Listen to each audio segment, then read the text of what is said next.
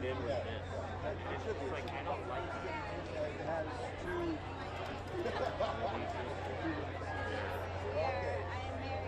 You think a matte proto would be like so much better? Well, you know what? Well, it's only because it's unfiltered. Really built for the station. Yeah. It's got the same block.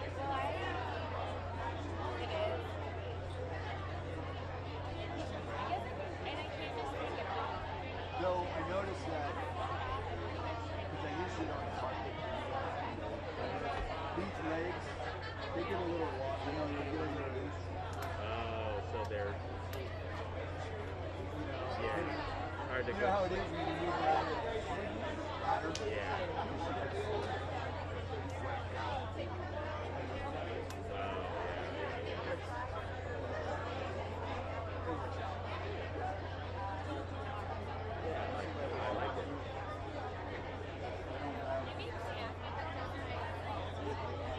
Does it go up the same height as the program?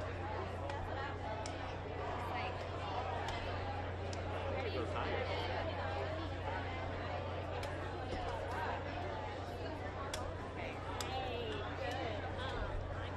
Oh, yours? So it's just 4, but it's like small, shorter ones. Yeah. Yeah. But still, that's good.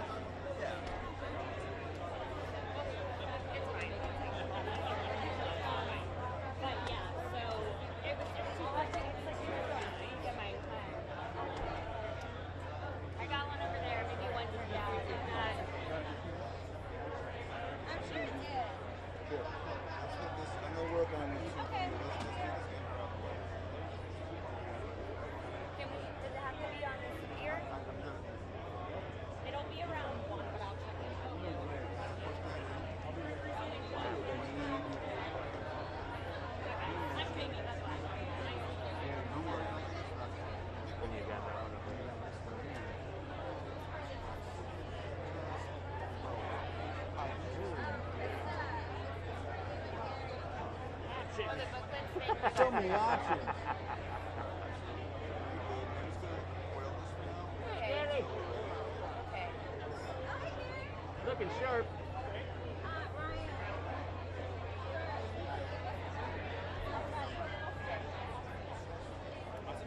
That all tighten that. Make sure it's all nice and tight. Thank you so much. Are you gonna see this guy? It's got 1, 2, 3, 4 levels, 4 bubbles. 4 bubbles? That's awesome.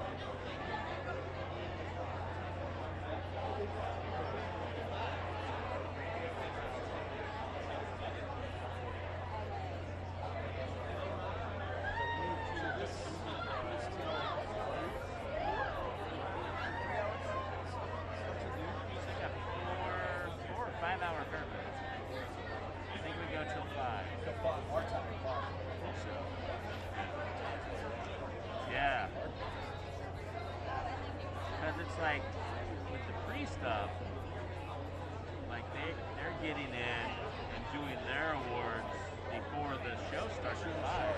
Yeah. So the show starts at I think it starts at 5. I think it starts at 5.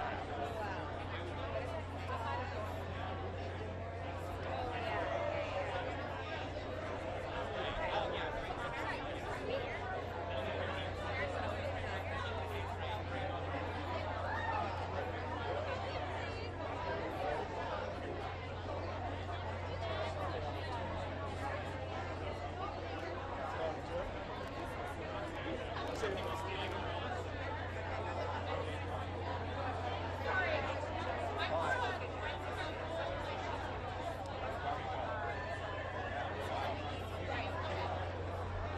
a long day.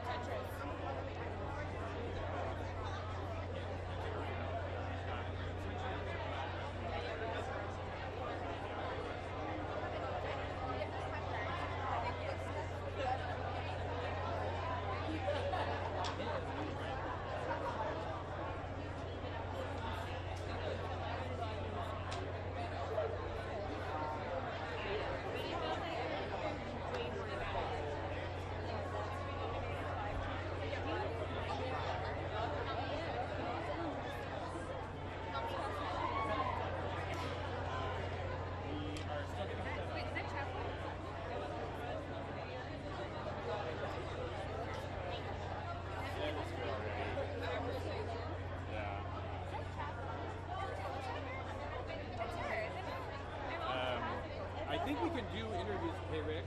Zed's here already. Huh? Zed's here already. I think we could do interviews because the feed's open. We don't need to start the show. And then you guys interview Zed? Well, have we figured out which one?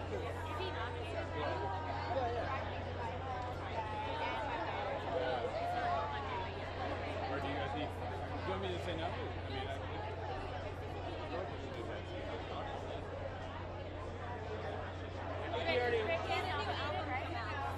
Yeah, that's the one I interviewed. He already went past. okay.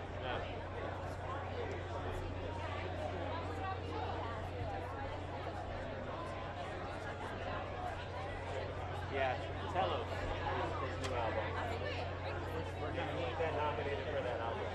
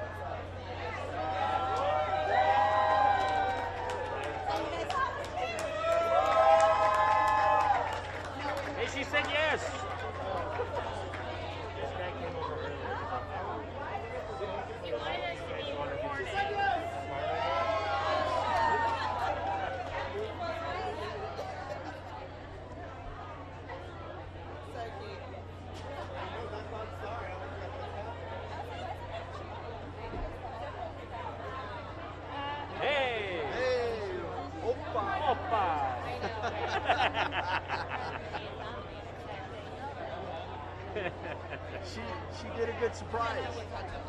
Yeah, I saw tears. Yeah, she acted surprised. Yeah. Yeah, that was good.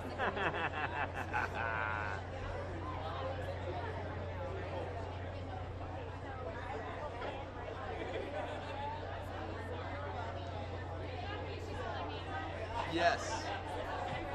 Yes, they did. Yes, they did. We've got to move that. Yeah. I think Brian shot something on his iPhone. Brought like a second. There was too many people in front of us to capture it from our cameras.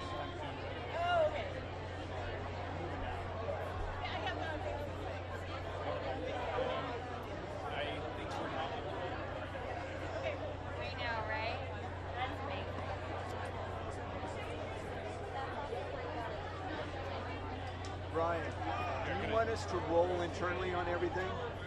You don't need to. Okay. As long as it's going through. You can just suck that over.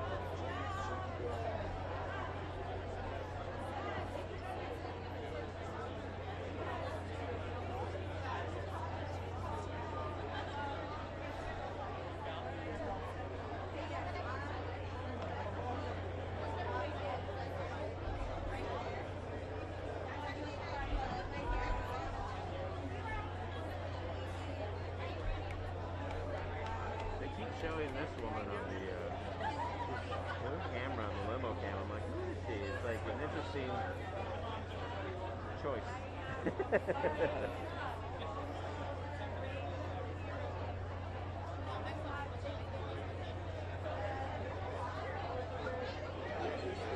So, heard any good albums this year?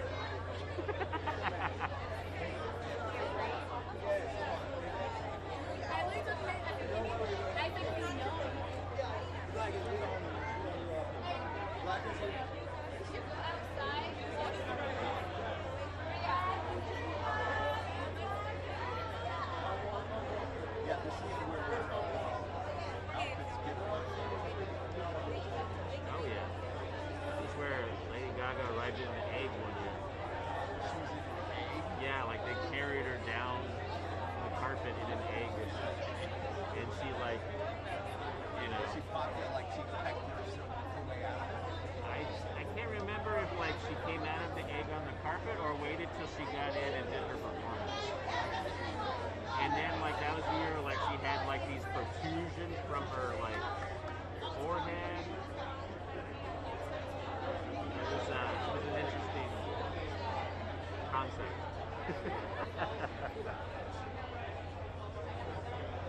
Oh, there it is. Oh my God, she really was in an egg. Oh look, she's got her man. Oh my God. It's crazy. Look at that thing. It almost looks like a bull.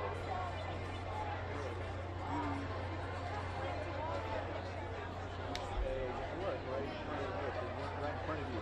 That's AP right there. Oh yeah. It's got a little hole in the back for her to breathe in. Yeah. So yeah, she didn't stop at the step and repeat, so she must have went all the way to the going.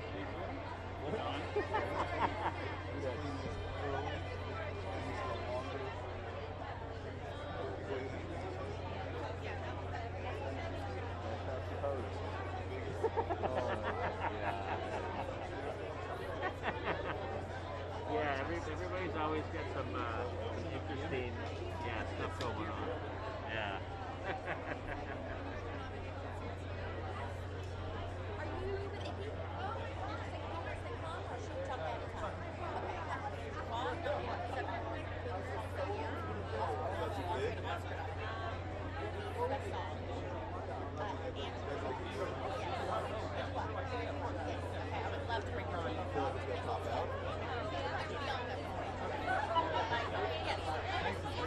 Hey, I know. Yesterday it was just like, you know what we need? Some apple bucks so we can sit down.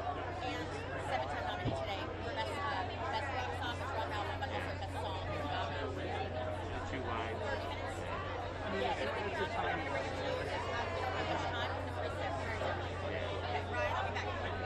know, production. You guys doing okay? Yeah. Okay.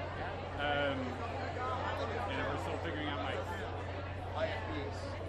Figuring out IPs, okay. Oh, I heard that they wanted you to get it on IFB as well. Are you going to be on an IFB? I'm not on. I don't think I can be because I'll be moving around too much.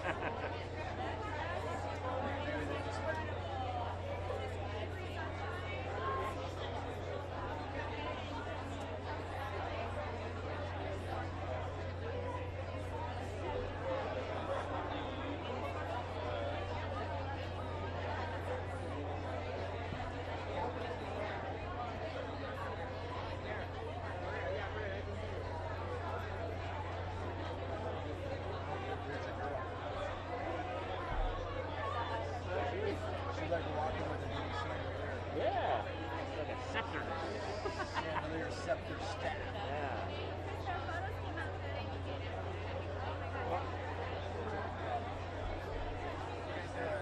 Like, at first I thought they were like I thought they were lozenges. lozenges because they had that thing on there.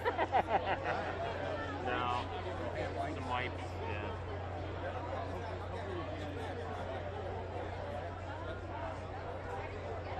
All right, thank you.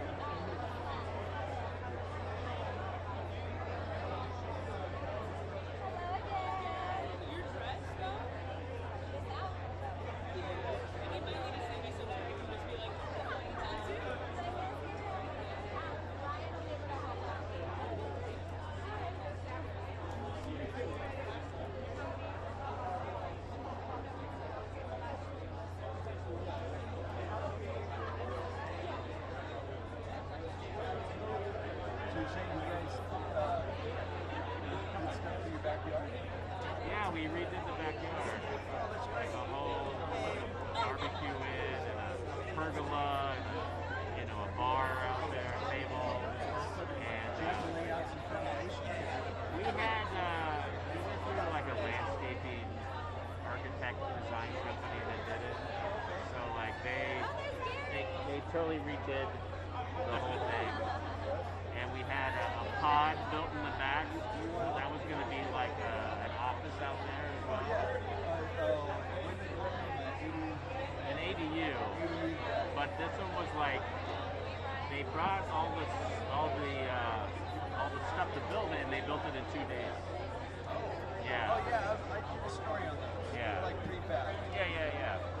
So like it was cheaper than an ADU because we wanted to like do an extension on the side and do like a 2-story like extension to have an office upstairs and then like a barcade on the bottom for our games. Yeah. And we're in the coastal commission, so it was taking forever to get approved. And like they were like, well, the pre-approval form is like $16,000, and we can't guarantee it'll get approved. And we're like, no. 16,000? Yeah, 16. Basically, that's for the application. The application fee. And we're like, no. You know, I heard that this is completely separate, but somewhat similar to like Airbnb. If I pick up somebody else's table, I never knew that. I never realized that. You got to pay for your permit ahead of time. You have any gaffers? Any gaffers here? I do not. Yeah, so you have to. Like, I'll work on that. I'll work on Crazy. Yeah. And they're like, and it can take up to 2 years to get approved. Thank you. And we're like, no, like, so now, like, if we ever move and don't get the price that we want for the house, we can take the pod with us. Oh yeah. So, and then, if we did the, I know. and if we did the addition, like, we couldn't, like, Talking? take that with us. So it was like it was a better idea for the money, And so, like, we have, like, new landscaping back there and, like, lighting and, Yeah. Yeah, we'll have to have you over to check it out. 'Cause you were at the, Right. Yeah, you should. yeah, and that was, 3 years ago. it was like 2, I Is think, that pre? no, it was after. Because we moved down there, like, almost, in May it'll be 3 years ago. It was the first Chiefs. The Chiefs Eagles. Yeah. So that was like 2 years ago. Yeah. And we hadn't done anything to the backyard yet. So now it's like we can we have like a TV out there, we can watch stuff, we got a fire pit. Is it semi-open? The pergola? Yeah. Yeah. So it's just to cover like the bar area and the table and the barbecue, and there's like a refrigerator out there and a sink. Yeah. So it's like, because it's like Rachel can't go anywhere because of her illnesses. And we always used to go to like Mexico and resorts and like, and now it's like we built our own kind of resort because we can't go anywhere. Yeah. Now, is it strictly because you don't want to be too far away from the medical facility? No, it's all the you know, Like it's being germs. Sorry, Fred. Yeah, yeah.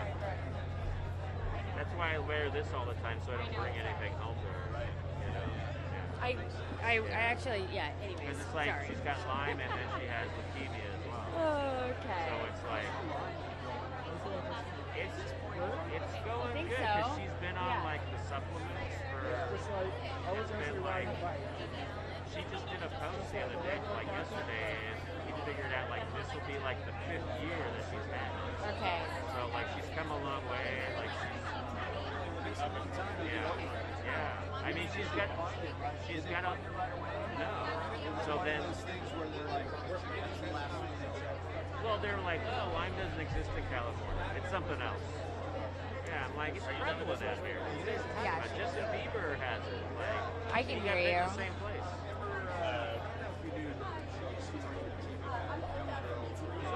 Silver. Yeah. Like we went out. Yeah, sure.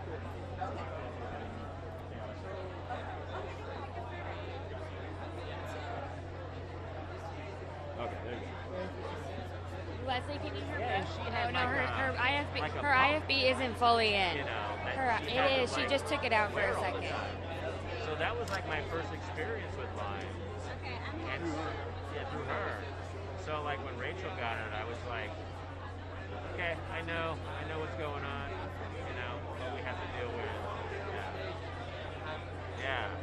And like, yeah, Silver like runs marathons and like, she's like It active. took her a long time to get managed.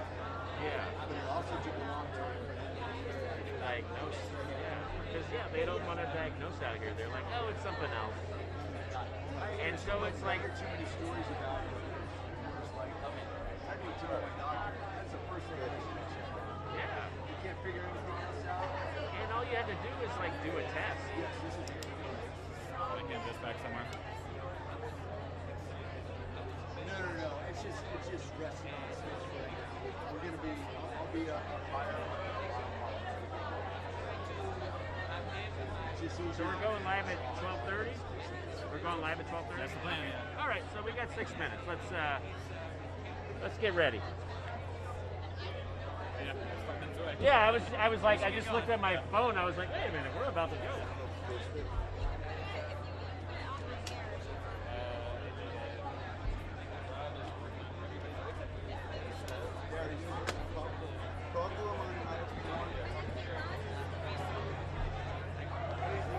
Five-minute warning.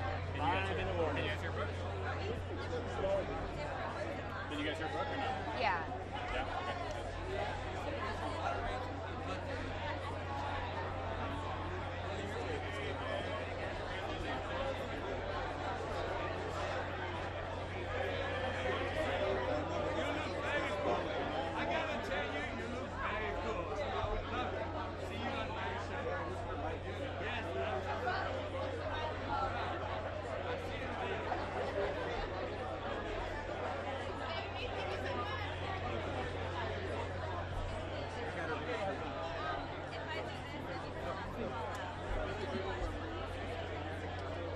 What, Brooke? Can you say that again? I have to find another one that matches. Brooke, can you not hear me? It's right over here. Oh, as long as it's okay. Okay. So low on the flex. Yeah, but the other one,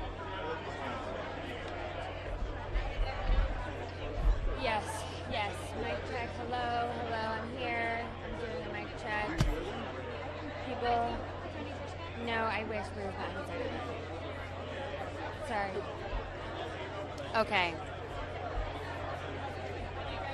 Okay, like this close? Well, I'm gonna try to see if I can find another one. What? Oh, he's reattaching. Let him know I need you to reattach. You're gonna lose audio. All right, they're gonna lose audio on both of them because they're rerunning the cables into the audio. okay. And then we should move that above my just in case the camera catches that. Sarah, can you All right, so here's this. All right, listen real quick. So Leslie's IFB is I need to change the earpiece because we had to go to a longer cable. Gary, I'm gonna put this one in front of you. Yeah, that's great. Thank you. Changing in 3 minutes. You can try it. Try just find the earpiece. See, we have to get the flag. Just let the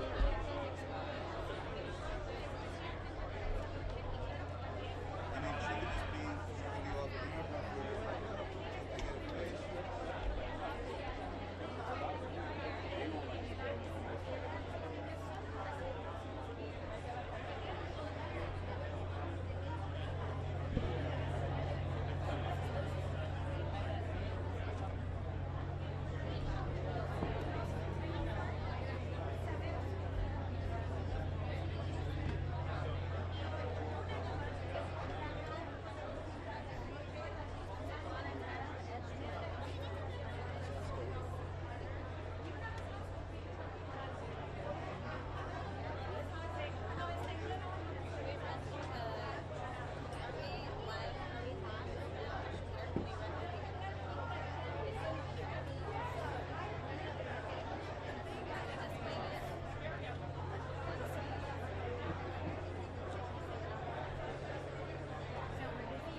There we go.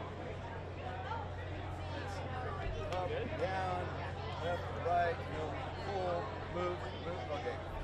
We're good to go. Good. All right.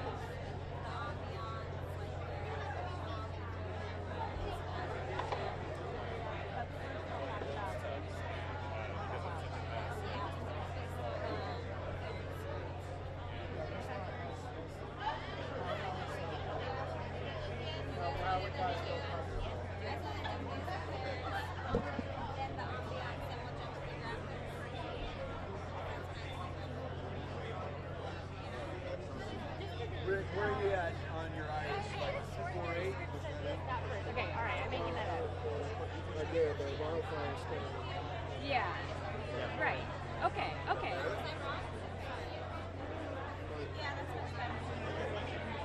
Yeah, in front of them. I mean, I think it's good to address that right at the top, right? Yes. Hi. Yes, you can. We can hear you.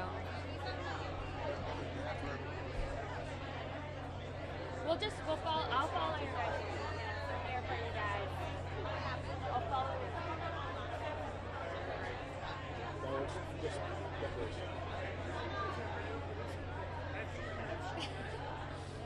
Sorry, disappointed.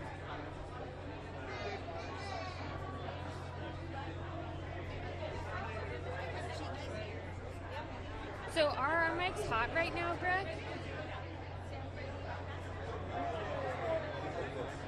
They're not on YouTube. Okay, great. Great. Did you hear that, Leslie? They're not on YouTube right now. So. Talk to him on IFB, guys. Talk to him on IFB real quick. Talk to us on one. IFB. Gary's on 1, 2. You Yeah. hear it? Yes, good. No, we good. don't hear it. Talk on 2. Talk on 2. Yeah. Yes? Yeah. Okay.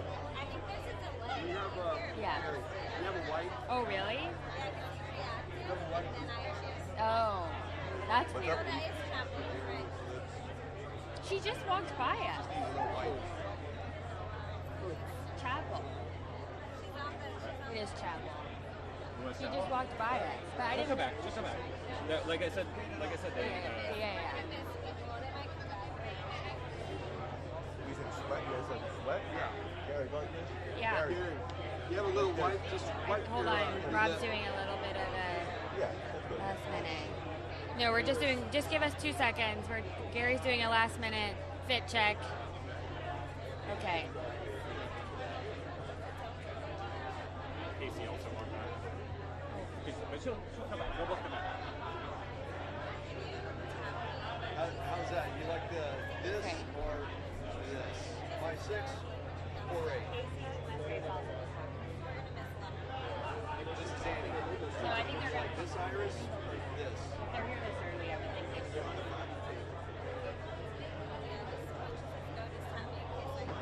Okay, great. Thank you.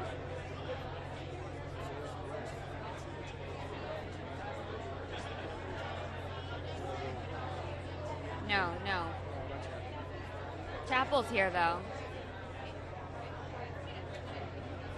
But she's posing, so it's gonna be a minute.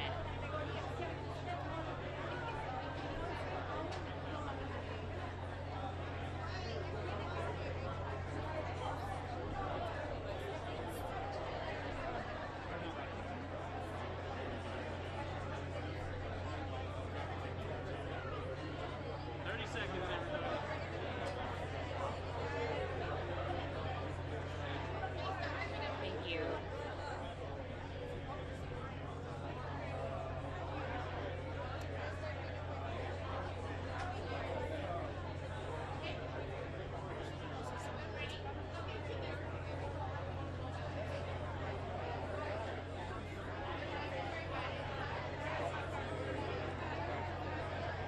Hello, hello. Thank you all so much for joining us. Welcome to the AP Grammy Red Carpet Show live from Los Angeles. I'm Leslie Amreese, one of your hosts, and I'm joined by my lovely colleagues here. Yes, Gary Jerome Hamilton. And Krista Fourier, thank you guys for having me. Of course, welcome. Love it. Chris is joining on this year for the first time as an amazing journalist here at AP. We're so excited. That is finally here. I mean, it's this year is a lot different than years. Yeah, I mean, obviously it's no surprise the damage and destruction that the Los Angeles area has faced. But I think the most exciting thing is seeing how Los Angeles, especially since I don't live here, has kind of come together. And the Grammys almost stopped on a dime and changed their whole format of the show. And so we had Fire Aid, which was benefiting victims as well as celebrating first responders. And then tonight we are going to have almost like a telethon style Grammys award show where there will be props for you all to donate to continue to help, because this isn't a one-time thing or a one-week thing. These people are literally rebuilding their lives and need support for many months and maybe even years. Yeah, and it was definitely, there was a question, obviously, what the award season in Hollywood was going to look like following these fires. But now, so I think for the Grammys is kind of trying to set the tone in terms of like turning the spotlight onto the people that are hurting and the victims and the first responders as well.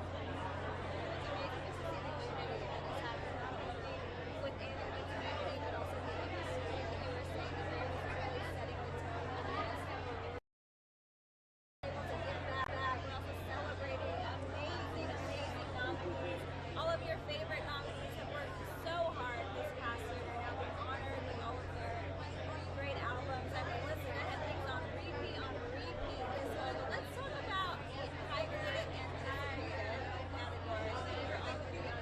Your album of the year. Look at those names you've done there. Beyonce, Sabrina Carpenter. Which is a nice surprise, and I think, you know, the Grammys is one of the most exciting nights in entertainment, and, you know, we have some of the biggest stars in music literally walking right behind us, and so we'll have one-name superstars like Beyonce, Taylor Swift, we have living legends like the Beatles, and then even up-and-comers like you just mentioned, Sabrina, Shabuzi, Taylor Swift. And so when we look at Album of the Year, of course, Beyonce, the number one question is, will she do it this year? Finally, although she has some competition, of course, Taylor's already in it again. And then we have Billie Eilish, and then some surprises like Andre 3000, which I think no one was really expecting. I'm also a Chapel friend. She was also a fan. She was also at the top of my Spotify Wrapped. So, although if I had it my way, Nilüfer Yanya and Jordy Griep would be here tonight. So they would be, yeah. That's the Academy's not ready for that. Yeah. And on top of just seeing all the amazing interviews here with us today, you guys also get to have your own moments behind the scenes with all the craziness. We have multiple cameras. I saw Kehlani getting out of a limo a few seconds ago. That was fun. I was like, oh, I love that. She's so cool. Awesome. The best. We'll also have just an overhead. I mean, like, there is stars that just kind of walking by. You get to see them as well. You know, this is Krista's first time at the Grammys. Now, obviously, she is no stranger to carpets, covering the Emmys and the Oscars, but I think the Grammys has a little bit of a different feel. I don't want to say it's cooler, but I might be saying it's a little cooler. Just what are your first impressions of being live in the Grammys carpet? Well, it's definitely longer than a lot of carpets I cover, so we gotta get the stamina, putting it to the test tonight. But yeah, it's definitely it's a kind of punk rock feel, I would say. Very trendy. Yeah. Less stuffy, maybe. Dare I say, than the Oscars.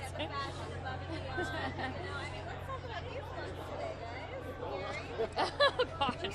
Okay. Well, thank you. I just felt like, the gramophones are gold, so why not let's try a gold theme this year? I love it. Reformation, end of year sale, always. My go-to. Yeah. And you look great. Thank you. We got the silver, we got the gold. I have my classic all black. And the earrings.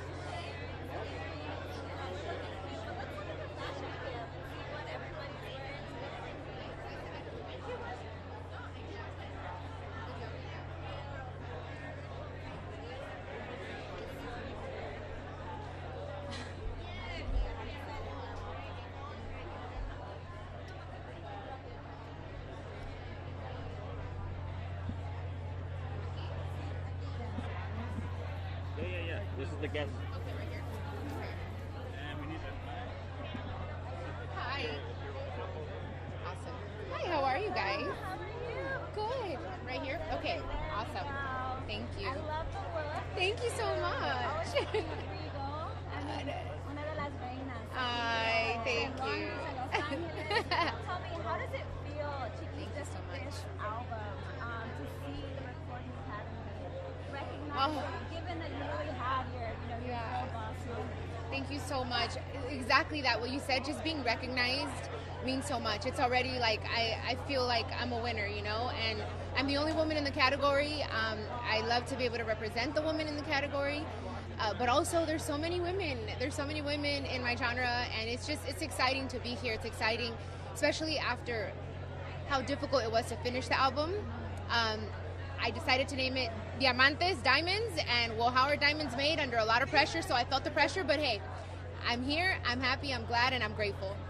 I mean, your mom got her first star on the Walk of Fame. Yes. Another film coming out recognizing her legacy. What does that mean to you, just continuing to see the role that she carries in the industry, specifically in Mexican American culture as well as time goes on? It means a lot as a daughter to know that after 12 years that she graduated to a better world, is what I like to say, that she's still being loved and still being loved on, and her music is still reigning, she's reigning, and that as a daughter is amazing. As a woman in the industry as well, she paved the way for so many of us. So I'm just proud. I'm proud, and especially where she came from, and she's still, her name is out there. I love it. So I just want to say thank you to everyone that still listens to my mother's music. It means a lot to me. I think when you grow up in the industry, sometimes you have a better sense maybe than people that don't of how things operate. Yes. But it can also be harder in a sense as well. So Right. I'm just wondering, what's one piece of advice, particularly when it comes to your career or profession, that she left with you, that you always kind of carry, whether it's making an album, whether it's preparing for the Grammys? What's that one thing that she left with? Wow, she left me so many lessons, but I think one of the last ones, when I told her I wanted to sing, she said, you know what, it's a very difficult industry for women. There's a lot of sharks in the industry, but you're going to find that anywhere. You just have to stand in your own, be authentic of what you're doing. Don't listen to what other people tell you that you need to record in your especially your art. And I love that because of that, and because of that conversation that we had. I was like, I'm like her. I'm a risk taker. I'm gonna go and take this leap of faith. And I've always been that one. Don't put me in a little box. I'm gonna step out that little box and dance, because that's what my mom taught me. So it's worked out for me, and it worked out for her. So hey. Thank you so much. Thank you guys. Thank you so much. Lovely. Speaking of diamonds, you look very, very Thank you. I appreciate you guys. You too. You guys are great. Thank you so much. Thank you for your time.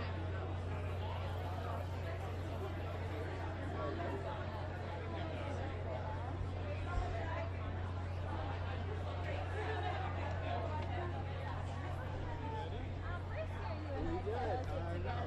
And she was very sweet. It's always good to see the evolution and how they continue to just have success. And I just love that she still loves to talk about her mom. Hello. All right, thank you. Hello, how are you? I'm doing wonderful. So good to see you. Yeah, good to see you too. How's your day so far?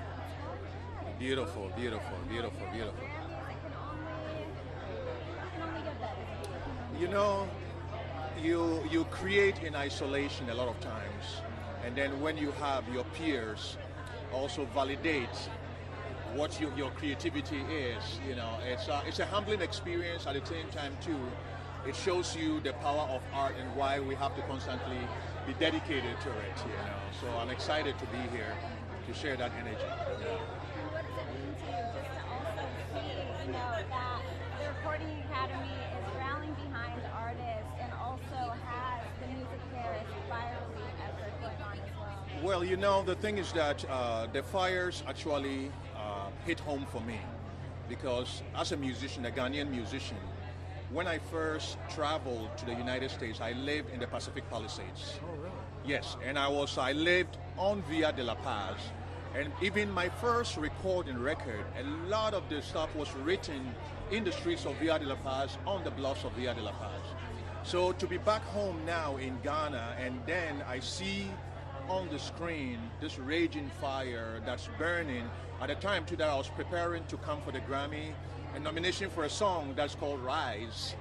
I felt that, you know, it's not by coincidence that the Academy chose to go through and have the Grammy happen, because we need the power of music to convene all of us in a time of need, in a time when we need to instill in each other that through our human family, we're together and we will go through it together if we work together, you know. So I am happy to be here. At the same time too, I am inspired that we are using this opportunity to show love and stand with the people of Los Angeles and stand with the people of the Palisades and show that the artistic community who are also affected are not going to be alone.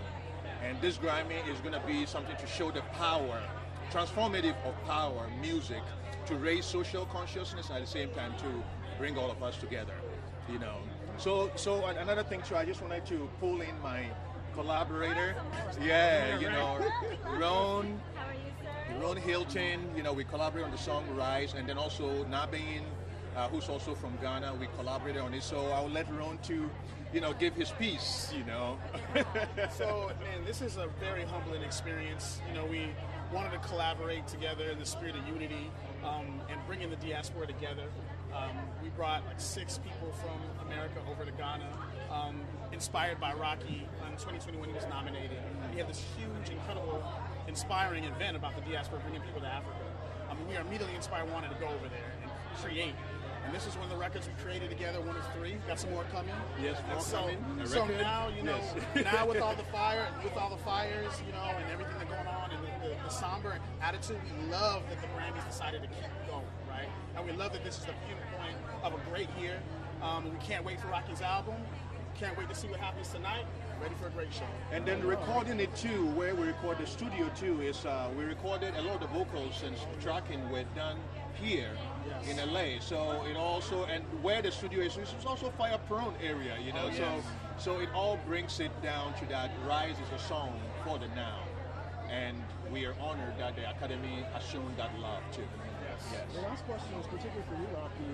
Obviously, throughout the last year or two, we've seen a lot of music coming out of Africa. Yes. And so, what is that? And we know Africa is more than just one particular country. Yes. So but what does it mean to hear that sound starting to dominate airwaves? You know, the thing is that it's long time coming. You know, Africa is a continent of diversity, a continent of individual cultures that on their own can populate many worlds.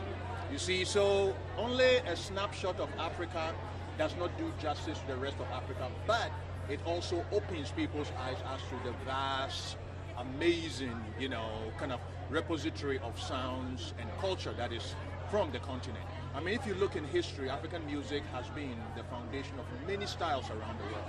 So now, I think with technology, with a world that is communicating more together.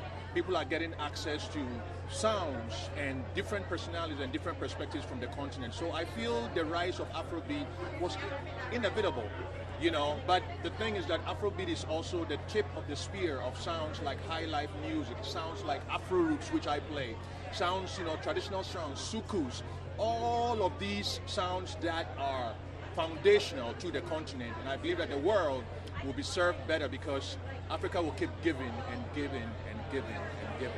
Yeah. Yes. Thank you guys so much for the time. All right. God bless you. Thank you very much. All right. Yeah, that's great. Thank you. Yeah, it's clipping your hood.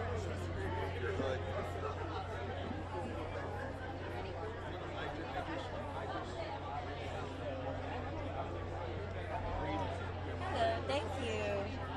Hi, how are you? Hi. Thank you, you too. Tell me about the look today. Oh, okay, I'm so excited. So my friend Sammy Miro designed this dress and we talked all about him. She is a phenomenal female designer that I'm just always in awe of. So she did this for me and I'm very grateful. Oh, I'm not surprised. I love Sam. Oh, Sammy's the best. Fabulous, fabulous. Today we're celebrating you and your achievements. You're no stranger to the Grammys, but how does it feel to continuously be getting these recognitions? It feels great, and to be nominated for Songwriter of the Year, 'cause it's only been a category for 3 years now, it just feels really, I feel very honored to be representing the songwriting community, and you know, to be showing people that the songwriters are here and that we're doing tireless work, and you know, yeah, it just feels great. But obviously, you know, with the Grammys, a lot of times the artists kind of get the spotlight first, and sometimes the producers. But what would you tell young people out there who, you know, may not be the best singer, don't know how to make beats, but they're writing poetry? Yeah. They love to just doodle it and get their feelings out, but they don't necessarily see the craft of songwriting. How would you Right. I think for me it was out of necessity. I just knew that I loved writing songs, and I was writing, you know, performing as a way for people to hear my songs. And then when I got up the courage to be okay, I'm going to go into a room and collaborate and learn from other people. It's like taking that jump to be okay, I'm gonna believe in myself to really hone in on this skill and get, you know, as good as I can get on it, and collaborate with people and learn. It's always, I love it because you learn every day from everyone. It's so fun. That continuous poetry. Yeah, of course.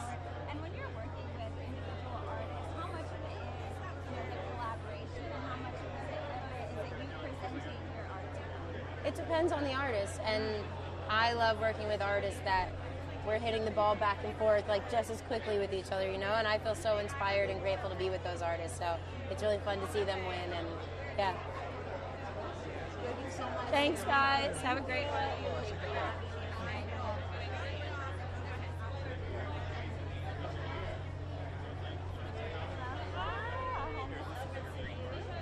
Okay, great. So I love the leather. Thank you. I saw the tooth gem too. Yeah. Spoke of the memo. Very good. Yeah. Now, I mean, we spoke to you when you were here just 2 years ago. But tell me, you won the Grammy, and then now that you have this new album out, how did that Grammy win really influence the new writing process and bringing this album together? Yeah. Well, how do you stay true to your art? Because, you know, once you get a major award, for some people, they may say, okay, I need to try to continue to do the same to get the award, even if it's not within it. So how do you stay true to your art and continue to print it? I think it's really important to just stay in touch with your original self, which was the person who made music for themselves. And first and foremost, music is a spiritual practice, and it's always been something that music has been my friend, and so if I keep that close, then I think I'll be okay. You know? I'm not a songwriter or a musician, but I will take that much for myself in my own art. And my last question I wanted to ask you had a beautiful music video that was directed by Tessa Thompson. How was that collaboration coming together? Tessa is amazing, and turns out she's an even more amazing director, and this was her debut. Her father's on the record. Her stepmother took the photos for the record. It's a family affair at this point. I really wanted her in front of the camera for the music video, but then it was even better to have her as a director, and what a wonderful video she shot. I've been a huge fan of hers. She's absolutely incredible, and we're going to hope we keep getting to work together. And was it a collaboration where you all came together, or you came and presented the idea of what you wanted to do? She had the idea of the perfume commercial and the stand-in and the actor. That's her world, I don't think, musicians don't have stand-ins, But I loved it because it's kind of like, the stand-in is someone that is essentially not at all ever filmed, and there's a beautiful love story there, there's a beautiful dynamic there, and so, yeah, she nailed it. Yeah. Thank you so much. Thank you. Thanks, guys. I'm just chilling. I'm just gonna be chilling in my Gabriella leather suit. Fabulous. I use the rock suit. Oh yeah. Well, I'm really glad it's not like a torrential downpour like last year. Yeah, our glam will all stay intact. Yeah. Thank you so much. I haven't seen her since Berkeley. No. We went to school together at Penny. Good to see you.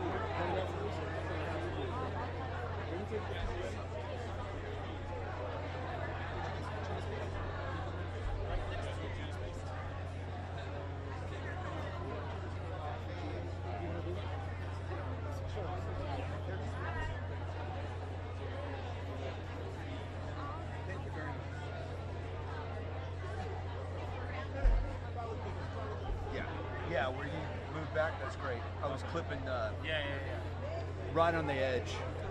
You didn't realize how far forward I was. Oh, yeah. It took me extra.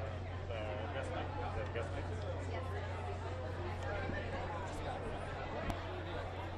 Hi, everyone. You're squeezing in, are we? No. That's even better. Sorry, buddy.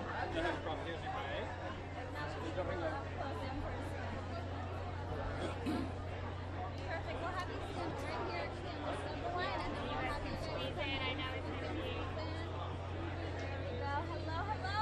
Oh, the leather, the suede. We're looking great for the How are you guys doing? What does it feel like to be nominated tonight? It's an absolute thrill and a rush and an honor. We've been nominated several times throughout the years. We've taken one Grammy home. Fingers crossed, I'll be clicking my ruby heels tonight for Priest and for metal. That's a great thing for us, to see heavy metal music represented at the Grammys, which incorporates all kind of music as it should, is just a real honor for Judas Priest and for the heavy metal scene in general.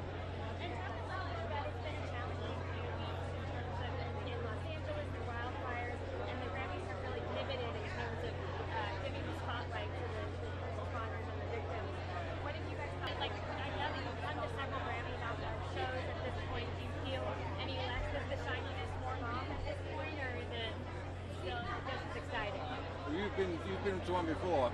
I mean, this is my first time here, obviously, at the Grammys, and it's amazing how many sparkly things there are around. It's amazing. I think no one wants to disappoint. Everyone's on their top A game, especially as you mentioned with everything that's gone on in the last few weeks. I think everyone's really turning it into an even more positive thing, and it's a fantastic thing to see. And I wanted to ask you as well, because we're seeing a re-emergence of metal with rock, where it's blending with other genres like rap and hip hop as well. What does it mean to you just to see that fusion and see it open up a different world? I think it shows that the source of the strength of the music, which is what metal has always represented, and it's survived.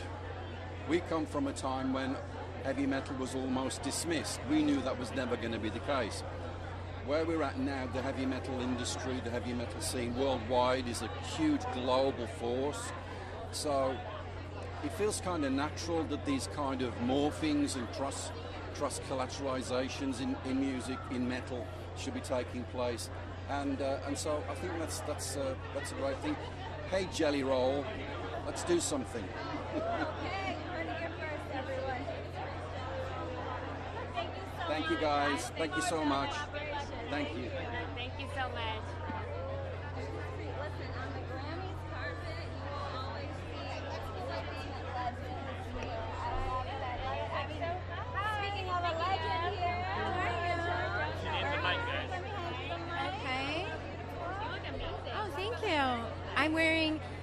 in earnest dress. Got a lot of buttons. I like it. Thank you. Tell me, how does it feel being here, and especially seeing the added addition of honoring, first responders, and really coming together to rally behind those who have been to mental health? It was just really nice to come and hug my friends in LA. I was really happy to do that. And also, I did the Music Cares event on Friday, and I just have always thought that Music Cares was the best. They have given help to many of my friends in the past. It's a very giving organization, so I was just happy to play, sing a song for the Grateful Dead and, feel like they're doing a good work, so. And Nora, your sound is so distinct, obviously, but it has also evolved so much over time. I'm curious for you, do you kind of like sit down and say, okay, I'm going with this kind of vibe for this album, or is it sort of just whatever comes out? It depends on the album. Some are like that. Some is a little more thought out with what we want it to sound like, and some not. But usually I like spontaneity, and I like being surprised by what happens. So I like to leave a lot of room for that. And for you, just given the theme of tonight, I'm so curious, when has music kind of been that personal, emotional salve for you? Where you said, you know what, I need a little bit of healing. I'm going to turn to songwriting. I'm going to turn to writing instrumental. I think always, but I don't think I ever think about it. It just happens. So, Writing in a journal. Yeah, or in the bathtub. Yeah, sort of happens when you don't mean it to. Yeah, exactly. I wish candles. I don't have time for that, but yeah. And I did wonder for you, like, it is your vocals, and it's like they are such the driving force, and especially like the songwriting aspect of your song. I wonder for you if like has this conversation about artificial intelligence? Oh yeah, we were just talking about it last night. Oh really? Yeah. Like, tell me, how are you feeling about it? I mean, because your songs are so human. Oh yeah. I mean, thank you.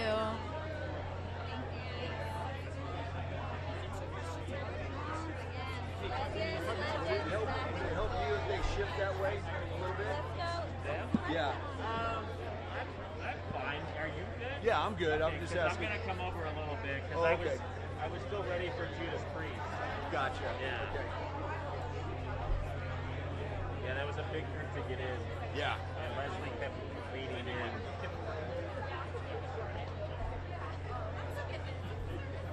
Thank you, Martin.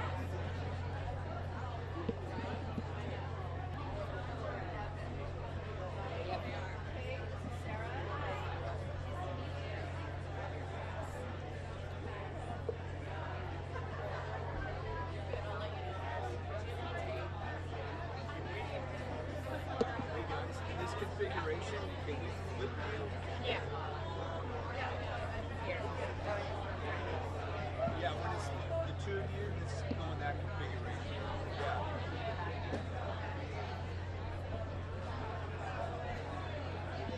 Take a step back. There you go. Sorry.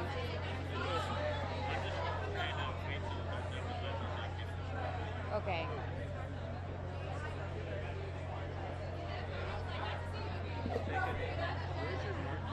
Right here. And then Gary right there,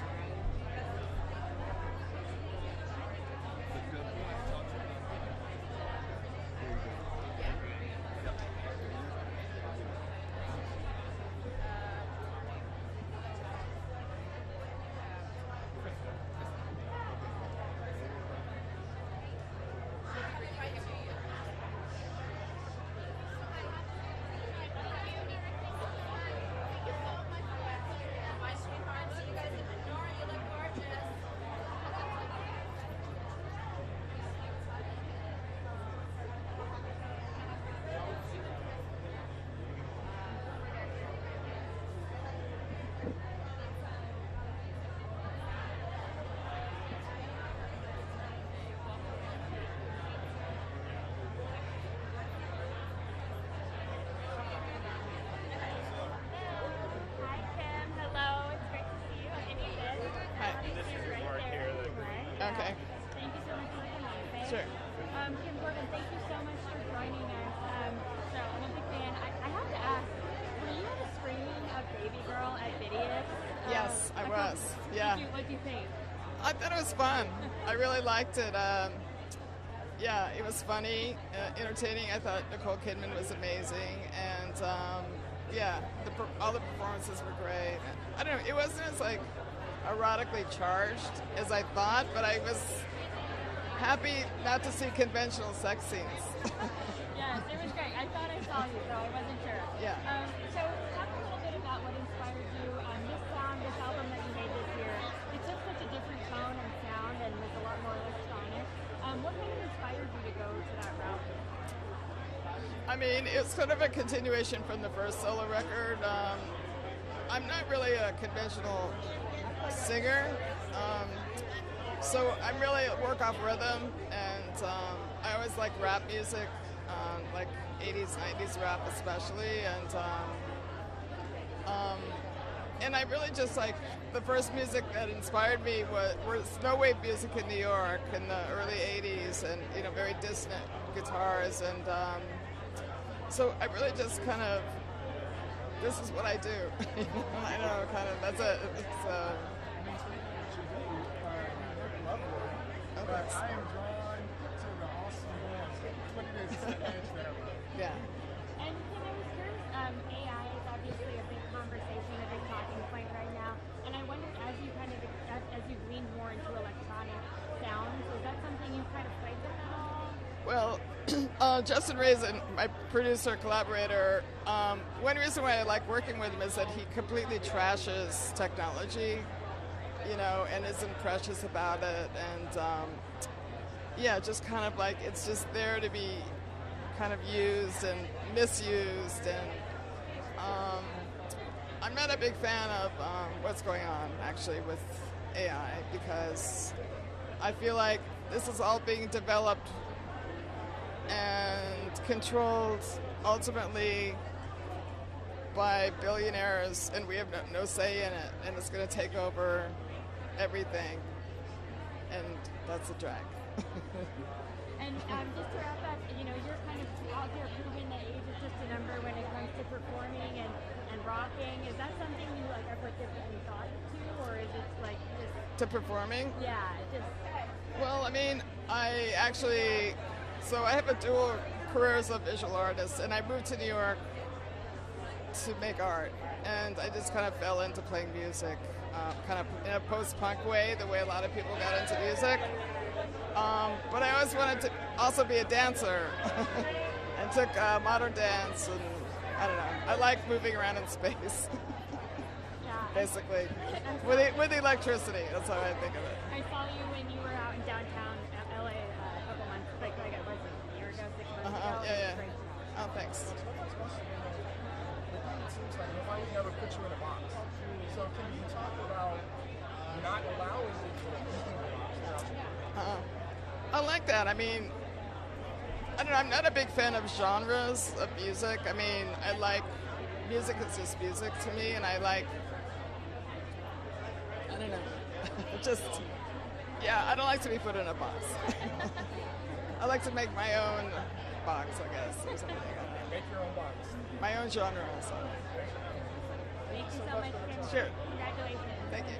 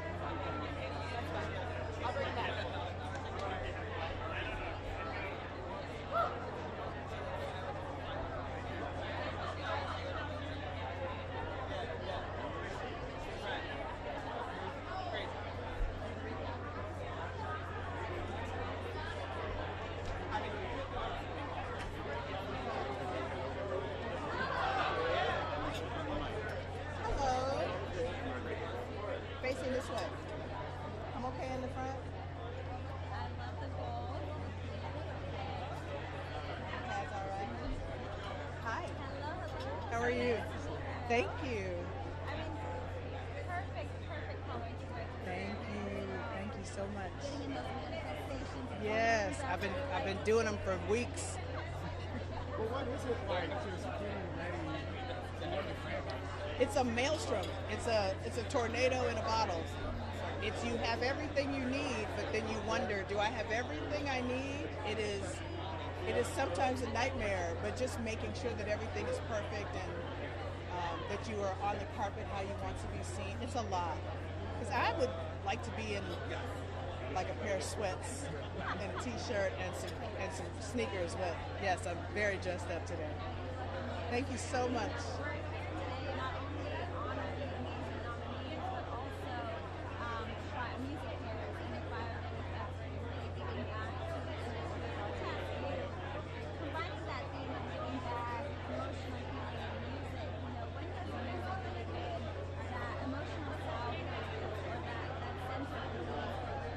Oh yeah, you are music royalty, and you come from a long line of royalty. So obviously, you know, we made jokes that January feels like it's 6 months long already, but we just came out of Christmas, and one of my favorite Christmas songs is by your father. Absolutely.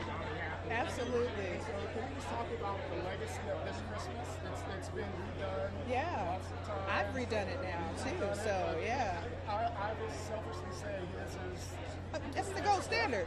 Nothing will ever touch it. I mean, I feel like Mariah Carey is the queen of Christmas. Donny Hathaway is absolutely the king of Christmas.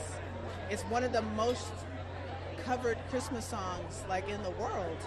And so I'm so honored to be a part of that legacy and taking that music to the next generation. Thank you so much. Thank you. And fun fact, you were one of my first celebrity interviews ever. Yeah? In the 90s? No, but in the early 2000s. That's excellent.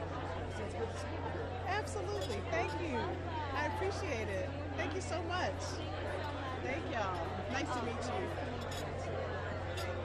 Y'all be well. Thank you.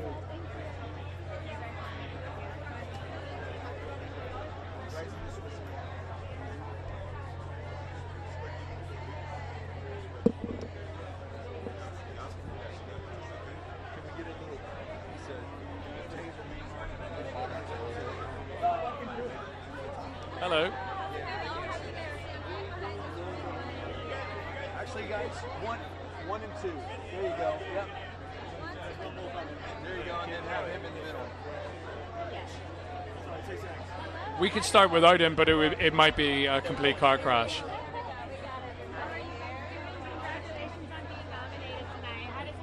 It feels great. We're very happy to be here. I'm just glad to be part of it.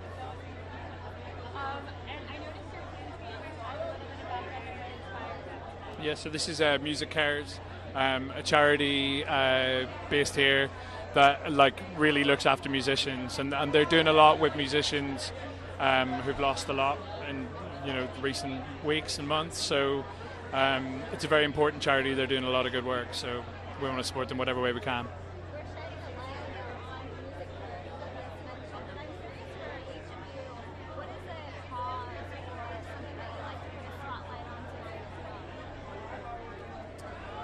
Well-being. We're musicians. We're here to hold up a mirror to ourselves and try and help ourselves feel healed and to connect with people, hopefully holding up a mirror to our audiences that then feel a connection to something much bigger than themselves, who then go forth with the strength of connection to make empathy happen. Empathy is the antithesis of right-wing politics, racism, and a lot of Trumpites. So we're just trying to be a part of something positive and go forth with love and learn from people, because the freedom of speech is listening. I wouldn't drop the mic. You could if you wanted to. Thank you guys. You guys are playing tonight at the Silver Lake Lounge, baby. Be there. Although it's sold out. Don't be there. Come outside. All right. Thanks for having us.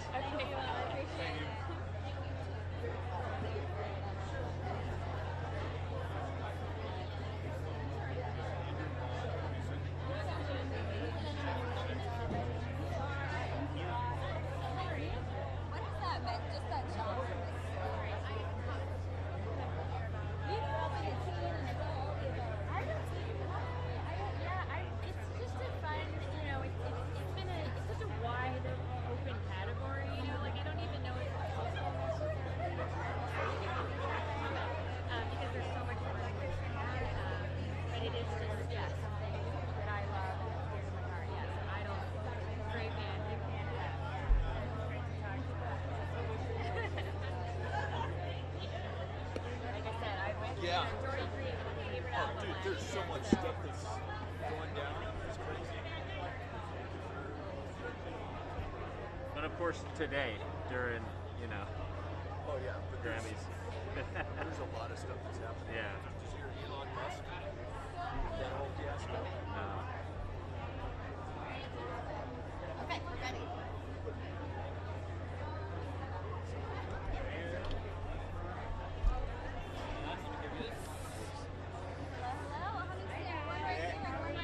You're on your spot?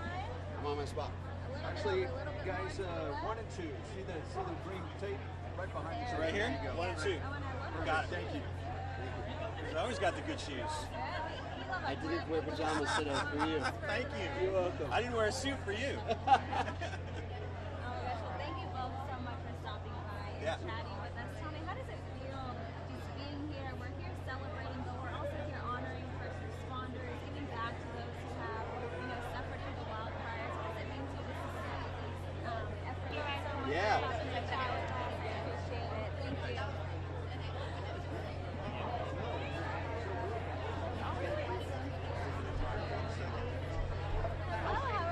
Good. How are you? Behind this to you. Oh, all right.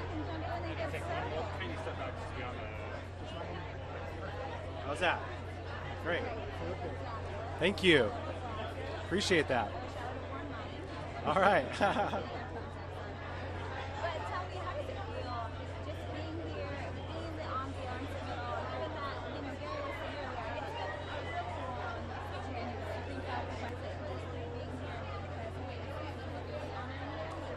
Yeah. I mean, he was able to see me do a lot of great things and was always really supportive. But I don't know, there's something about my nomination this year being, singular in that way. I don't know. I'm proud to be associated with all the artists and people that I work with, but something about this Producer of the Year nomination, I don't know, connects me to him in a way. There's a lot of stacked talent in your particular Oh my God, category. yeah. But what was it like when you found out you were nominated for Producer of the Year? That says a lot about not only your talent, but your direction, the way you achieve the albums. I mean, I love and respect everybody in that category, and I was really proud of the past couple of years, the career that I've had, but it still came as a surprise and a wonderful one. And I feel like it does represent just the community that I've come. I live in Nashville. I'm out here a lot. I make music all over the world, but the family that I get to do that with, my friends, co-writers, engineers, mixers, all of the people that are part of my world and have come up with me this whole time, I feel like I share this honor with them too, which is really cool.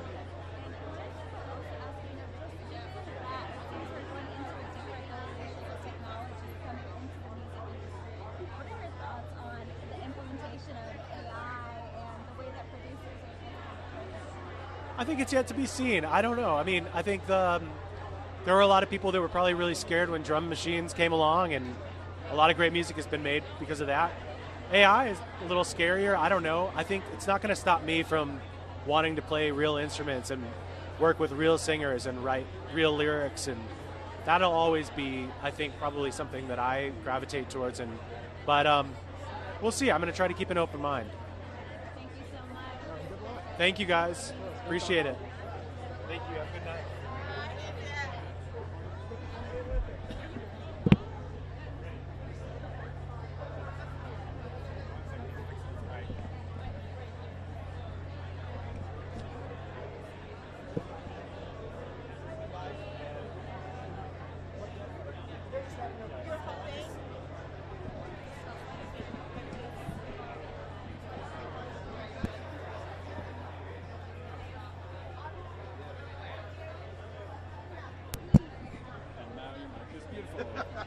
Thank you. There's no way to give you a mic.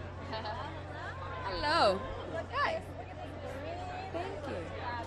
Thank you so much. You We too. have the beautiful Shanice in here. How was it, just the feeling, the Grammys today? Obviously, it's a bit of a somber tone with, the wildfires. Yes. But it's also a celebratory tone as well. Yes, for sure. And my heart goes out to those who were affected by the fire, for sure. But yes, we're here today. Thank God we're alive and well, and we're here living in the moment. Now, you are one of the faces of the new movement of music coming out of the Caribbean, Jamaica, dancehall, reggae. Like, what's it like kind of being the it woman for that particular genre? Wow, I must say I'm grateful, and I have no complaints. I'm just trying to live in the moment, as I said before, and I'm giving God thanks, and I'm trying to put in the work and not get distracted.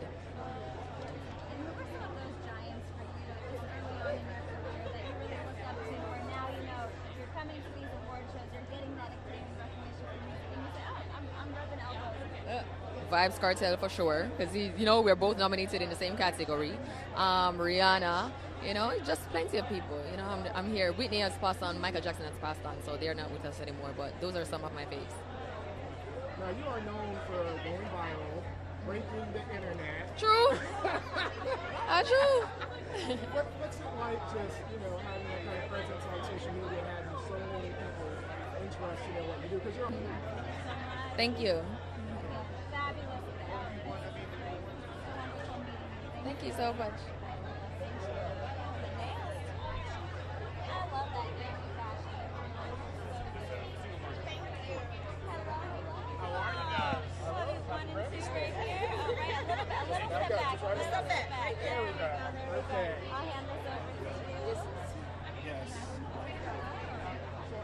First off, no Grammys. Does a 10-year Grammys ever get on? This is my first time. So I got nominated as a writer in 2015, but I didn't come. And we lost to Kendrick. So, but this is my first time being on the red carpet and nominated as an artist. So I remember that you were nominated, but it's interesting when you talk about writing and hip hop. Yeah. The big conversation this year is obviously Mr. Kendrick and Drake. Yes. Can you talk about the evolution of, when hip-hop first started, you had to be authentic. Yes. Now, with Drake, and we don't want to beat up on Drake, but being kind of the face of not necessarily writing on this. Can you just talk about how hip-hop is viewed and the authenticity you look at it now? How do you look at that in terms of all a writer? So, does it matter now if a rapper is writing their own lyrics? To the kids, it doesn't. But to us, it does. I mean, when we got albums, we could open it up and read the credits and look at who did what. These kids today, they really don't care much about that. It's about the song and the vibe. So as long as you can keep creating good vibes and good music for people, I think you'll have a staying power.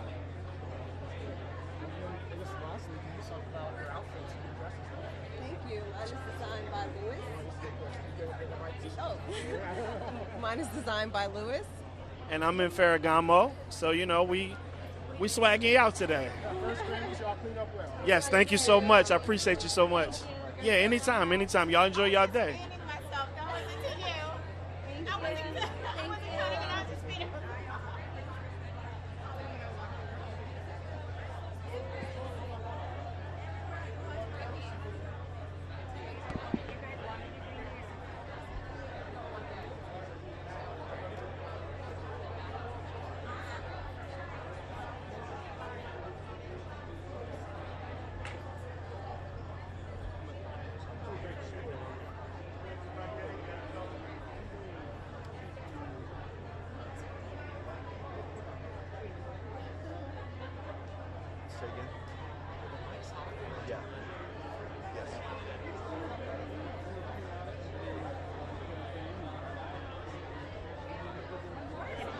Mics are down. Mics are down now. Mics are down now.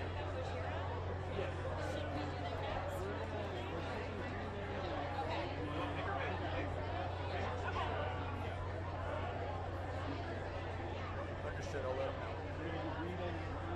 Gary. So, host mics are down, but that mic is up for this camera. Okay. Do our mics always go down when they switch to fashion? I believe so.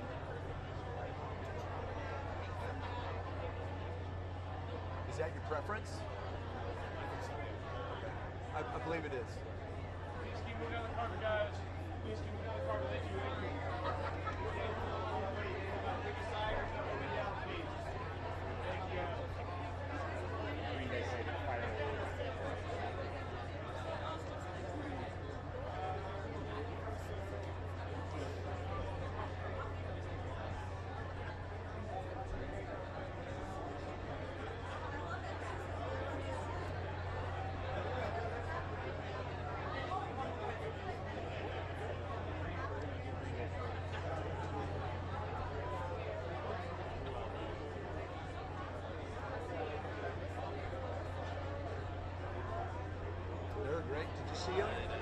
Fire Aid?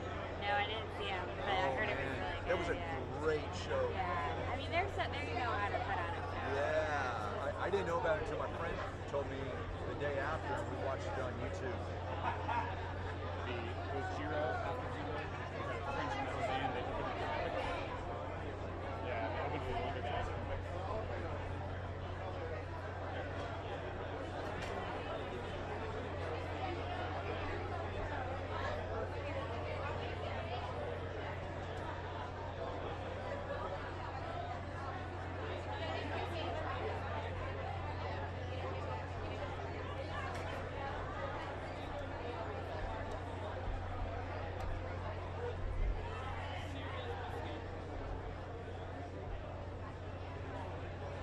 This gets you right on the mark, right on top of it. There you go. Great. Thank you.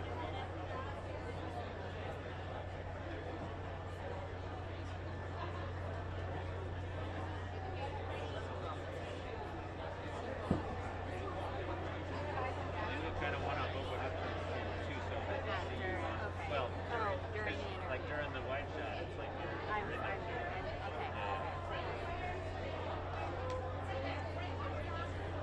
Someone told me about a trick about opening up to the camera.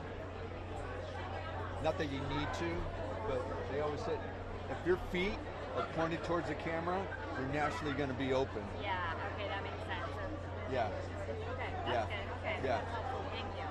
But you can you don't go on this shot. That's pretty extreme. Yeah. So you can split the difference. Yeah.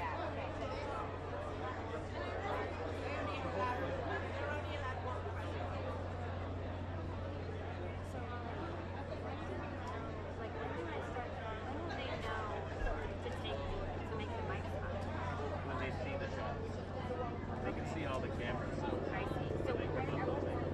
No, at what point That's should the I? only one. But then at what point should I introduce? Just start. Just do it naturally. Just do it naturally because you're going to be on the fashion cam, and then he's going to go to a wide.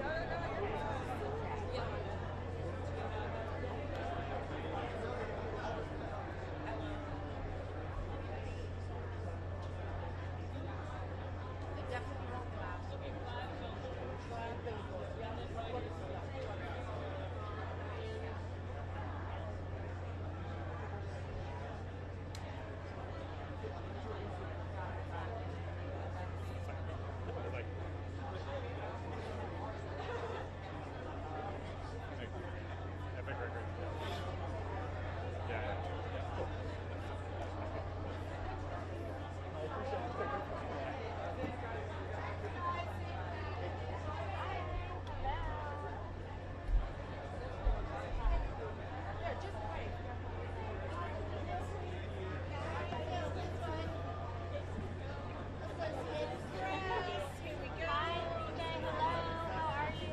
This is really cool. Hey, how are you?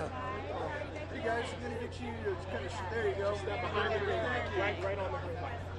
Congratulations on being nominated today, you guys. Talk a little bit about Fire Aid and why that was something you chose to be part of. It was they. And talk a little bit about, you guys have never been shy to think about the art as like a way of commenting on politics.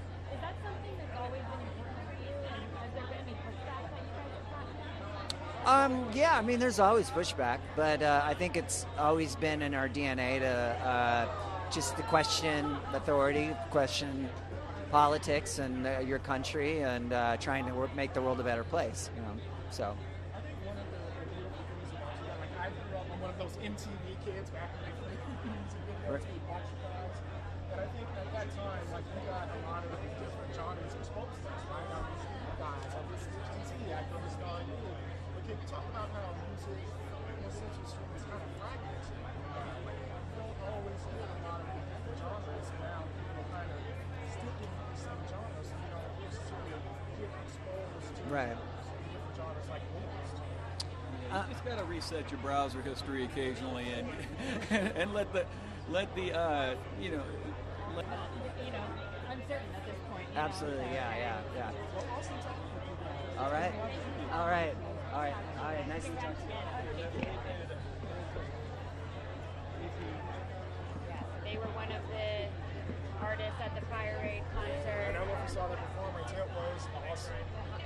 it's so cool to see them still having so much longevity. And fans as well as your market. Yeah, yes. Hi, how are you? Good, how are you? He's got to talk to Rami. Sorry, we'll see. Maybe you can say something too. So talk a little bit about what it means to be here for you guys today. It's a huge deal for any musician to be at the Grammys, especially, I mean, not specially, but we're kind of in a niche genre, heavy metal. But we were invited by the Olympic community to perform a song with, along with Marina Viotti, famous French singer, classical, how do you say? Singer, metalhead over here. And Victor Leman, who's a composer of for the ceremonies of the Olympics. So now presented a little bit everybody. It's huge. Of course, it's a huge deal for us. At the same time, nobody needs a nomination or a Grammy for their career. There's so many amazing artists that don't fit the criteria or are not present today. But we just take it lightly and in a fun way. So yeah, it's cool to be here. Awesome. I mean, honestly, it's a big deal to be here at the Grammys, but you guys opened the Olympics last year. Talk about just the big kind of era that you guys are experiencing right now.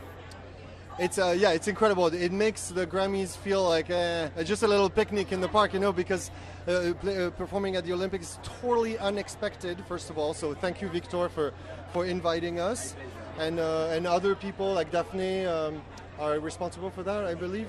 So we got lucky that France is daring to push the boundaries, and a mix of genres. Between opera and metal, and just a strong message also that maybe is needed these days. The idea of a revolution, the idea of evolving simply and changing things for a better world. It's kind of the message. For me, that's how I see it, but it's also part of our history. We're all French over here. So we're happy to share a little bit of French history through music and metal. And then lastly, question, talk about being a metalhead. At least here in America, it was as listened to as it used to be, but we're seeing a resurgence now. So, can you just talk about the resurgence of the genre? Yeah, it's. I think about like math rock. Yeah, or very morbid. A healthy dose, you know what I mean? A healthy dose of darkness in a world of, spotlights and sparkles. Yes, yeah, exactly. A bit of darkness is necessary, and so we're happy to represent that. We're happy to see you guys. Thank you so much. Thank you so much.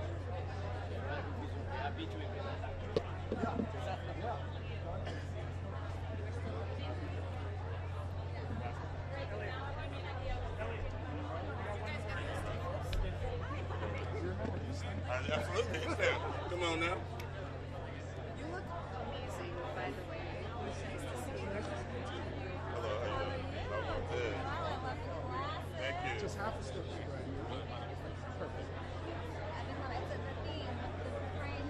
Word. I mean, how does it feel for you just to, be here again at the Grammys? I think we've talked to you every single year that we've been hosting. Yeah. Which means he's been nominated every single year. It's a cheat code. It's a cheat code. No, I'm joking. No, it's great. It never gets old. Like being here, even when I lose, because every time I come, I don't win. You know what I'm saying? But even just being recognized in any way is amazing, and I'll never get old. It just gives me it lets me know that I feel like I'm doing something right. I feel like people are connected with my music. You know what I mean? And I just love being here in general because it's the community, it's the family. Especially this year during this time where people need to come together and uplift people. So it's always amazing. Yeah.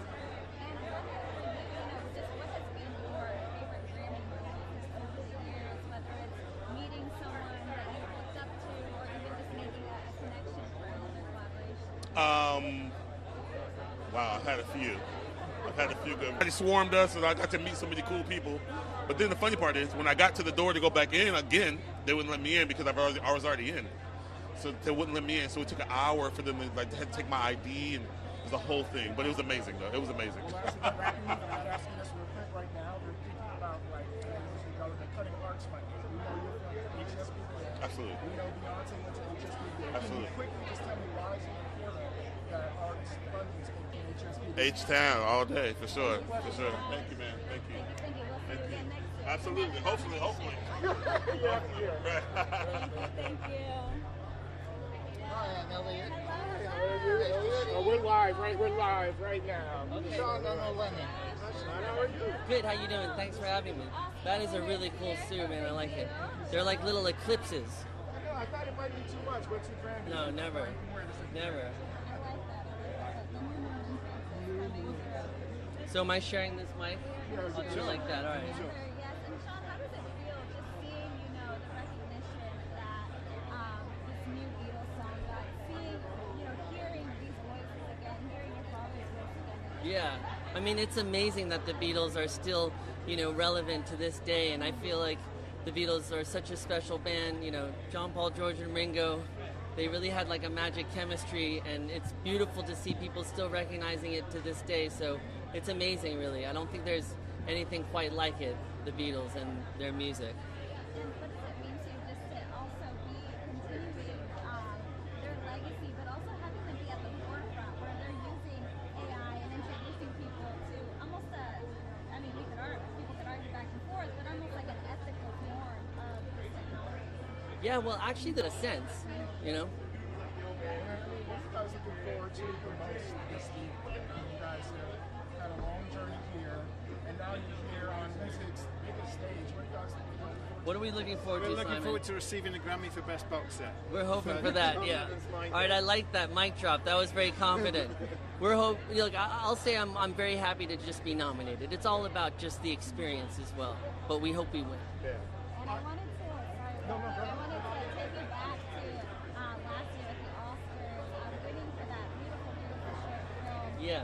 Are you continuing to dabble more in film and, see more projects that kind of honor that? Yeah, actually, Simon and I are working on some stuff, including a one-to-one concert, which is my mother and father's last concert at Madison Square Garden. And we have been working on the footage and the music from that. So, we continue to do things in film and music together. And We've got some big surprises coming up later in the year. So, this has all been completely remastered. So, I think the fans are going to get a really big kick out of it. Any surprise you want to tell us right now? we're working hard. That's all I can say. We're working hard.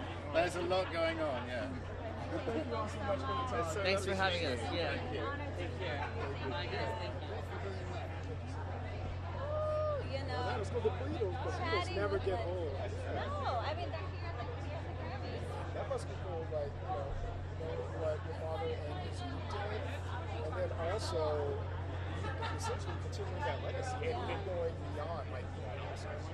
Winning Oscars, the Beatles' legacy, potentially winning Grammys.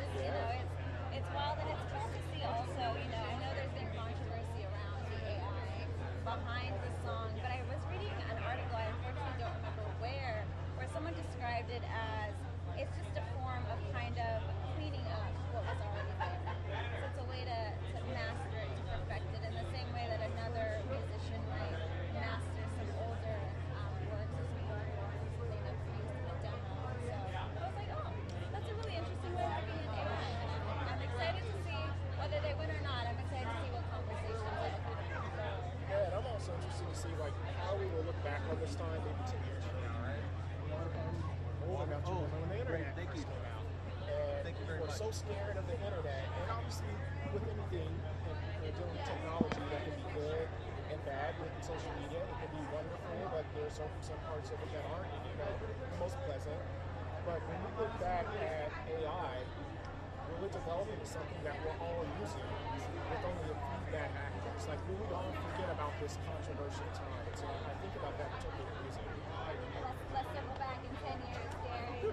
But we saw a lot of Oh, no, I'm good. I appreciate it. Thank you. Thank you very much. We saw, amazing artists here with us. Let's I'll just have to go.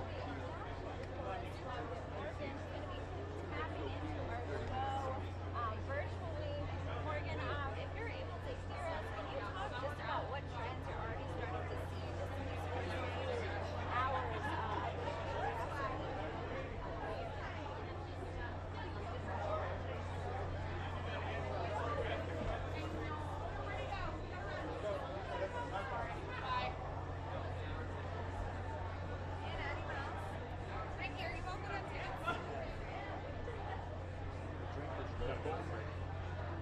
Now I'm like,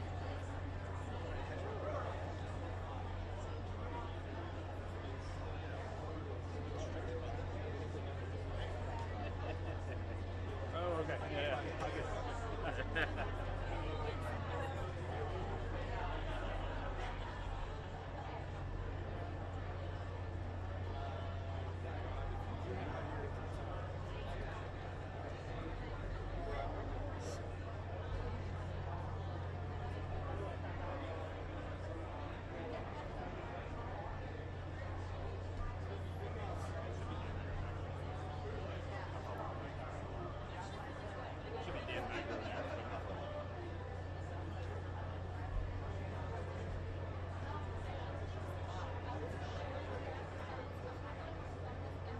mics are down.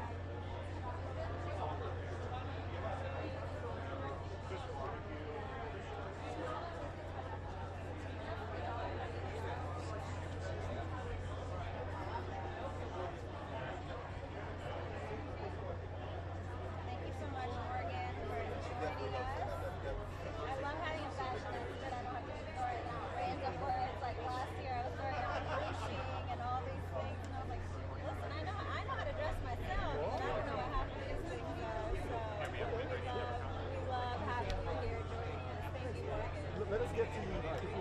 I'll be waiting. Where are you? Okay, yeah.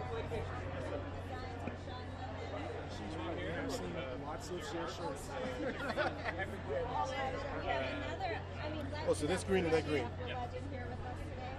Hello. Hi. All right, suit and dress. I just have one question. Yes. How did you get here? I know. Because nobody's supposed to be Dad here. joke, dad joke. Nobody's supposed to be here. Nobody's supposed to be here. I need to hear an original. I need somebody to come, just switch it up now. Which, when I think about that song, because as we all do, so if it was a dramatic monologue, right? And you're asking the question, how did you get here? Because you were expecting to walk. Nobody was supposed to be in that space. You're right. Right. I can't think right now. Wayne. I mean, we have the amazing You're making me Wayne think Brady now. and Deborah Cox. I mean, first off, you know, another Grammys. Like, does the Grammys ever get old? Never. Did he say that word again? He said old. No, it never gets No, old. no. Never Listen, gets old. our performance just now, we were here to uplift and bring joy and bring everyone to a place of just like remembering what our creative community is about. Like, this is what it's about, supporting each other, being there for each other. Through thick and thin, the show must go on. In order for us to rebuild, this is what we have to do. And we want to leave people with something to aspire to. And again, it's about bringing some kind of joy and peace and happiness. So yes, Yes. that complete answer, and that's why it never gets old, right? Because it's always different. And me personally, it can't get old to me because this has been a dream of mine since I was a kid, and this is my second time at the dance. So if I can be here more. First time performing. No, the second time performing. When I was nominated, I sang my single "The Change Is Gonna Come." See? And Oh my God, think about but that. like this year to be able to, but this year means more because of what's going on in the world. So we're not just up on stage or patting ourselves on the back. Right. We get a chance to be of service. And that is so cool to do as a performer. And I think a lot of times when you have like even natural disasters, it can be a little tough getting through to artists to participate at times. But it seems like in this particular case, everybody has said yes. And obviously, I'm not really behind the scenes, but everybody that we've seen, yes, we're going to help. Yes, we're going to get that. Yes. So Oh, let's talk yeah. about kind of like this special time in music that we're all experiencing in terms of being benevolent, being giving. Because there are lots of other places that you guys could have been too, and not just you two, but the whole music community. Right. Everybody's We're here. But it's We're about here. That's beautiful. It's a pleasure talking with you guys. Pleasure Thanks. talking to you. And Enjoy and the I'm gonna night. steal that suit at some point. Wayne, it's yours. If you want it after the show, it's yours. You sure? I'll even dry clean it for you. It's yours. Okay. Don't go offering stuff because I was like, that suit. Okay. Well, I appreciate it. I get Okay. it. I get it. Yeah, I'm gonna send you home in a Tupac t-shirt and shorts, There we go. and I will take that suit. It's awesome talking. Thanks. Likewise. Thank you.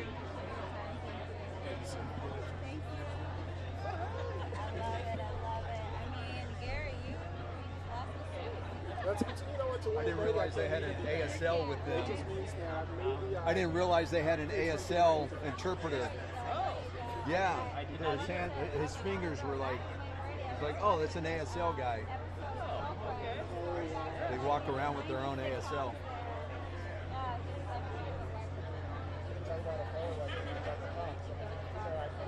last year on TikTok, they had How Would You Give Me a Challenge where everybody tried to sing her song.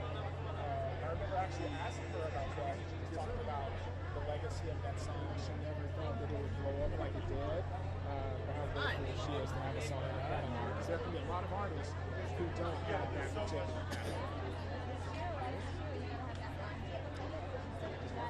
Half a step this way? Oh, there. Good, how are you?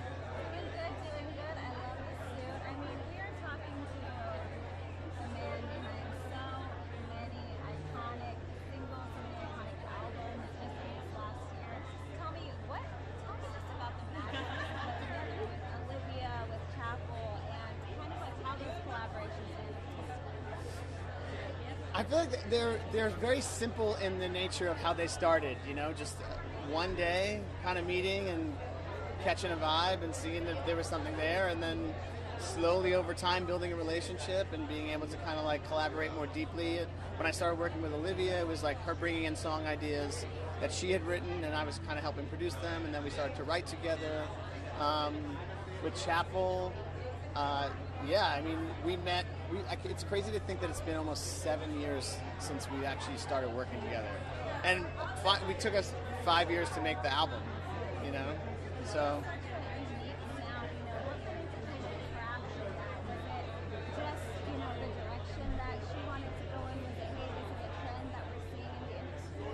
Yeah, I mean, she just likes to push boundaries, and she likes to have a lot of fun. And she's always pushing me to kind of like have fun making music and like try new things and new sounds, and you know, so in that sense I'm kind of lucky that I get to she gets to like, she likes hanging out with me enough that she, you know, like that we get to make music. So it's pretty great. So now, in the era of streaming, you kind of live in a microwave type of form of making music. Things are made fast, just get it out. Right. You just said that it took you guys 5 years to get the album. Yeah. And I don't. that's why it's so special. I don't believe in the fast way of making music. I actually like. To me, it's not the way to do it. I work with literally 2 to 3 artists a year, and kind of just like take my time working on the songs. I like to like process songs over time. So like we could make a song, or like I should say we should. If I'm with an artist and we write a song, sometimes I might purposefully forget about the song because I want to constantly hear the song as a new listener. And so like we'll write something and then I'll put it, like keep it on my hard drive, not listen, and then maybe 6 weeks later or 2 weeks later I'll open it up and I can listen with fresh ears, and like if it excites me, then I start to work on it, you know, like because then I want to hear what it feels like just as a new listener, which is also because always have to think about people that are listening to music and how they hear it for the very first time, you know. And then I'll put it away, and then maybe a few days later I'll try to forget about it again, and then do it again, and then how does that make me feel, and if I need to change something. And so I like to be really slow and methodical in my process of making a song, and I feel like it takes me a long time to get a song right in order to want to feel comfortable putting it out in the world.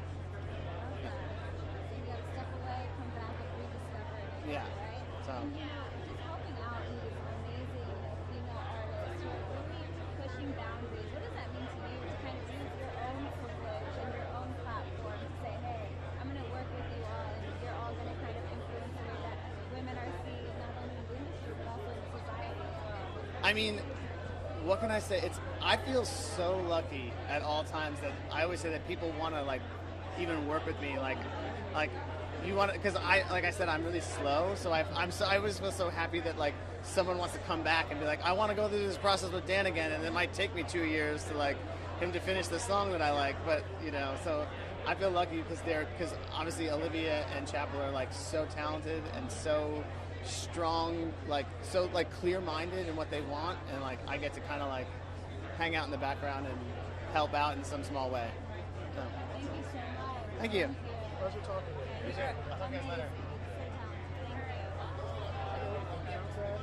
He was rapping some of the biggest songs on pop radio. That's super duper special. And so, you know, when he talks about not having the microwave type of creating music, more of like the slow burn, the slow cooker way, I mean, it just shows that, you know, when you take your time with things, the results can happen.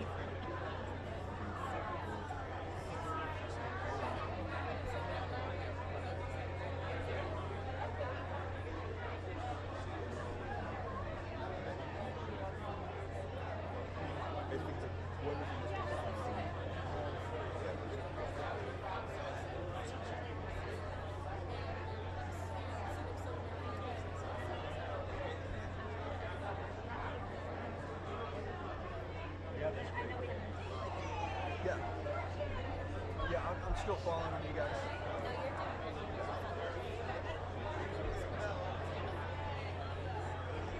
Oh, we just lost.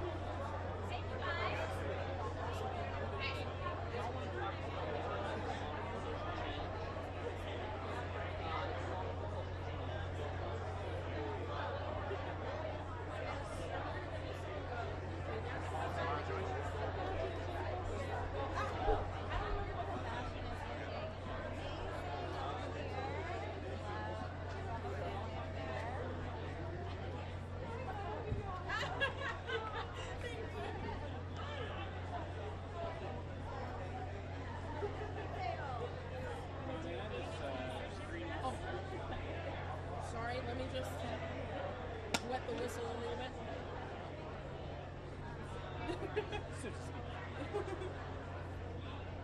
Yes, AP. I'm subscribed. I get your notifications.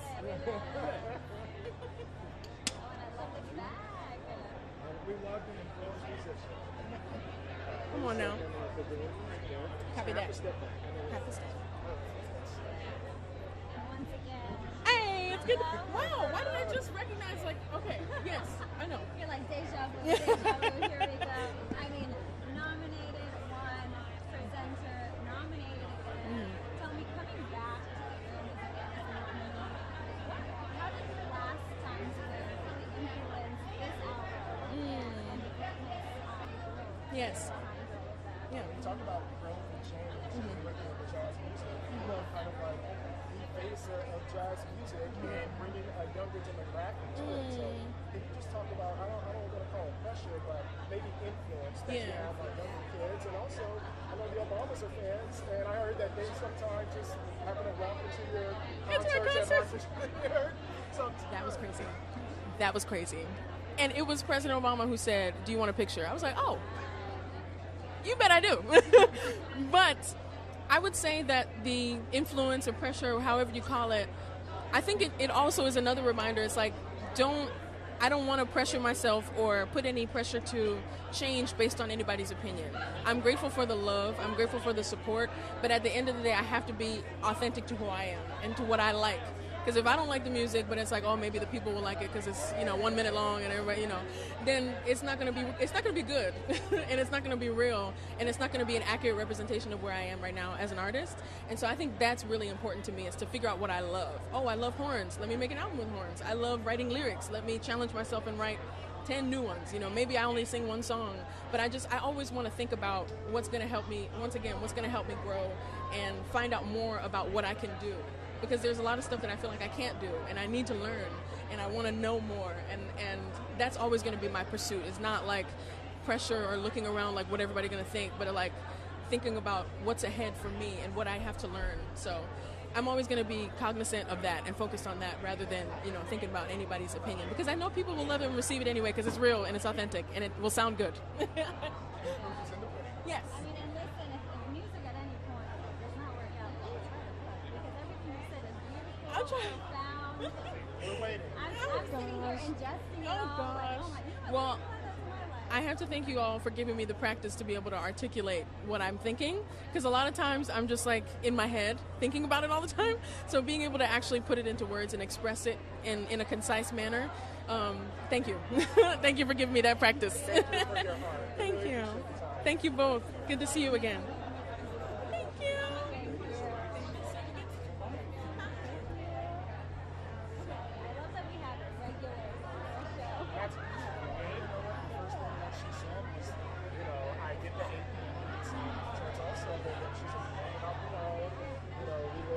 Celebrity and entertainment, but that book is coming, I can tell. I'm gonna go back and watch the show. That was beautiful advice. And I mean, she had a moment. She had a beautiful, I believe she played in it last year. This year, that was so great detail. Morgan, let's toss it back over to you. Talk to us just about the almost all black looks that we're seeing, the little pops of white and metallic silver, and just that nice little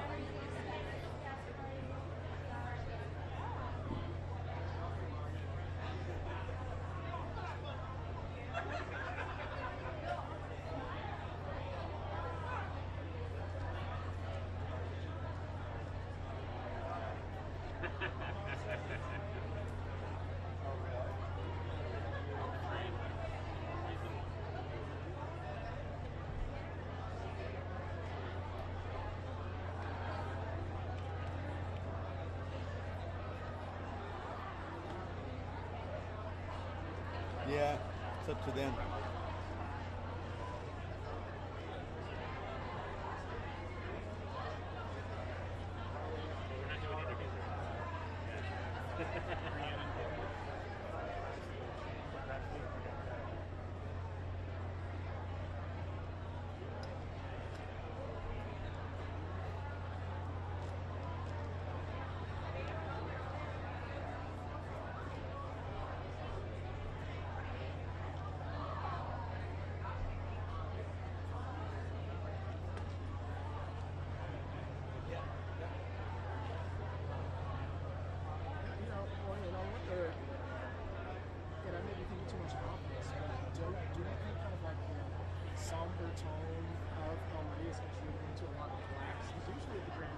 see a lot of color.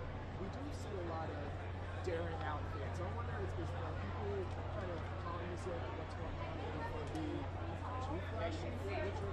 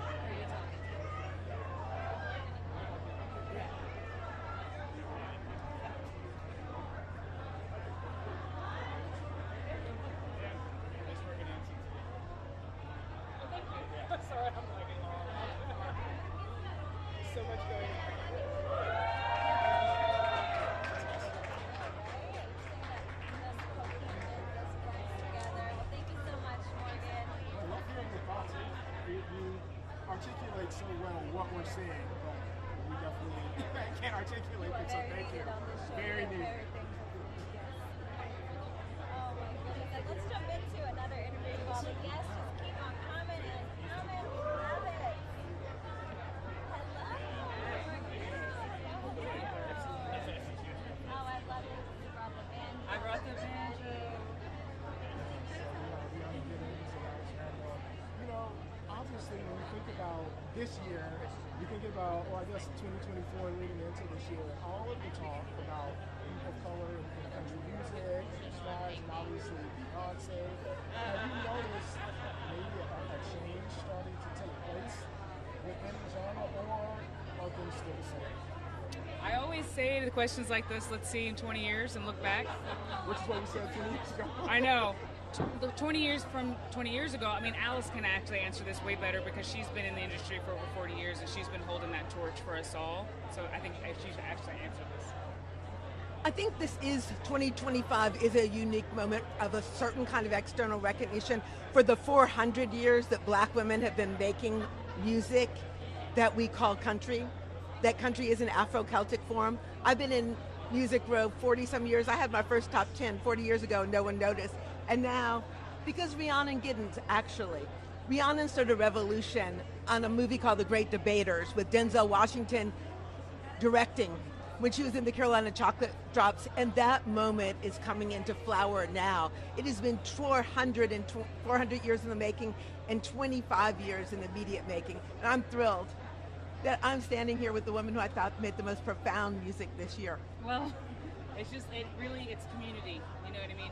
It's really community, and like, if I can be here in community, I want to be here. And so it was like being able to be here with Alice like meant everything because she wrote the song. You know, made the song. There's a black woman who produced the song. There's an Irish woman whose label, put the song out. So it's like we have this incredible thing, and that is what I'm seeing now is community. We're like working together. We're pushing back against the capitalistic, competitive nature that has, really come into the music industry. There can only be one. It's like no, there can be as many as we can hold because we hold multitudes. So I think. And I will say that Beyonce, Rihanna plays on this amazing Texas Hold'em. That this has brought attention, that has global, worldwide attention to what we've been doing in a way that is unique, and that she needs to be honored and recognized for her role as an ambassador as well as a music maker. Let me ask you all this, right? She was snubbed out of the CMAs, but yet she has a lot of nominations at the Grammys. Can you just talk about that juxtaposition? Right there. Absolutely. I'm not going to drop it though. It's also just about going along the lines of what you've been saying, just that role that music plays and really changing the way that people view the world, changing the way that people view even politics as we go into or currently are in a new presidential term. Well, music for millennia has been artists have been, culture depends on our artists to talk for us. you know, and they create the emotional space for us to understand what's going on in our culture. Music has been kind of co-opted for consumerism, and it's been made into a commodity. So we have to break out of that somehow and still pay our bills, you know, in order to create this music that can bring us together, because that's really what we need right now. Yeah. Well, thank you all so much for the time and for what you continue to do and champion. Thank you. Thanks for talking to us. Thank you.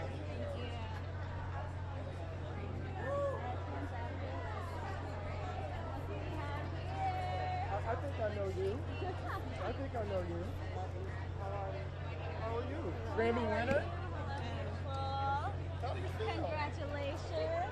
I'll take a step back. Let's get you. But I always ask you every time I see you. Like, it's not because I think you have to change or want you to change, but I'm always like, you know, Roxy, do you feel like you have to change? And you say, no, I'm going to stand firm in where I am. You talk about, you know, your lyrics. Oh, do you have to dress this way? Do you have to do that? And you stand firm and you continue to stand firm in your career. So what is that affirmation of you not changing and believing in yourself? I say, this is the assignment, you know? And it wasn't until I let go of the thought sometimes, even though I might not have said it to you, I might have gone home and some days felt that. And I surrendered. And just, I'm at joy and peace just being able to do what I love. And now God is like, now it's time. You know what I'm saying? Like, that's the beauty of this moment, you know? And I'm just grateful. I don't know what it, and you know, it's, I get to be a representation of so many that look to me like, oh, I can do it too. Where I'm from a small town in North Carolina with 2,000 people, you know, so it's for the dreamers. It's for the ones that say, you ain't really supposed to be there, but here I am, you got to see me, you know, and we're going to continue, you know, and to do it just in authenticity, the righteous way, you know, that's what it is. What does it mean to win the Grammy? And I'll hear about the artists, but this, as we talked about, touched on so many different things. And you really had to dig deep. In a sense, you're being a winner. Yeah, that's the beauty of it. You know, I did the things that were hard. I did the things that were scared. I allowed myself to be, you know, and I told myself, I said, what is it that you like about Lauren and Stevie and Erica and all these artists? I'm like, they're not afraid. They're vulnerable. They're free. I was like, I want to know how that feels like. You know, when you step in the light gives back to you. I see. So, yeah. Thank you.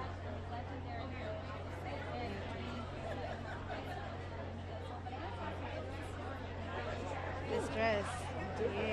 Yeah. I've been on a return to self, you know, and again, like, wanting to always be free. And I was watching a Grace Jones documentary, listening to music. I was like, man, she was so free.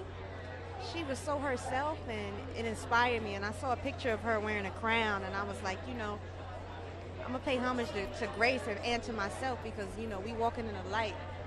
We all royal. I'm royalty. I'm owning that I'm a queen in this, right? And this crown was made by Shaka Gibbons, and it's made out of amethyst and black turmoil, and it has its own spiritual meaning. These are cowrie shells in Africa. They're about spiritual protection, you know. And my return to self was a return to the things I love, celebrating blackness. And that's what it was. So I wanted to honor Grace. You know, we had her stitched on. Shout to Saint Germain by Jerry, who put this dress together. I had the idea, and he brought it to life. Fee Noel, who helped facilitate it. Ashaka again. Kiara Lanice, who did my makeup. I said, make me look like Egypt girl. This is DM Beauty, another black woman. You know, we're using her products on our eyes. So, you know, that's what it is. Thank you. We'd love to see good people. Thank you. Thank you. Thank you so much. I'm grateful. Oh, thank you. I'm happy to celebrate it with you as well. I always enjoy you. You have a beautiful smile, yo. I always feel like. You know, I always ask you, is Rhapsody appreciated? And you never really give me an answer, but I think tonight shows how many people do appreciate you. No, I'm grateful for the village, you know, and I'm grateful I got in my own way and allowed myself to really live in it and receive it and give it back, because I love them so much. See you at the next album. At the next one. Thank you. Thank you so much. Congratulations. We'll do it. We'll swap. I love this dress.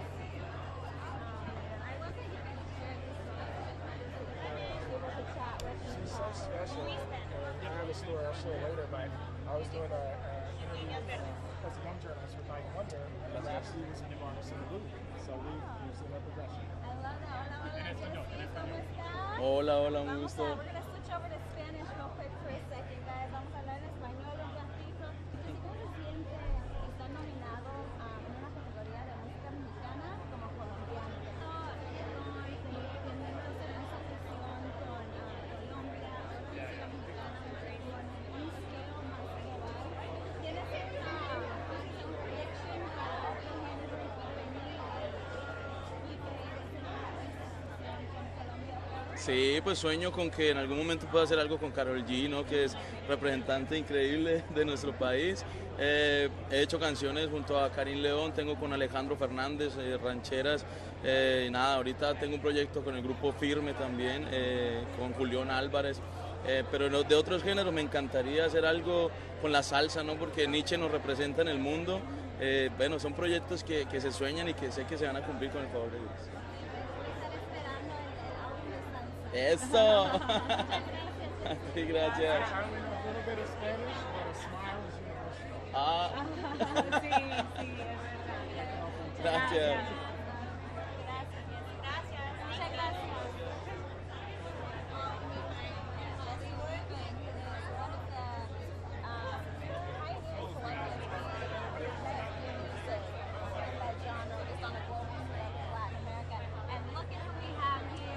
Hello. Brittany Howard, hello. Listen, before we start off talking about the performance tonight, the nominations, I have to ask about your new venture into metal.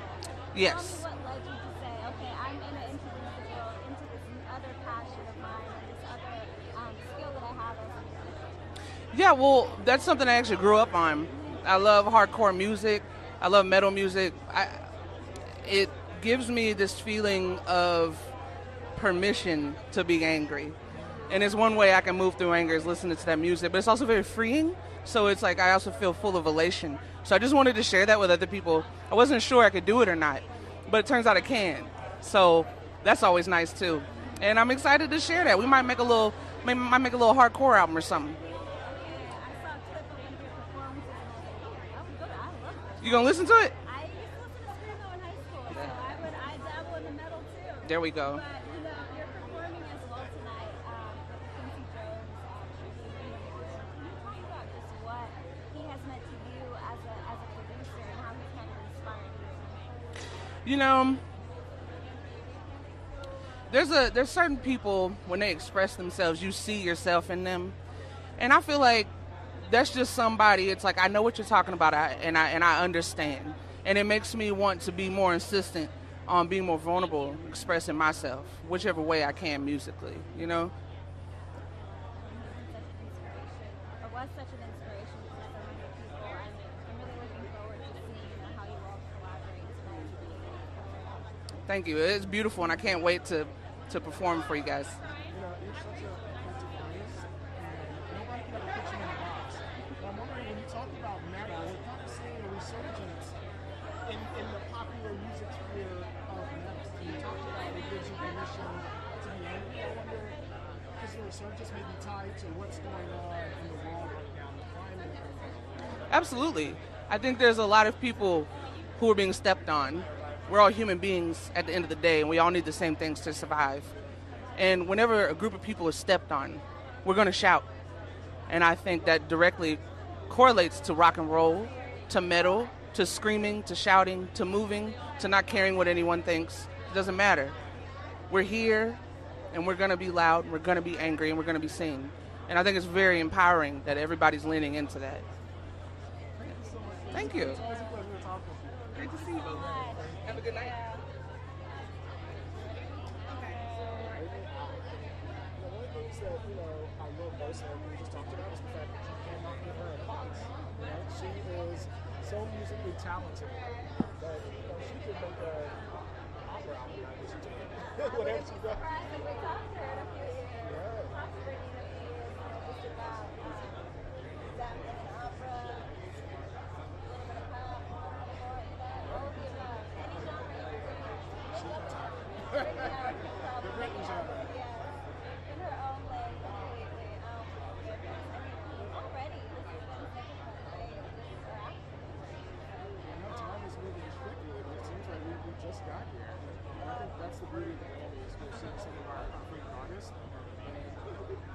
always say we have a weird job, and we really are thankful to do some of these things. And entertainment plays such a big part in the world. You know, it's not necessarily the most important thing in the world, but a lot of times it gives us a break from some of the things that we are doing. And so, you know, I feel thankful that we can just celebrate and talk to our favorite artists, give our viewers some insight into the music making process. And, you know, I'm thankful to be here with you. But yeah, I think going off of what you were saying, though, it's not just, you know, the celebratory aspect of it, but we're also seeing the revolution of it. Seeing the way that people are, you know, standing up for whether it's a cause they believe in, whether it's, you know, basic human rights, all of the above is encompassed in the way that people really approach this art form. It's beautiful to have those So we are looking at our fashion cam. Morgan, tell us what we are looking at right now. I actually love this dress.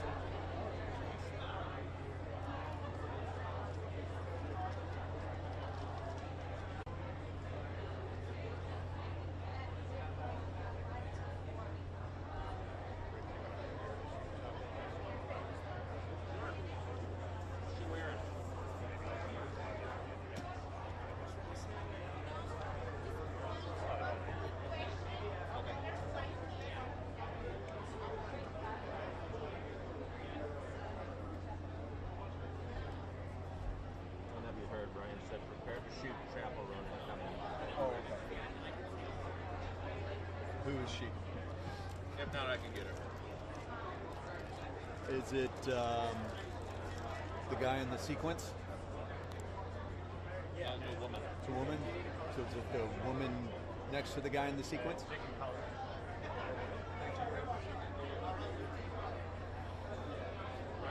Right. Hey, Ryan. Could you point out Chapel Run for me?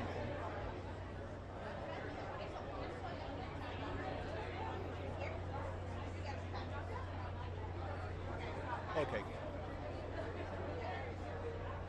Okay, thank you.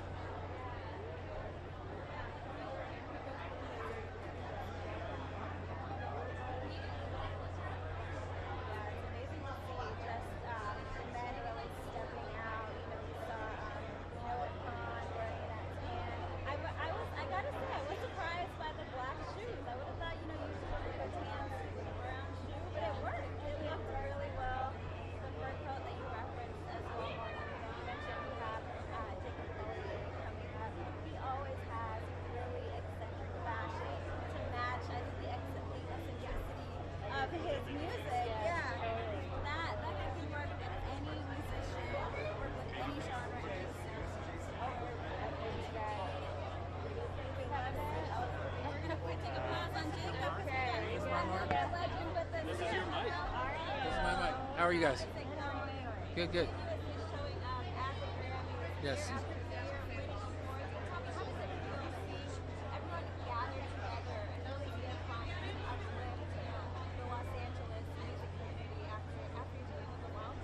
This makes it more special, I think.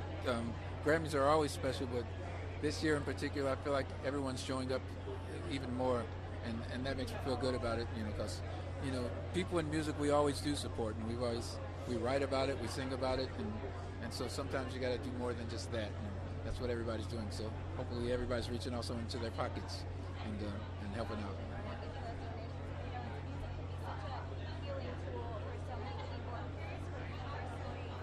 When has music really been that emotional salve for you? You said, I'm really going through something, I don't know where to turn, and you turned to I think I've done that all my life, ever since I was a kid. That's what got me started. You know, some girl broke my heart, and that's straight where I went to. All right, I just broke my own heart either way, but it's always a place that I go to. Music is it's powerful that way, and it's powerful for no matter what age you are. It's the most powerful thing.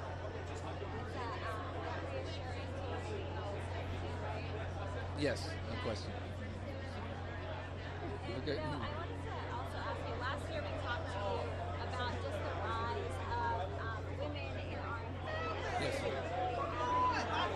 When you look at just this new trend that we're seeing in R&B, we're seeing more of a fusion. We're seeing people blend the genre with pop and the genre with hip-hop and rock as well. Yes, I think it's interesting. You guys want to do that? Go do that.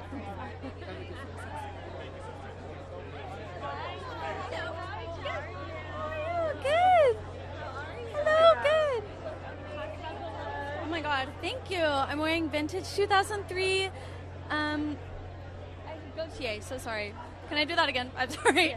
I'm wearing vintage 2003 Gautier spring couture with the original hat and got some long nails, a lot of glam today. Yeah. And Chapel, talk a little bit about, I mean, you've been really working at this for a long time, and this has been such a big year for you. Mm-hmm. What is it like to kind of come here and just wrap up this kind of year of just really exploding? We're really means a lot for people to donate, you know what I mean? So, yeah. Thank you so much. You're welcome. Okay, thanks. Thank you.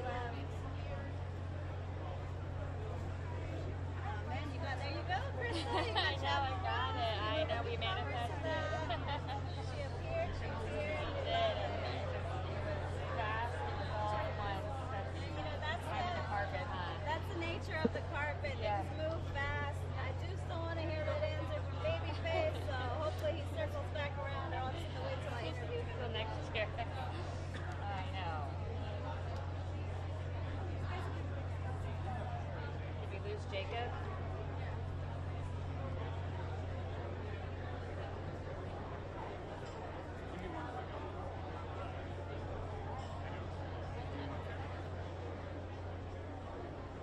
Lights down, hands up. I'm going to try to get him. That's where I'm holding her. He's down there. Well, now that I saw her, I was like, oh yeah, now I know. A lot of chapel.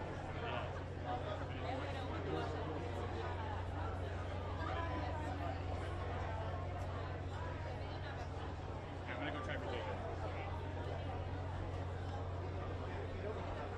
Is that like a big question?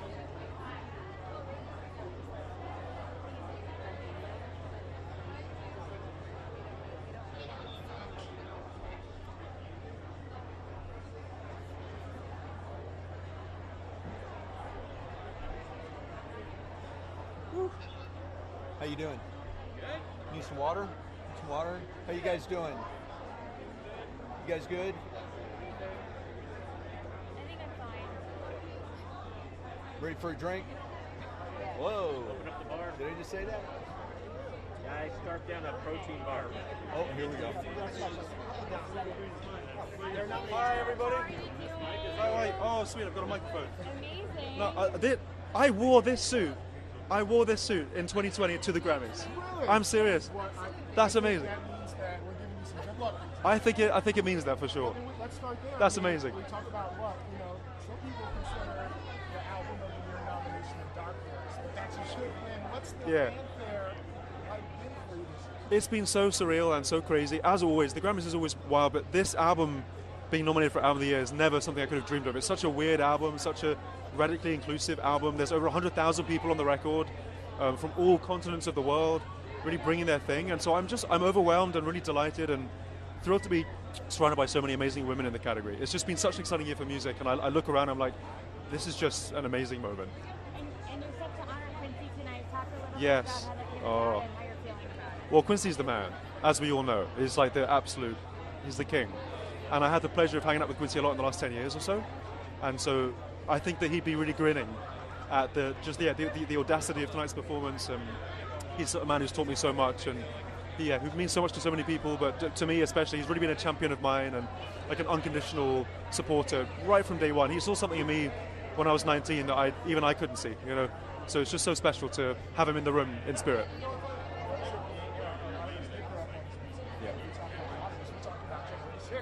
Oh yeah. Yeah.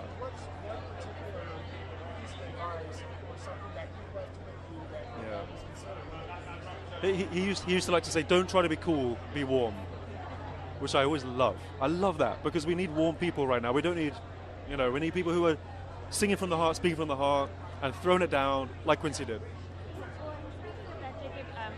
And thank you. Thanks ever so much. Where should I put this mic? Give it back to you. See you guys. See you in a little bit. I wanted to ask you about his outfit. I mean, it's always that is amazing, Gary. That's a great coincidence. He has such a good energy about him, a good spirit. He definitely is a dark horse, but it's very happy, excited. I'm just happy that he's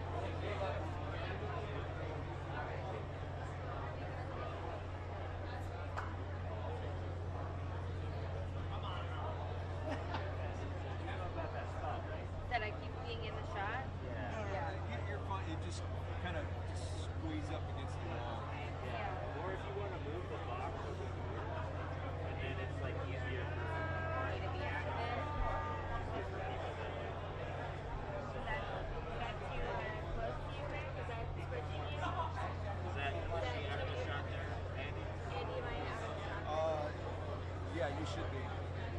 I'll let you know.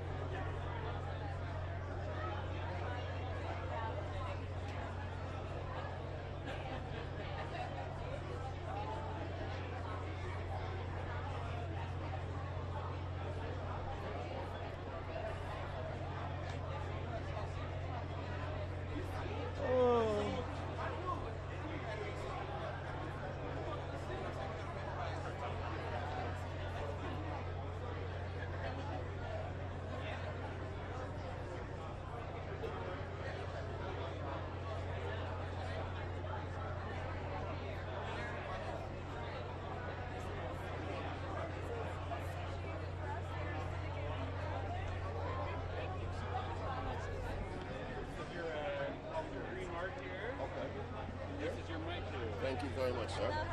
Hey, what's up? I'm fine, thank you.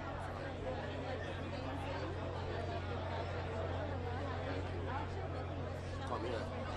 It's my fiance. Okay. Yes, sir.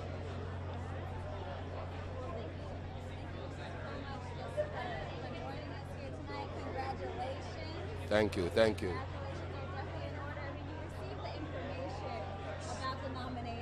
Yes, that was amazing. I mean, it meant a lot, and it just made me believe in God more and myself more. Because think about it, I'm coming from jail, and now I'm nominated for a Grammy Award. You know what I mean? I'm in LA. What could be better, man? Life is a blessing, so I have to give thanks. Yes. we had Shamisa here earlier, and we were talking about influences and her as a woman kind of being the face of the genre right now, the new up-and-comer. But obviously, she listed you as an influence. And for those of our audience that aren't familiar with dance hall and reggae, you are a literal living legend. So what does it mean that you are kind of, you helped birth this new, generation of artists? I mean, it's an accomplished feeling because we put in the work, and I mean, and the same way I stand on the shoulders of giants like the Buju Banton, the Ninja Mans, the Beanie Mans. So it's good that kids can come along and say Vibes Cartel influenced them. So it's like a pay forward, you know what I mean? Yes. So it's a great feeling. It's an accomplished feeling, and it's humbling as well. And what does the genre need to continue to do to continue to move forward and progress? I mean, I think we just need to find the balance between the art and the commerce, because Jamaican music can be very rough, very kind of intolerant at times. So once we find that balance, especially the young kids coming up, they will do great, trust me. That's interesting because the way that you recognize, you mentioned intolerance. Yes. And I know a lot of us who are familiar with the culture, exactly. with seeing certain things that we didn't know about, and then as an adult we found out, oh, that means this, that means that. So do you think it is a conscious thing with artists now saying we are going to kind of change? That's it.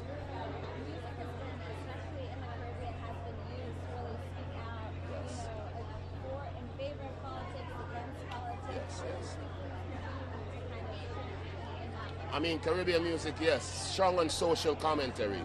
And it's still happening now, I mean, especially now, because a lot of things are taking place in the Caribbean in terms of the social changes, and it's a good thing. So we have people like Buju Banton still fighting the good fight. I mean, you know, Bob Marley's a legend, even in death.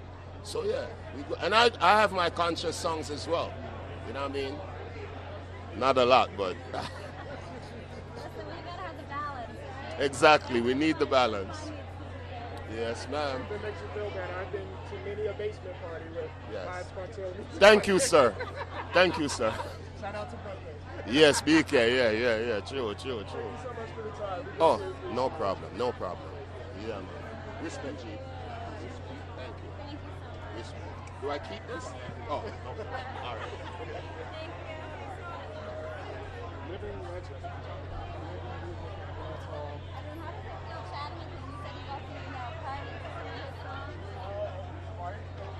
Song. You know, and obviously Brooklyn has a very, very, very strong culture. And so when you go to a party, it's nothing for, an hour or two of reggae and dance hall, to be played. And coming from Texas, we only have maybe a Sean Paul song, but Brooklyn is a whole different level. So yeah, it is cool talking to you.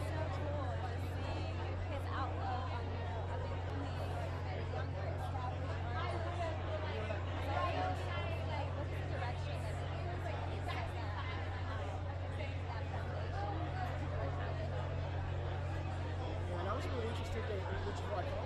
there are a lot of very, very popular reggae and Caribbean songs that have some intolerant lyrics. Like I mentioned, when you don't know the culture, you're saying these words not knowing that they can be highly offensive to certain people.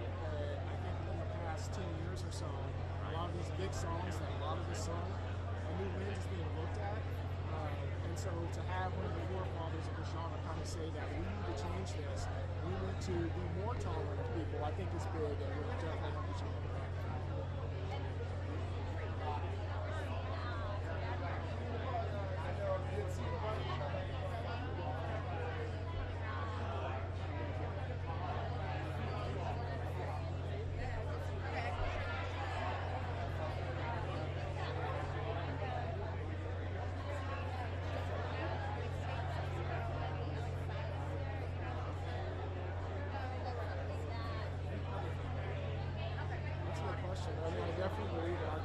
Expression and artists being themselves, but I also have no tolerance for any tolerance. And so I think there's a balance.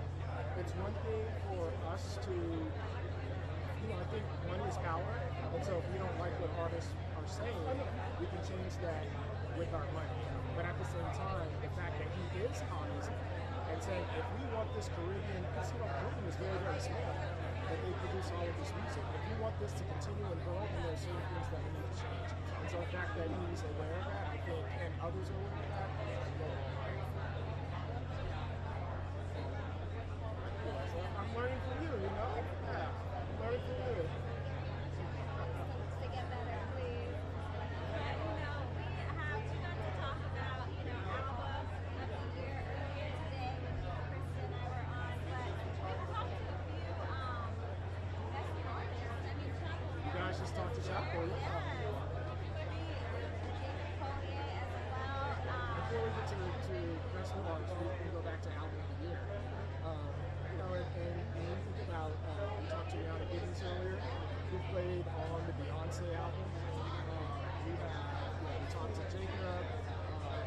I'm looking forward to talking to Sabrina. And I think in just a few minutes we're going to have an interview with another Best New Artist nominee, which you'll be able to see. I don't think this may be the most stacked Best New Artist category, definitely in recent memory. But I don't want to say history, but it might be close. So you had one of the biggest songs of the year.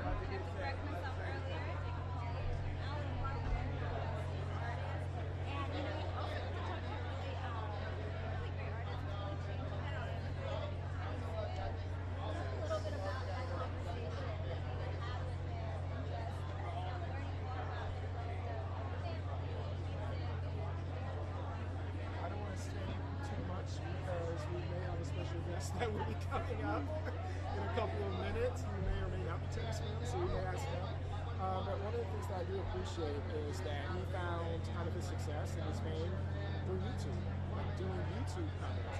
A lot of times, I think in this climate, you kind of wonder if that can really still take off and if you can be really talented coming from a social media background. And he's one of the ones that prove that you definitely can. And so, he's very raw and very vulnerable, and I think that's one of the best things about him. You can hear it in his music. And we mentioned Shabuzi. It is actually Teddy Swims who had the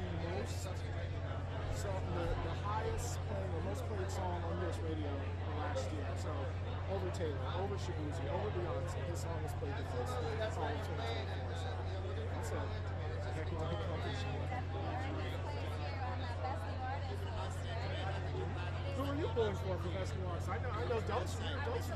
Yes, Doechii, through and through. I want to see her up there on that stage. I think she's had an amazing year. I think she's been killing it for years and years and years before, but I just think this last album. Well, I think emotion comes first. So I try not to shy away from anything if it sounds too this or too that. We just let creativity be what it is. If the emotion's there, we follow that. If it sounds good, it's good. So I don't think anybody cares about the genre as much as they care about a good song. You couldn't tell me nothing. You could not tell me anything. I have that tattooed across my chest right here. It's saying Kendrick Lamar signs off from Kenny Ford. Hey, brother. Look who we were just talking about. You looking good, baby. You're looking good, baby. Yes, okay. Right there, that one. Oh, that's green one. Right here. Man, it's good to see you. Love you, bro. I love you too. Good to see you, dog. It is wonderful. Yes, sir. But first off, talk about the fit, man. You are always the most best friends. Hey, man, my dog Christian Strobel, man, helps me out with everything. And, my girls here, we're doing June with the baby, so the birthstone is Pearl. So, like, I thought I'd kind of just do pearls everywhere and, love on my baby. No, I love that. About, before you walked over, just the impact that you had in R&B and just in the genre. Can you talk about what it's meant to you to be received in such a way and be able to really Can you just talk about, I tried everything but therapy, but you revealed to me that you actually have. Yeah, sure have. That's just kind of what it's meant to be. I mean, it's done a lot for me, and shout out to my sweet baby mama right here, man. She kind of finessed me into it, like a good woman does. She's like, well, as we're bringing a kid into the world, we should get into couples therapy, and then next thing you know, I'm falling in love with it, and I find myself in my own therapy, and next thing you know, it's changed my life, and it's been such a rewarding, wonderful thing, and I got to just show me a different light of myself in so many ways. feel that change also when you then went to approach writing new music? Where you said, oh, I never Absolutely. I think the point of doing our like part 2 of our record was, after trying therapy and falling back in love and being a upcoming daddy and having some success. I feel like there's better on the other side of heartbreak. It gets better, and it's life gets better, and I think it all set me up to be who I'm becoming now, the man and the father I will be, Yes, sir. I love you, buddy. Okay, man. Bring it in, dog. Pleasure to meet you. Yes, sir. Where do I put that? Okay. Oh, I love the roses on his nails. He's such a really good person. He's a really, really good person. You can feel the genuine with Travis. I love too that, I think I said, going into starting a family. And he said, you know what, yeah, let me get into therapy. Let me become that best version of myself. If you listen to the first album, it's a lot of things. And hello. You look so pretty. Thank you so much. First, I need to take just a step back. Oh, sure. Let me. Oh, behind here. I'm real close to y'all. I don't know fashion, but I know a good train. Nice. Thank you. Yeah, you guys look great. This is awesome. Thank you so much. I love it. Now, Tori, you just recently entered into a new era of music. Tell me what's it been like living in the aftermath of that and just seeing, people being so receptive to that. It's really special. I feel like this era, if you will, it was needed for me and for little Tori. I think just allowing myself to experiment and kind of show different sides of myself that people maybe haven't seen. People definitely hadn't seen.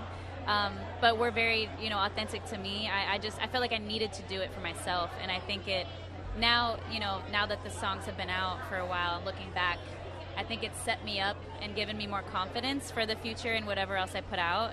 I kind of just feel like the sky's the limit now musically. So, yeah, it's fun. I'm loving it. And it's weird looking back and seeing myself as a blonde too, because I'm like, this is my real hair color, and so I'm like really owning it now. But yeah, it's been fun. It's been fun to see the response too.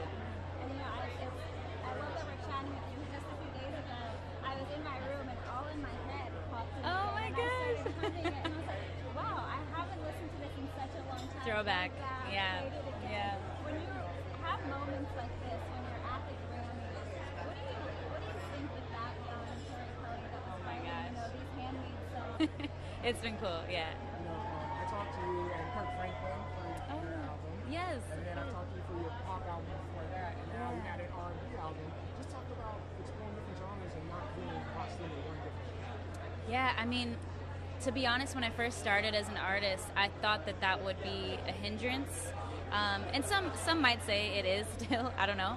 I know a lot of artists who kind of, you stick with one thing and then you just kind of stay there.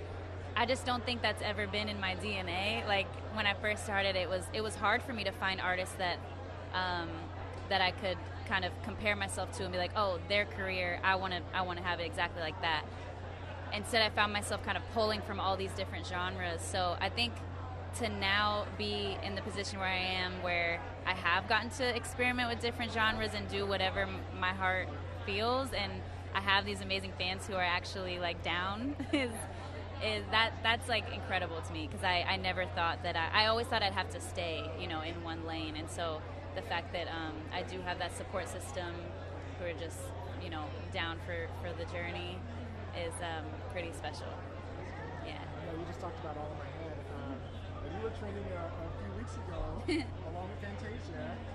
Oh, yeah. The rumor was, and maybe you can confirm, is that one of her most famous songs was actually written for you. Yes. So Yes.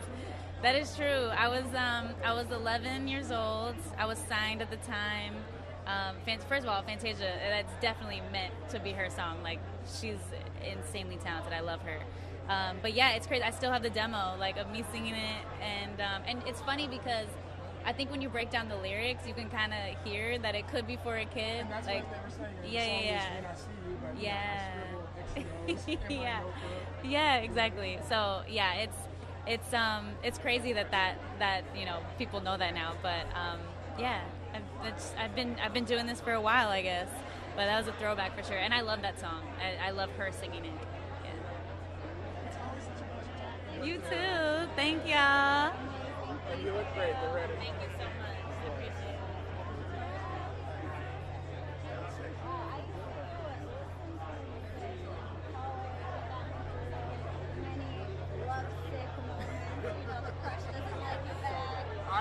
That could never happen to Leslie Arnold. That could never happen.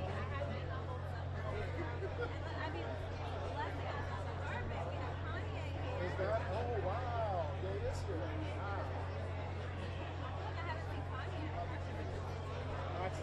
I'm speechless. I didn't even. Wow, that's Kanye West. Kanye West. Yeah, Morgan, what do you think?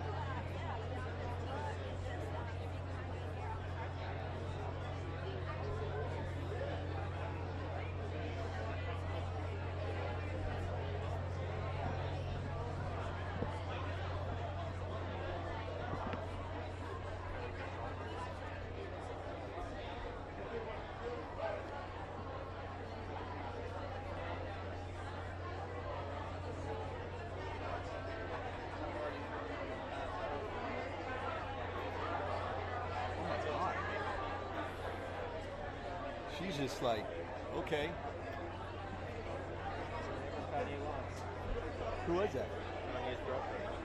Kanye's girlfriend? Kanye was with her. Oh, I really couldn't tell, but she's like basically naked, basically nude. Yeah, it was like a clear. It looked like a clear dress. You know, I mean,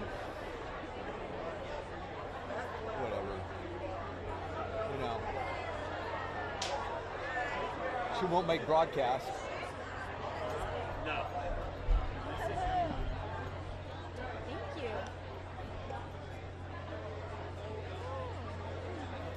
Potential controversy, we shall see. And what's interesting is that Beyonce is also nominated for Album of the Year.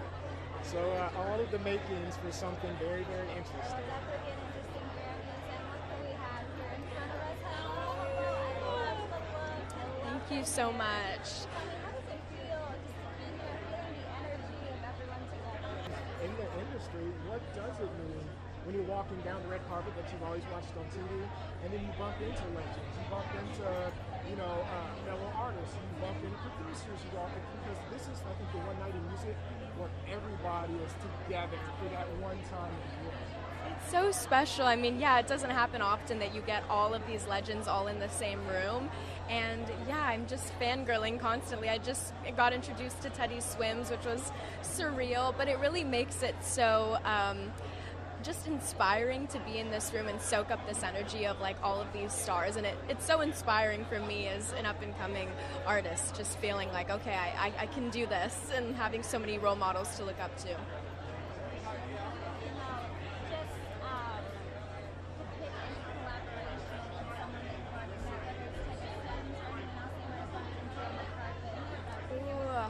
I feel like Charlie XCX. That's my girl. That's my girl. I feel like we would create something awesome. Yes. You see the vision. You see the vision. I could see it too. Nice to meet you. Thank you. Nice to see you. I could see that collaboration. I could see it too, yeah.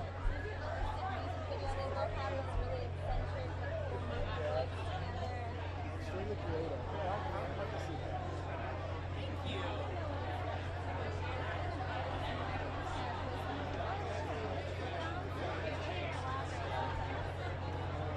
Of course, yeah. With the green dress, right? And you do great. I would watch just for you. And now look where we are. Remember when J-Lo showed up? I was like,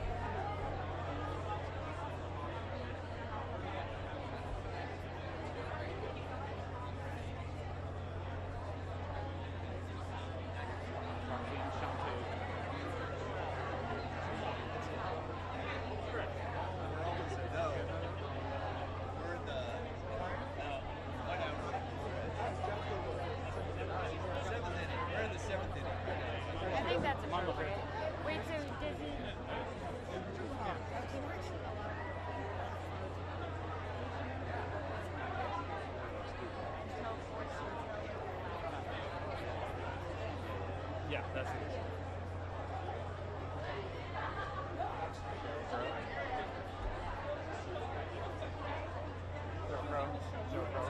Billy. Billy. Billy. There went Billy. Billy. I got distracted. I think we caught it. Cheryl Crow is in the show opening. Just give me one question. I think we caught it. Billie Eilish walked by? Maybe she's posing, but she, Yeah. she saw us Billy and on turned around my and camera, waved. guys. Yeah. Okay, one question to Cheryl Crow first, then one with her.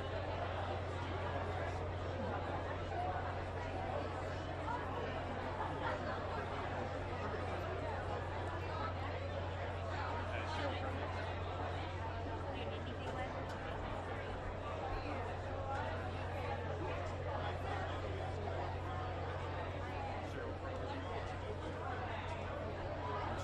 Show open. Cheryl Crow.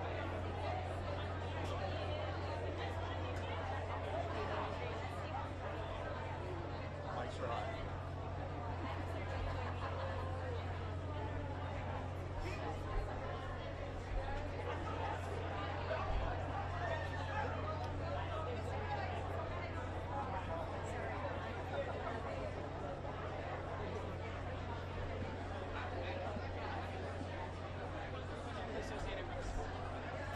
This is your green card right here. Thank you. Oh, okay, here we are. Now, what a night tonight. Not only just celebrating music, also giving back Yeah, to artists. it is. Performing tonight in honor of Quincy Jones. Tell me, what does it mean to you to see the community come together and honoring so many different facets of the industry? Along those lines, there, you're wrapping us right. You talked about moving her as a school teacher. Yeah. There's so many right now who are listening who feel like they can't chase their dreams because they're stuck in whatever they're stuck in. Can you just talk about the power of staying with it and chasing your dreams? Yeah, you know what I would say? A couple of things. Yeah. Thank you Okay, so much good. for that. All right. Yes. You always get seeing you. Nice to meet you. Artists and human factors. Thank you so much. You all, we're going to switch over to Spanish. Hola, amor, ¿cómo estás? Hola, muy bien. Ah, para atrás. Aquí, ok. Ganaste los Latin Grammy. Ahora estás aquí en los Grammys gringos. como Sí. le dicen. ¿Cómo te sientes estar aquí y ver que están como dando potential que van a dar ese premio para autos de música con todo el arte? Me encanta cuando alguien me dijo que así se llama como con música latina. Perfecto, así debe de ser porque los Latin Grammys sí es importante también. Sí, claro, por supuesto. Tuve la fortuna de ganar el Latin Grammy a Mejor Álbum de Música Alternativa y para mí está en mi corazoncito el Latin Grammy. Gracias a ustedes, muchísimas gracias.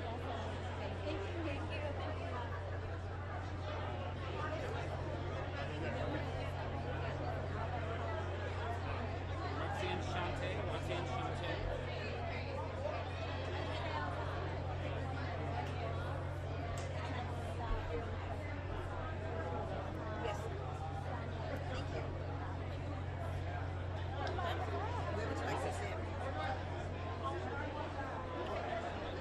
How are you? I'm absolutely great.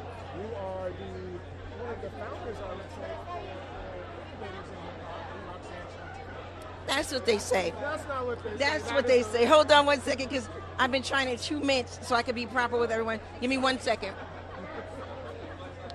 Yeah, Roxanne Shante is still Roxanne Shante in everywhere, baby. That's why we love you.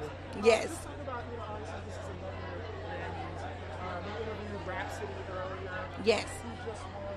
You are of that lineage of female MCs. Yes. Who have really changed the genre. Now we see that manifested for somebody like Rhapsody. Can you just talk about female MCs and how this organization?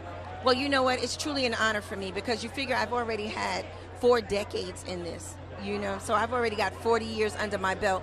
And honestly, this is my first time coming to the Grammys, and I'm coming as a winner. So people say to me all the time, like, we don't get a chance to see Roxanne Shante. But the fact is, I pop up in the right places to see the right people at the right time. And also having a successful movie that just came off of Netflix, Roxanne. one of the most rewatched movies. When people think about female rappers, they got to understand the power that we possess. Because if you think being a woman is difficult, try being a female rapper. You know, that can make it twice as hard. So it's really good for me to be able to see my sisters do so well and to see them be able to take such control over their careers and everything else. So for me, I truly love it. Well, for the Roxanne Shante legacy, I have a radio show. I'm on every day from 4 to 7 p.m. on LL Cool J's Rock the Bells radio. I have about 7 million listeners per day, which people say that makes me one of those people. I'm a comfort car. So I'm like, I bring comfort to your car. So the Roxanne Shante legacy is that anytime you see me, it's always going to be comfort. I'm always going to get a smile. I want everyone to have a nice day. And I'm just still me. Thank you. Absolutely, no problem. Now I'm going to pop my mint back in my mouth. Absolutely.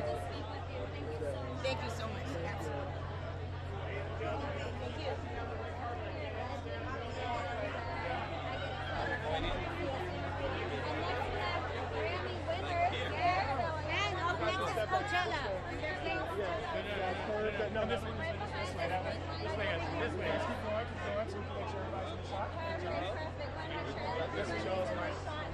Thanks, man.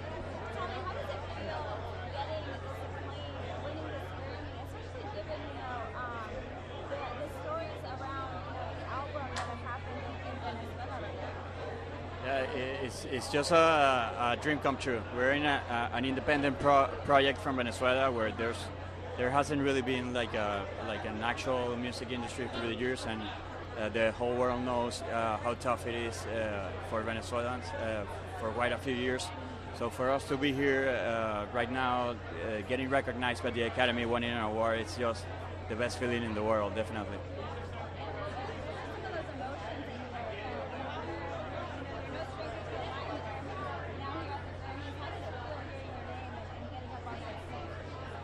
Well, I feel we've been living intensely. It's been a intense past 3 months. We've been also in the city while the fires. So, you know, we've been having some political tense in our country, and also like winning a Latin Grammy, and then like coming here, we're working on new music, and the whole thing with the fires was very.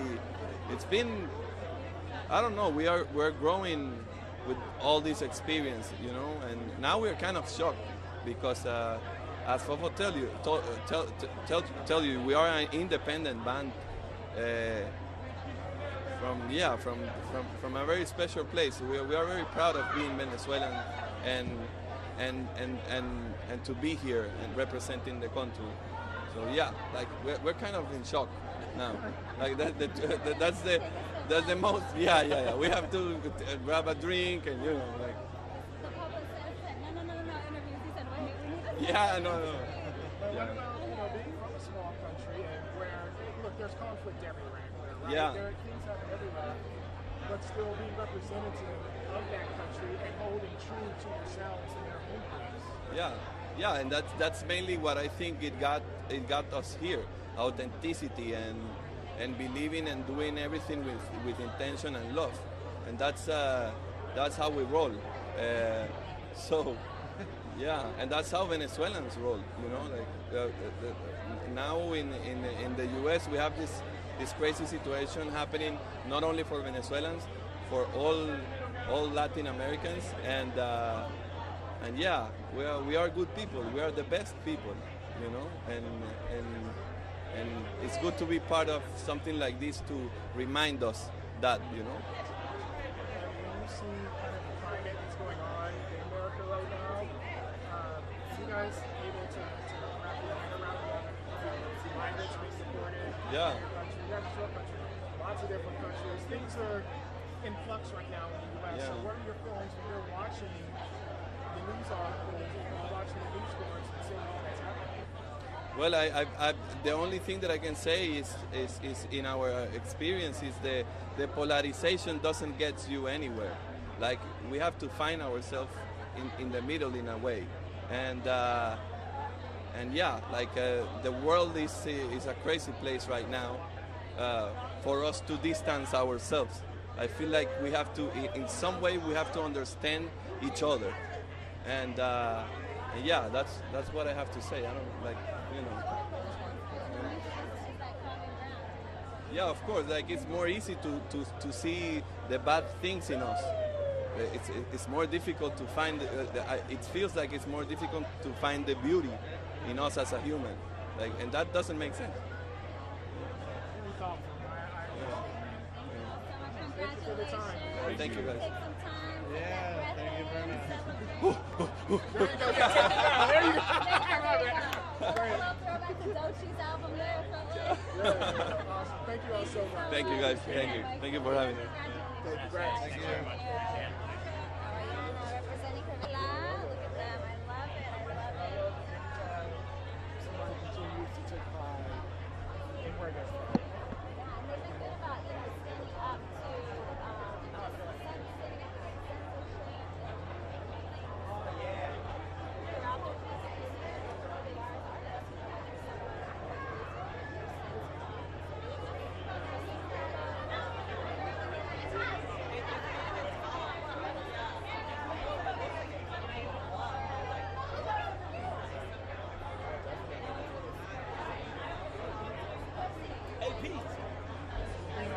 Right here. My bad.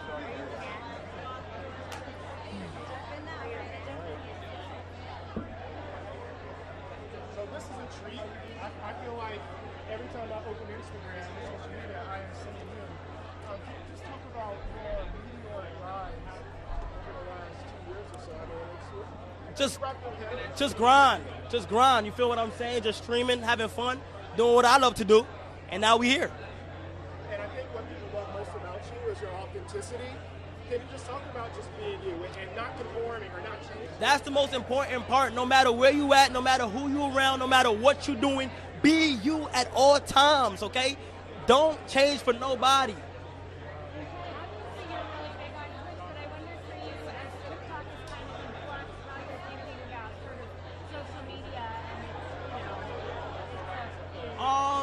I'm not thinking too much about it.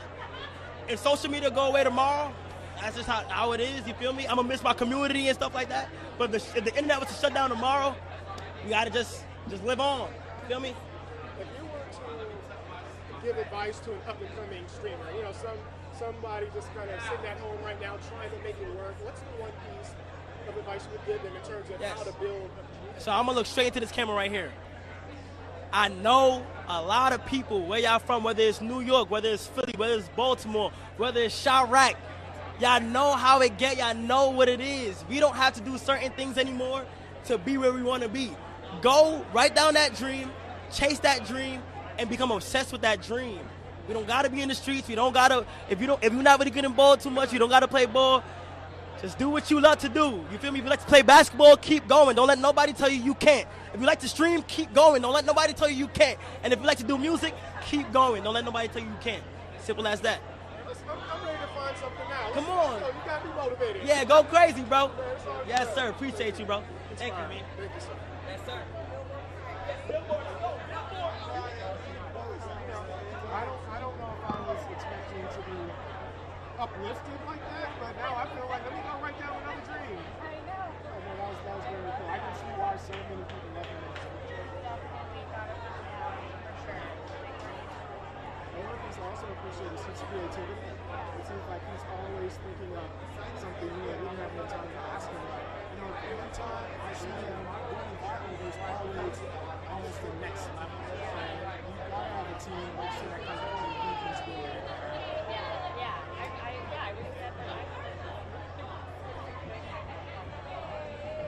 How are you doing? This is your first live Grammys content. How are you feeling? I'm feeling great. It's a long permit. It's a long down here, and it's been a great. I'm really glad to see the fashion looks and some of the wilder outfits. I've been really into for sure. And obviously you interviewed Chapel, and that's one of the things that you were talking about.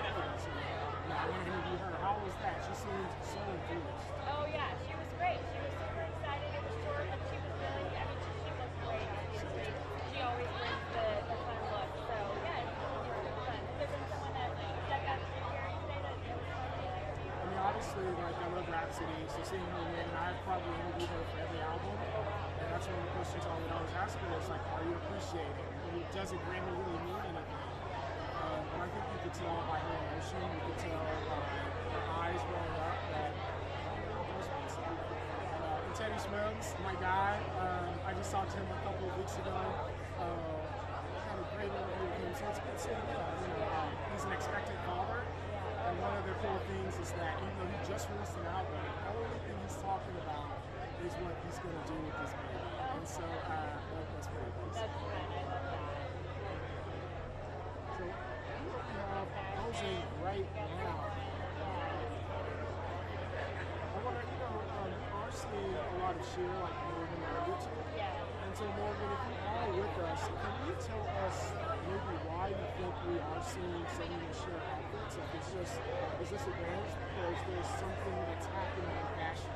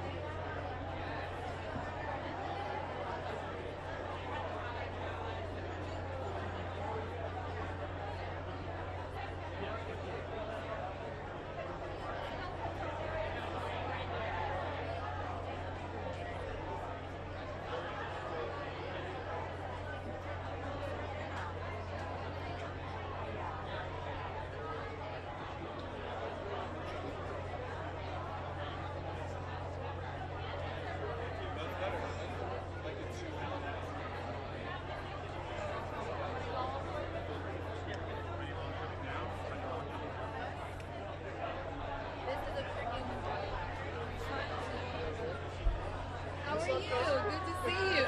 Did we confirm that? We haven't confirmed yet, but I'm It doesn't matter. We gotta do it. What is it, 2 or 3 and me? Claim can. It doesn't matter. Same thing.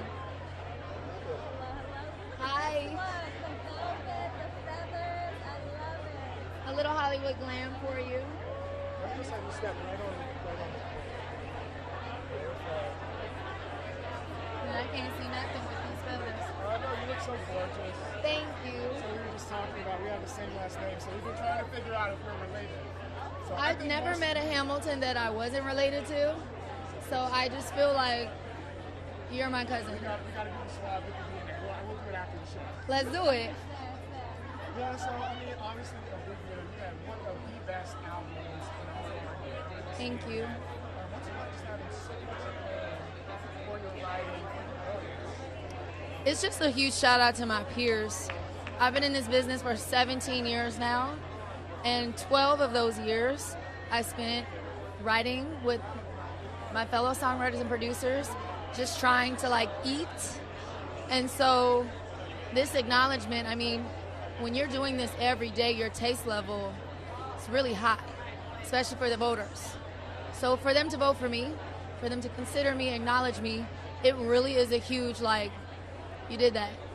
You know, it means more than any executive, because I know it's my peers really voting. And, you know, I vote and I know what the process is like. So for you to actually make it to this stage and then to take one home, super humbled, super grateful. I'm just happy to be here, really.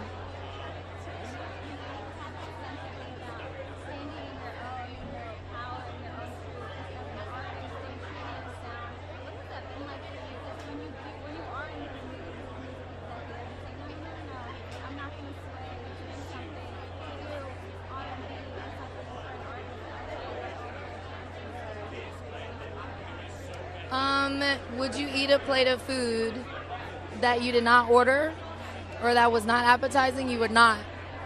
And if they insisted, you would probably leave. And it wouldn't be a big deal. It's not what you ordered. So that's how I treat it. When I smell, when my spidey senses start tingling, I'm like, oh, this is about to be some bull swanky. I just leave.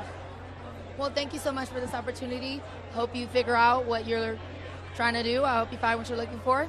Unfortunately, I cannot participate. I just leave.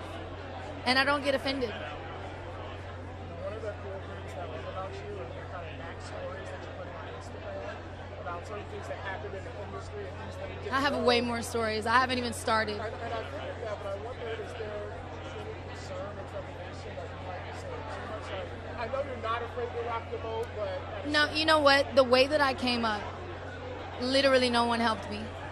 Not one person that has the power to do anything helped me get to this point. The people that are helping me now believe in me, and so they would not encourage me to stay silent.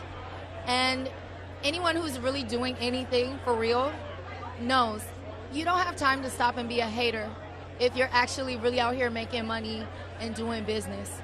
Anyone who would try to get in my way, you're not doing enough. You're bored. You know, the real hitters don't have time. So I think people are encouraging me. I got a lot of text messages, a lot of support. Like, you know what? You said that. Because a lot of people feel that way. They're just maybe in situations where they can't speak up. I don't have that problem. So what else you want me to say?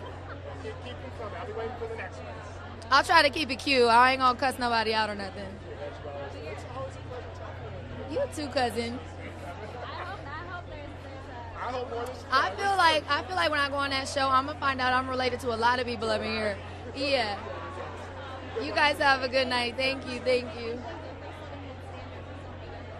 Of course, man.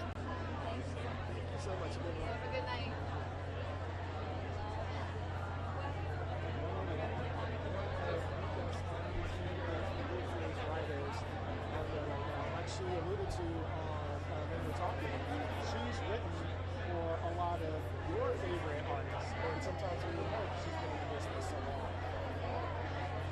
There you go, your artist.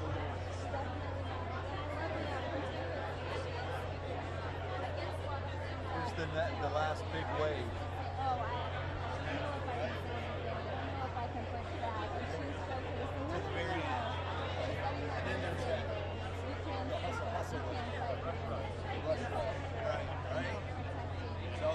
It's the biggest celebrity.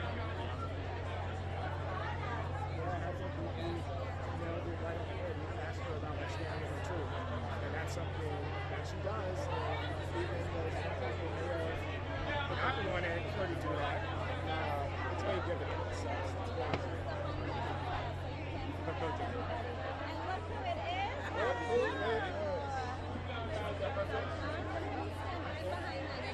Oh, wait, where am I supposed to stand? Oh, God. Oh, this one, okay. Sorry, guys. Thank you. Thank you. I try. You know, some days I'm Hillary, some days I'm Coco. It just depends on who's asking. I guess, first off, what's it like already being a Grammy winner, being on one of the best shows on TV, like the past few years, winning the best possible? I mean, it's hard to describe, you know, because it was so different a couple years ago. And sometimes I get like Snapchat memories or album memories, and I'm like, woo, didn't know what was going on at all. Super glad that I just kept pushing through. But yeah, it's really indescribable. I think it's also like humbling because you realize that you don't really have control. The only thing you can do is show up and be yourself everywhere. And of course, when things get bigger, you kind of like forget. You just have to show up as yourself. That's all you had before. That's really all you have now. So that's what I'm reminding myself to do in this phase of my life where I'm approaching dropping my debut album. Yeah.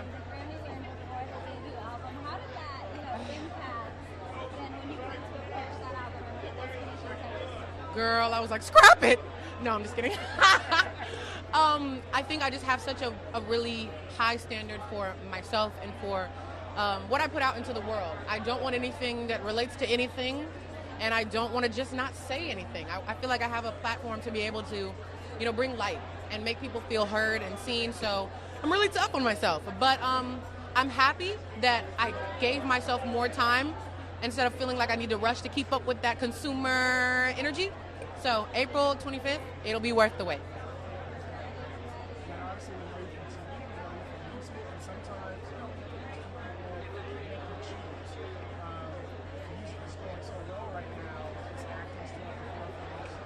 Oh, absolutely. I have plans to film something this summer. I filmed another thing last summer. I feel like, you know, with a good team, and I have an amazing team, you make it work, you know. You might sacrifice a little sleep for now, but the payoff is great projects, and that's worth it to me. Thank you, guys. Aww. Hey, I love Ollie. He's great. He's an amazing hard worker. He deserves it all. Thank you, guys. Have a good one. Thank you. Bye, guys.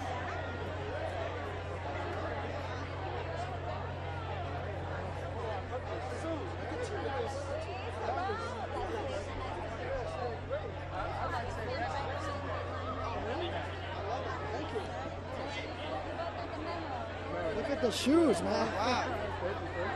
We need to trade a little bit. Here we go. I'm with it. I'm with it.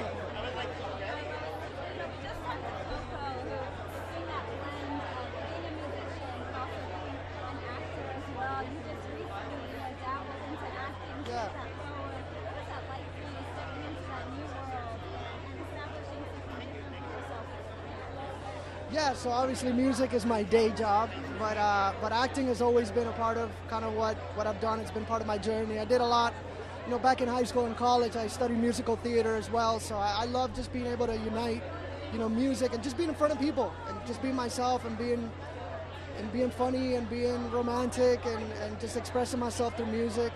So it was fun to be a part of a film. Say a Little Prayer. We shot in San Antonio. We had such a good time. I was able to write the music for the film as well. So, you know, it's just about growing and being myself. Yes.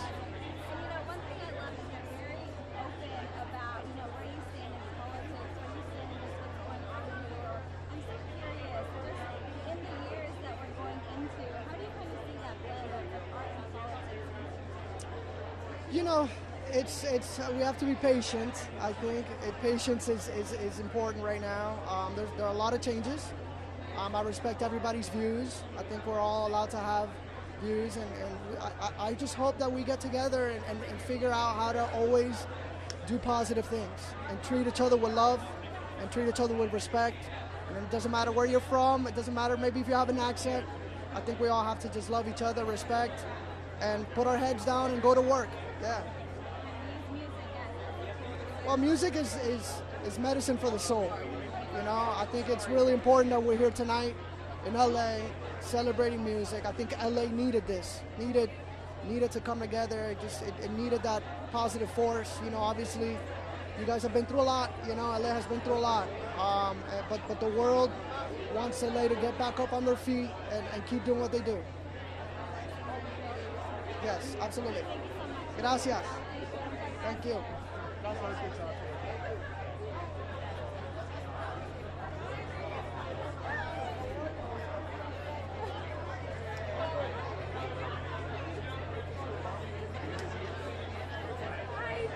Oh, thank you. Hi. Sorry. Thank you. Thank you.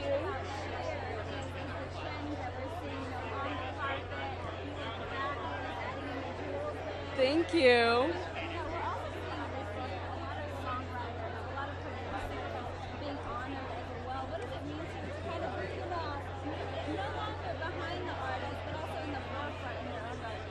I mean, it's beautiful. Producers obviously have been more recognized for a while. Songwriter of the Year has only been around for a couple of years. I really believe songwriting is the backbone of the music. I mean, there wouldn't be songs if there weren't anything for you to sing when you're crying or you're happy or you're dancing. So it is just so beautiful, and just to see all my friends here and getting the recognition they deserve is special. Really so special. Okay, let's talk about being in that category, because for so long it was still, and it obviously it's a new category, but we were still seeing men, leading it, and so slowly this year you're starting to see women. We are. Yeah, actually Amy Allen won tonight, which is the first woman to win Songwriter of the Year, and I hope that just continues. It's really rare that you listen to a song on radio and the top 10 songs on the radio aren't written by women. So it's done to, because we know about parity in country music, but overall there's still a big divide between men on the charts, women on the charts, men producers, women producers. I think that's changing, though. Look at the top categories in Album of the Year this year. You can't feel that? Come on now. So you do feel like it is changing? Yes, absolutely, for sure.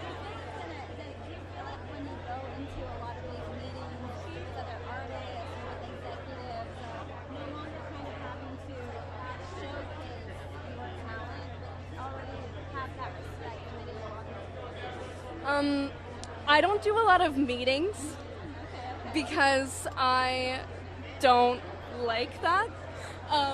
But I feel less like I have to prove myself when I'm in the room with people. I think maybe in my 20s I did, and then in my 30s, I'm now 31, I realized that I'm a human, and some days we're gonna write amazing songs, and sometimes we're not, and that's okay. I think over time I put a lot of pressure and expectation on myself.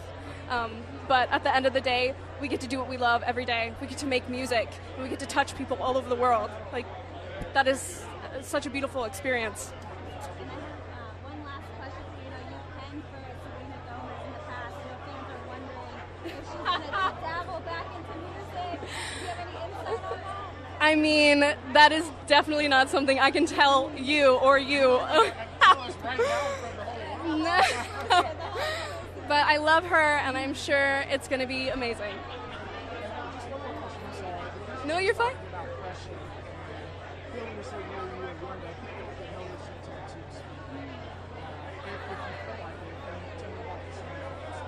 Yeah, I think as a woman, I've always tried to dim myself for other people, or maybe not have spoken up when I felt like I probably should have. And, the older you get, the more you evolve, the more you change, the more you grow, the more you do work on yourself, the more you realize, oh, that's going to change. That has to change. And I think that's why a lot of women are here today. Like, they're really realizing how powerful they are. And, I mean, this is proof. Album of the Year, all these nominations, this is proof. Thank you so much. Such a joy to talk to you. Thank you so much. Have a good one.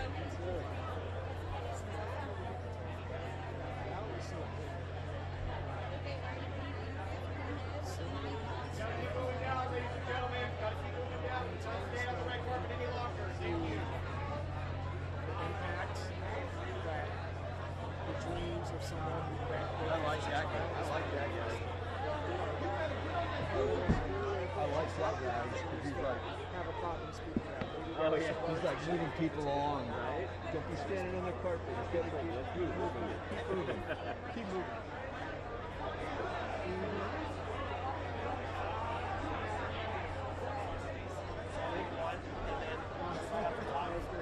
Trying to protect Looking on the fashion camera right now, mustard.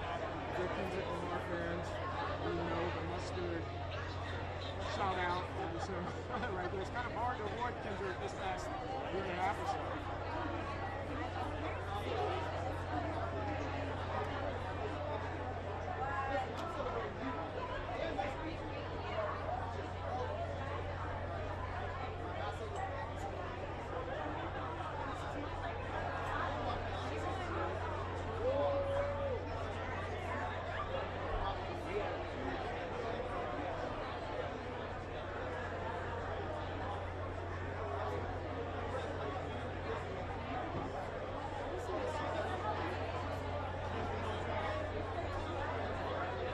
Pumping in cold air now. You feel that? I feel like they're pumping in cold air. Yeah. Finally get some air through here. Oof.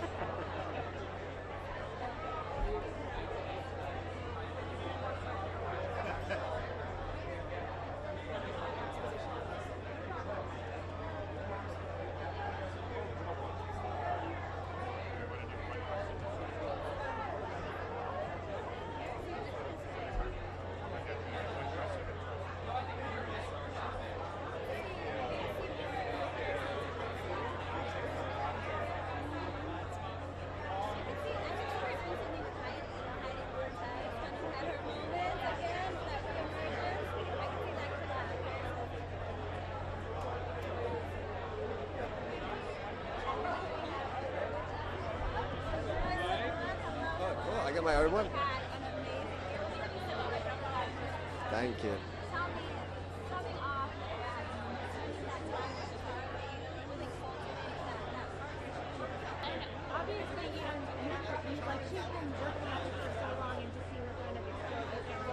Yes.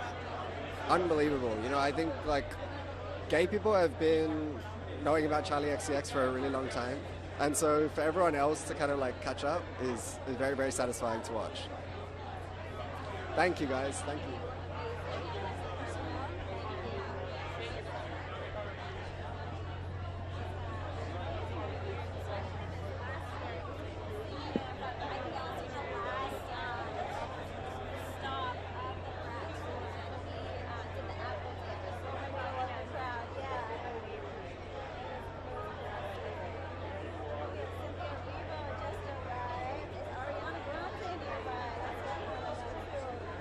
The duo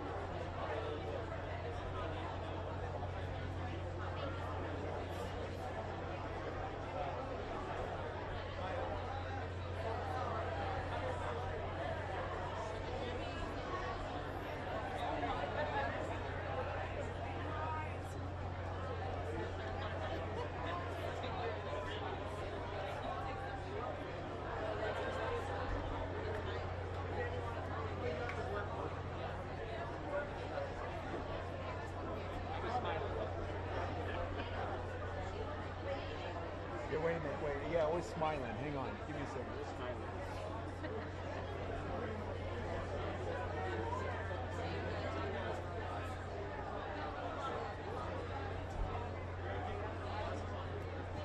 You could always get one of those masks that has your face on it.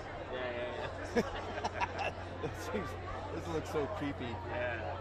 It's like a horror movie. Yeah, exactly. What was that one? Smile or something?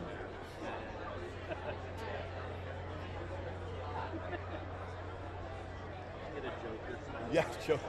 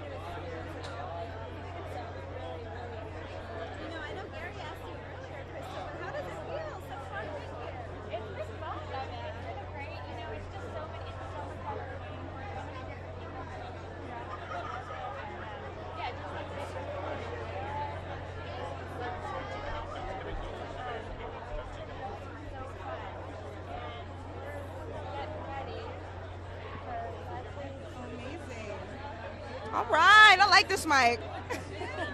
Thank you. Thank you so much.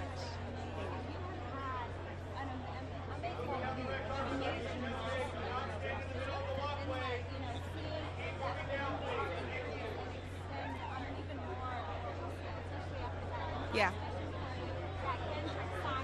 Yeah.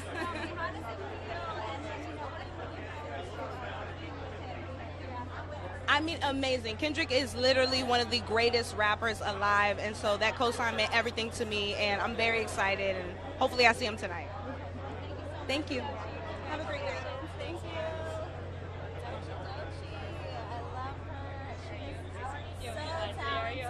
I'm doing okay. I mean, she's amazing. I think one thing that's great, and outside of just the talent that she has as a rapper, we've talked to her on quite a few carpets now, and every time she takes the time to chat with us, talk about music, talk about her process. She's done here before. She's been here.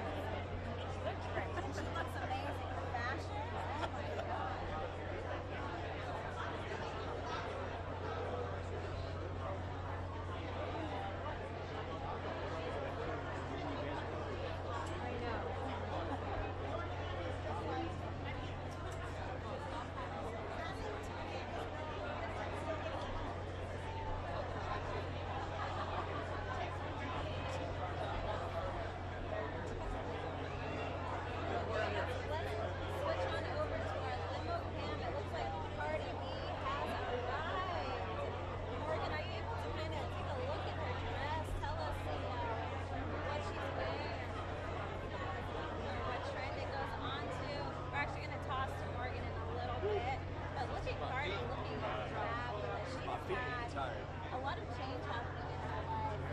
Almost there. Almost in the first city. You gotta break that out. If a lot of what is happening is inspired you all.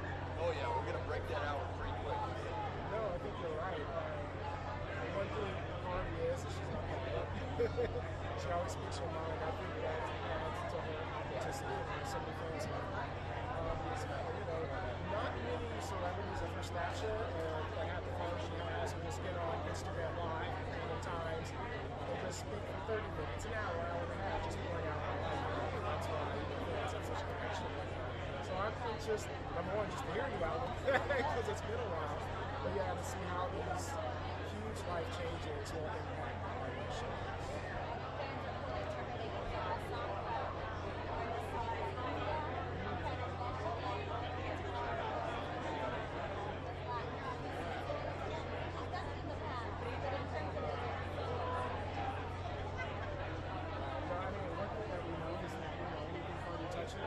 Tends to do very, very, very, very well.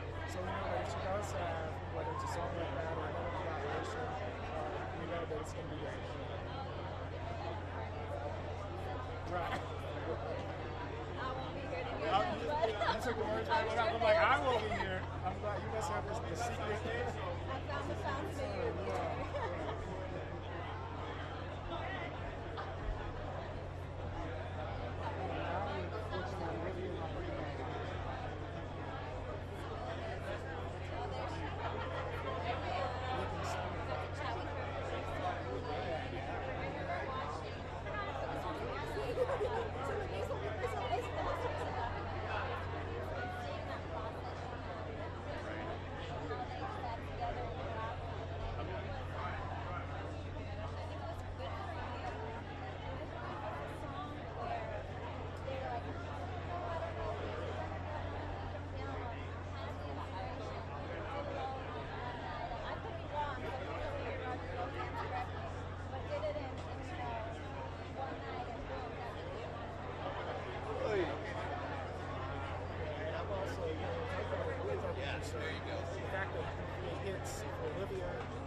Or collaborate on his chapel. It's very cool.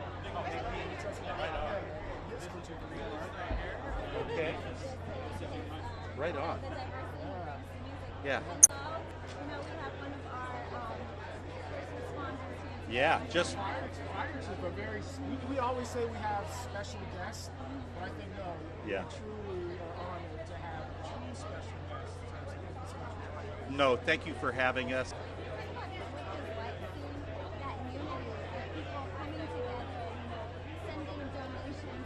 Yeah. People jumping in to help neighbors put out their last of their fires. Yeah. It means so much to me as the fire chief of the LA County Fire Department, but I really want to highlight Music Cares Fire Relief, a great organization to donate to, because you know those dollars are going to go to the residents and communities that need help right now. It doesn't surprise me, but it's always so gratifying to see it happen spontaneously. And this is Los Angeles, the home of the music industry, the home of the film industry. We're an amazing city. We're stronger together. I think lastly, we all know that people are short memories. Yeah. So now that the fires are over, particularly if you don't live in this area, you're probably right. On the rest of your life already. But right. A lot of these residents have been up for months or years to come. So we just talk about training. We want to make sure they're not forgotten as time goes on. Well, you have my pledge as their fire chief to be there with them every step of the way. And our number one focus right now is recovery and rebuilding. And we're not going to leave them behind. We're going to make sure it gets done. Our chair of our Board of Supervisors has made it her priority, Catherine Barger, to make sure that we're there for them. Yeah, thank you very much. Yeah, it's been amazing. Thank you. I don't want to make this personal. I'm not speaking down to on our staff. Yeah. Christmas is displaced because of fire, so we know people that have been affected. Yeah. So we just want to say thank you. No, you're welcome. It's our pleasure, it's our honor, it's our job to do this. Thank you. Okay. Yes. Anthony Maroney. We have them, and a shout out to Ryan, who's working today, Chris, who's working today. And while we have, music cares, fire relief, and we have donations pouring in, a lot of people still need help. And so, if you are watching right now, if you go to my Instagram page, my Instagram stories, I have the GoFundMe's for Ryan up right now and Chris up right now, who is displaced. So if everybody watching this just gave $5, they can begin to rebuild their lives. And again, I hope I'm not speaking out of turn, but Brian means so much to us. Chris, who still fortunately has his house but can't get in it because of the devastation that is taking place in his neighborhood. And so if everybody can just go to my Instagram page, @Gary G. Hamilton, @Gary G. Hamilton, go to my stories, and there are links to Ryan's GoFundMe as well as Chris's GoFundMe. So,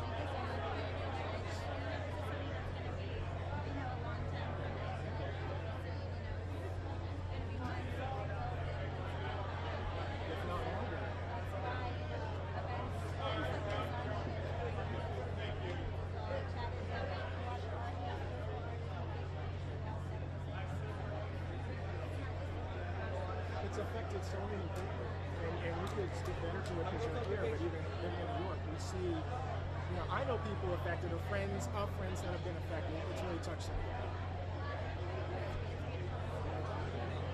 Shout out to Ryan and Chris. We're so happy that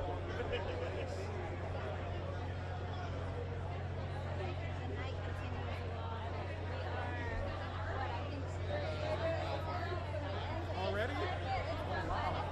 So my feet feel I'm not wearing heels, but I'm starting to feel it. Right now.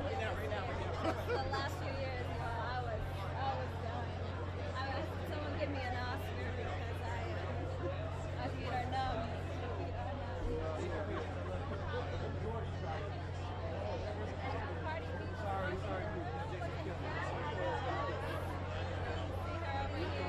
He's unfortunately gone to the next album. We'll see if we can bring him on. We're gonna try. I hope so. I need to know if that new album is. You never know, everybody. You never know. I get these things here. No. I'd be looking forward to that as well. And earlier we were talking album of the year, best new artist, song of the year, and that's a category where we see Not Like Us talking about mustard earlier. Kendrick, that song carried us. Talk about LA unity. That might have been world unity. Well, that was global unity. I'm sorry. Global unity. Through and through. But for Song of the Year, we had artists like Shay, Billie Eilish, Bruno Mars, Lady Gaga, So many great songs. Carpenter, Beyonce. It's in Texas Hold'em. And Beyonce just also announced her tour, the Cowboy Carter tour. So I can go support Beyonce. It's my duty. We have, Is that a part of it is in Houston. It is in Houston. We have Go Texas in Houston. The rodeo's coming up actually this month. So y'all go home and go to concerts and lots of fun. It's one of the best things about Houston. really cool if she makes it really a little bit on and here's Olivia Rodrigo, and now we can see the full album.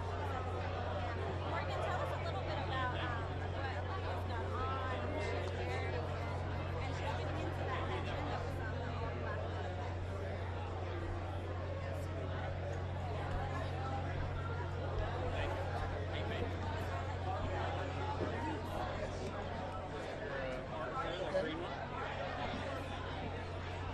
Hold on. Right here? Okay.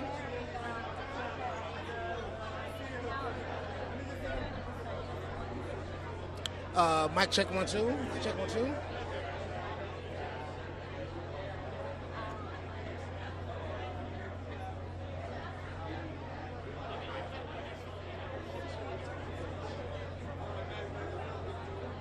you so much, Morgan. And you know what? We have an icon right in front of us right now. So kind. It's all true. It's all true.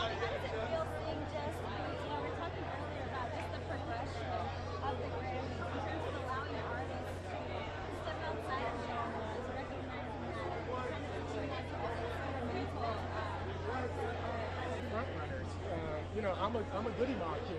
Oh, well. Who then transferred to Gnarls Barkley and Crazy, which was totally a different sound. Exactly. You have never been boxed in. So where did you get that confidence to try new things? Because especially in hip hop, that wasn't necessarily embraced. Well, it's easy to be an individual because you really don't have a choice. You know, so all you can do is embrace that quintessentialness, that exclusivity, that individuality, make sense of the jigsaw puzzle, put those little pieces of yourself together for the bigger picture.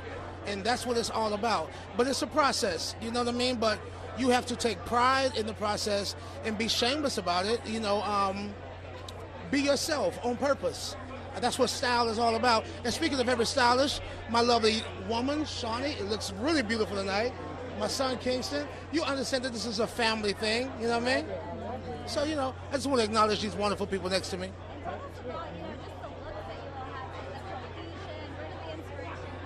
Would you like to talk about our inspiration, darling, please? Last year we did gold. We were literally solid gold, head to toe. And this year we decided to go with black, but we wanted to do it not just in a simple black, but we wanted to do Renaissance style. So something that's excellent, something that's black, but something that's still Renaissance. So that's us. Timelessness. Not trend, but timeless. Thank you guys for having us for just a moment. May the best group, solo artists, country, rock, jazz, instrumental, everybody. We're all winners here tonight. We love music. We support music. That's why we're here. Thank you so much. Sure.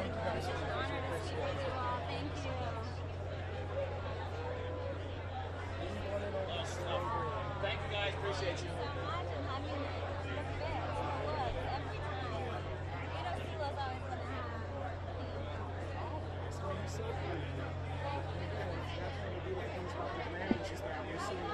All of this creativity in one place. You know, you might have addiction, you might not to a sleep, it's into either any creative artist. I think that's one of the best things about this approach.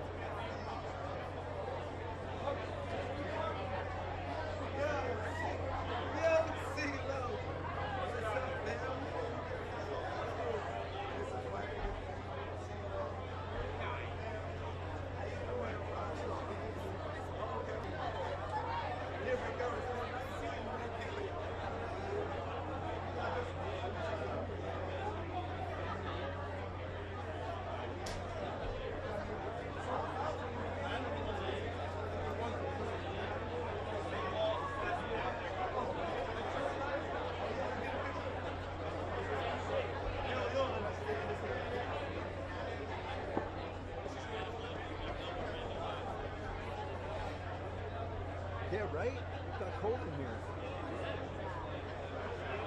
I'm telling you, no, they started pumping in the air.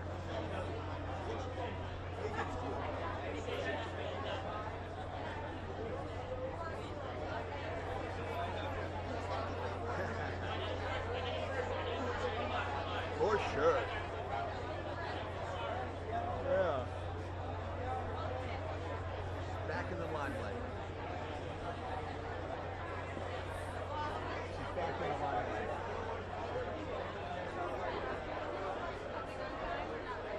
She's one of them.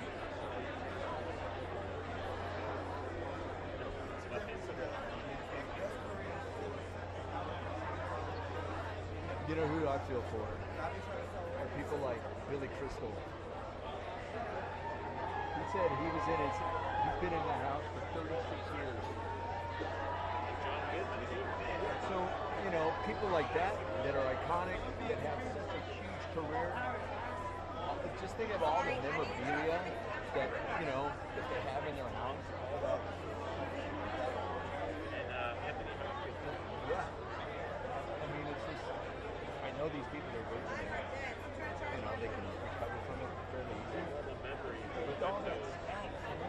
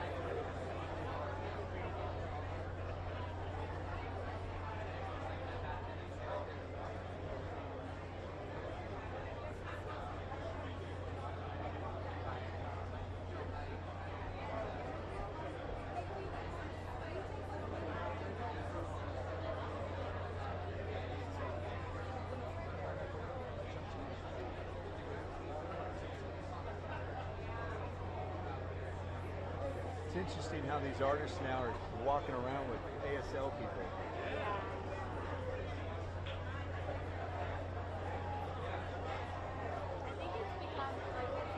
Like that's a new thing. It's a thing now, right? Really?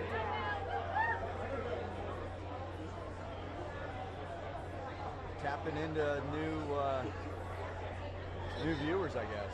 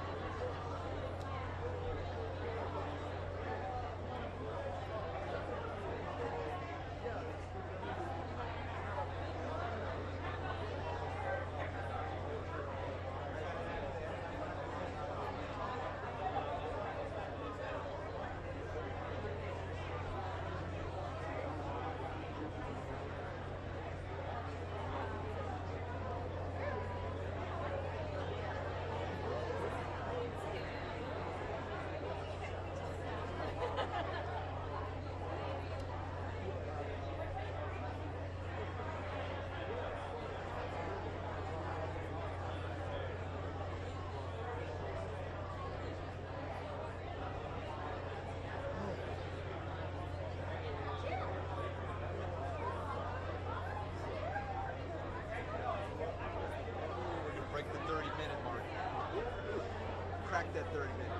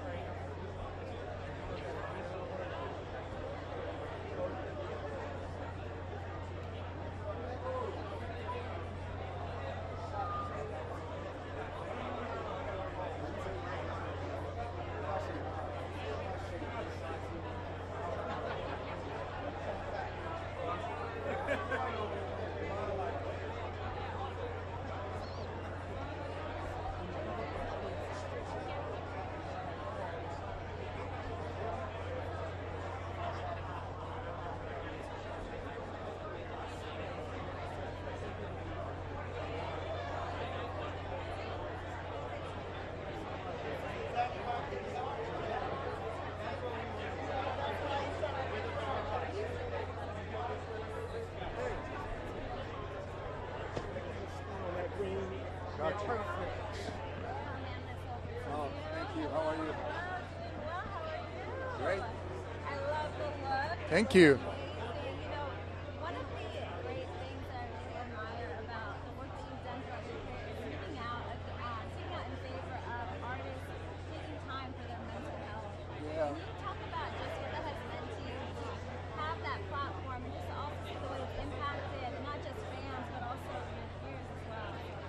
Seeing just the music industry come together tonight as well and supporting the wildfires, outside of the work that you're doing with mental health as well, is there another, cause or something that you'd like to shine a light on today, given, just the platform that you have? Well, right now I'm really, once again, concerned about our people, in the immigrant situation. Not every immigrant it's a bad person. They're not, and it doesn't mean that they're, doing a felony or something like that. So I used to be illegal when I was like 10 years ago, painting houses here in the States. And I know how it feels. Then I came back and then I, worked hard with music, and then he opens the door again for me to be in this country. But I know how it feels to be in the other side of the world. So it's really painful.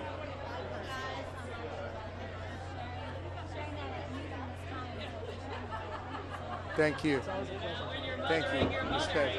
Thank you. That's inspiring. Thank you, man. Thank you so much.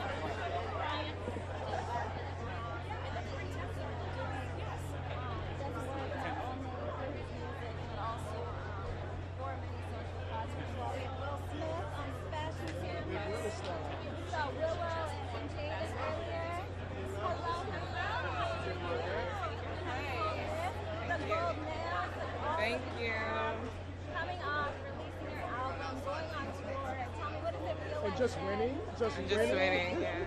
How does it feel, seeing all this acclaim for a project that you put so much heart and so much soul into? I'm really happy, number one, but especially for the people that worked on the song and the album. I'm just really happy that they also feel like they've been acknowledged through that. And my mom's here, and I'm just, this is like her birthday present. Tomorrow's her birthday, so I'm just really excited for her and us. Yeah. I love that you got to share that moment with her. Right. Yeah.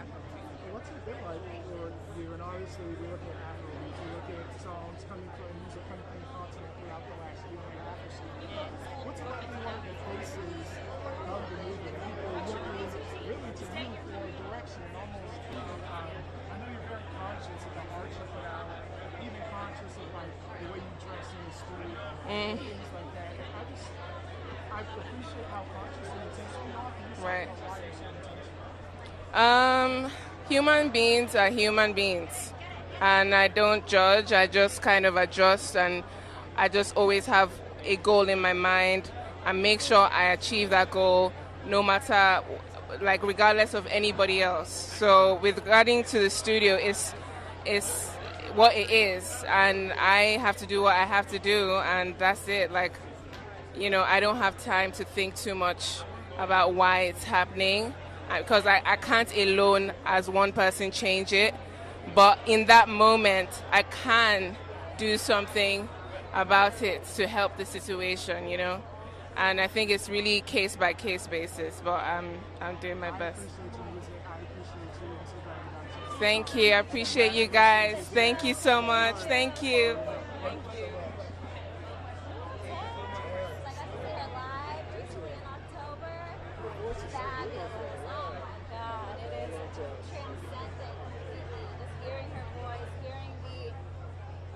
Angelic. Just like her presence right now, I think that's a great word, angelic. You feel lighter after talking to her.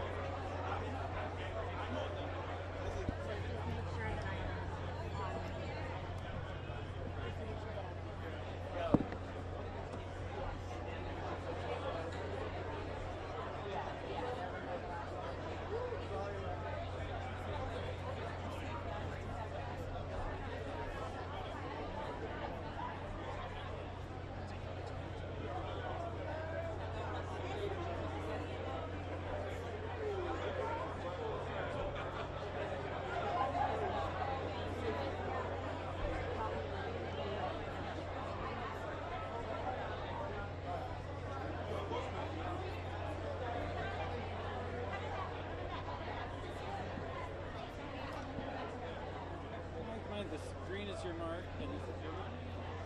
Yeah. Love it. Amazing with the lyrics here. Yeah.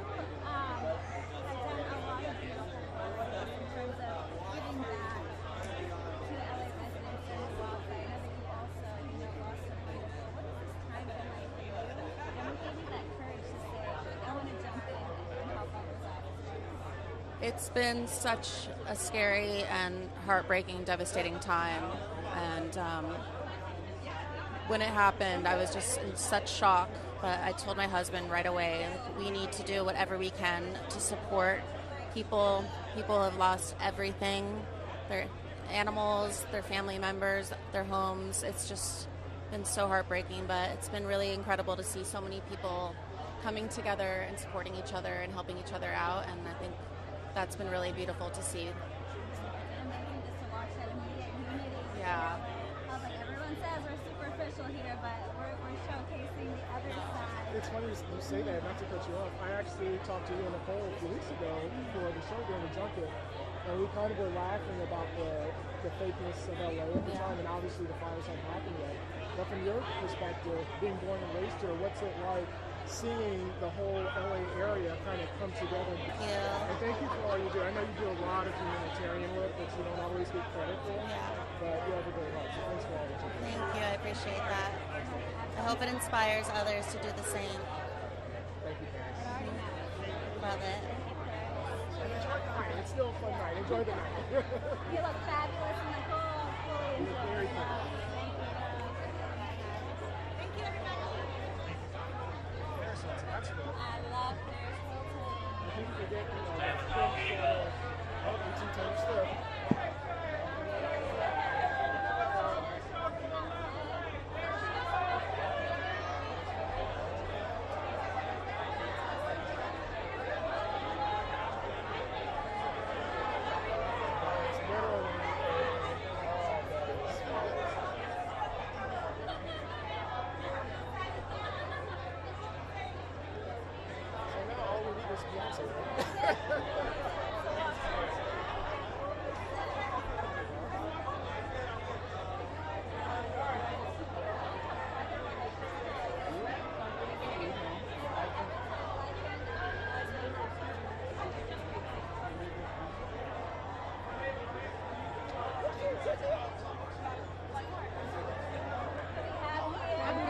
I know, that's why I came. I was like, I haven't seen you for ages. I'm so happy to see you. And of course, we will make this quick because we have such an in-demand one. But just tell us what this year has been like for you. I think the last time I talked to you before your album. Good people, and also just reminding myself, you know, because it could go away at any second. And so I think if I keep reminding myself that's the thing, I can be present in each moment. Yeah, I can still be like the kid who was excited. You know, I used to watch the Grammys and now I'm here and I get to sing on the stage. I used to watch the Oscars and now I'm nominated. You know, to remind myself that the little girl is still present in all of this, so she still gets to enjoy it and I get to enjoy it. Yeah. Thank you so much. Thank you. You too. Thank you for asking that question. No, I mean, thank you for always being so sweet. You are one of the most sweetest people that I've met. I know this industry comes with a lot, but you've always remained so. So thank you for stopping. Thank you. You It's didn't very have to kind. stop. No, but I wanted to, you know? Yeah, it's been a long time and I wanted to say hello. Yeah. Have a good night. Have a good night. Thank you. So much. The nails, fabulous. Every time. Thank you. Every time. Thank you, love.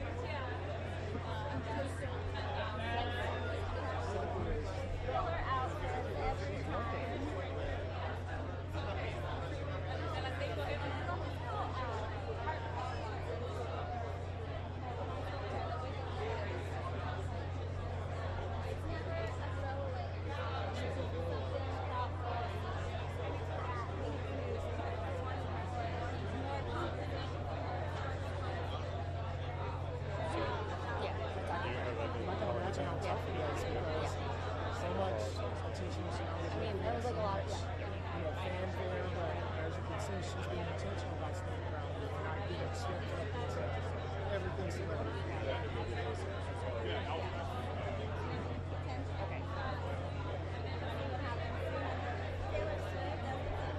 Home stretch.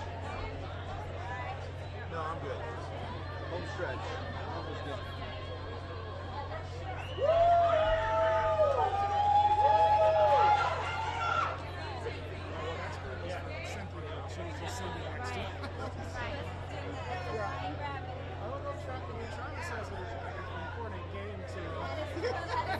To prepare for, I don't know.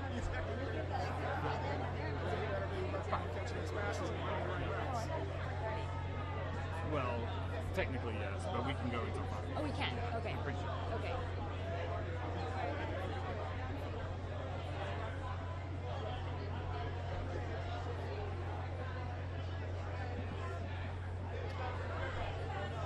Morgan, we are seeing Taylor sparkling red. Can you just talk about her outfit? She's looking good. Oh, thank you.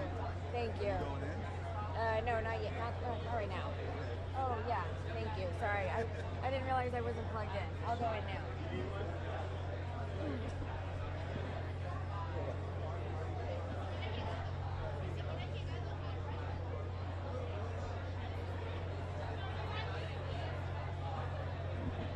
Yes, sir.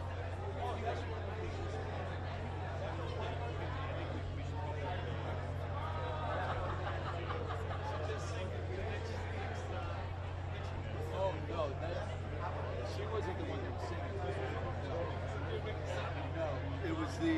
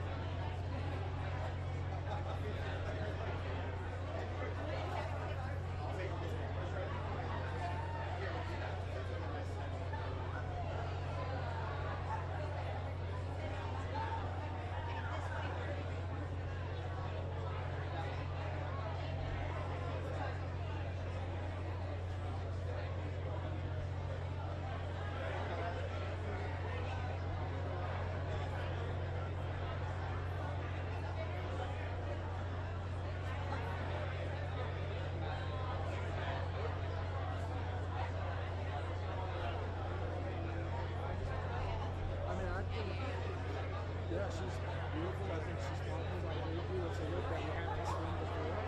But also, one of baby, this is a, Tara obviously has all of her eras and her creativity.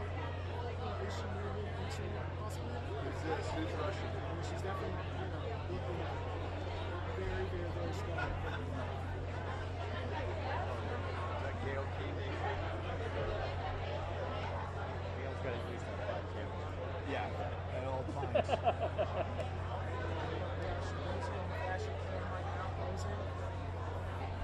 Obviously, biggest songs.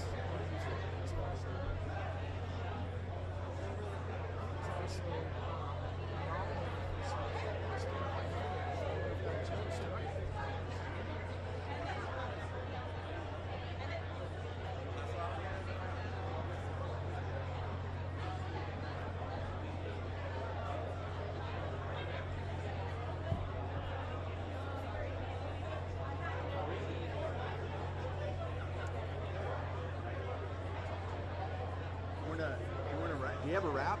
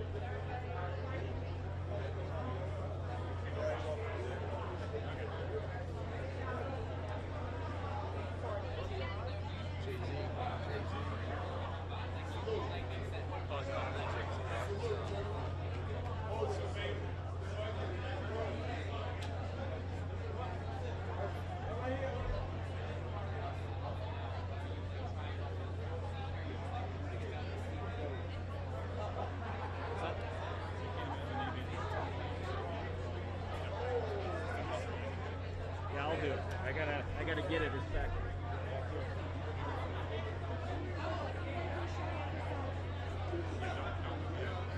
Okay, I'll just skip it lateral into the position.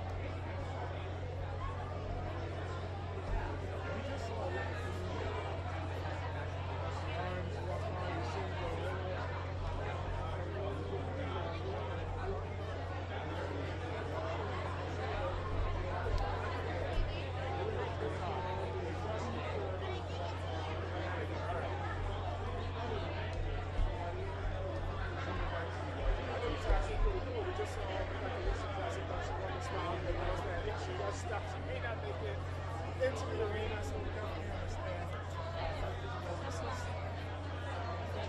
This is the best kind of people watching.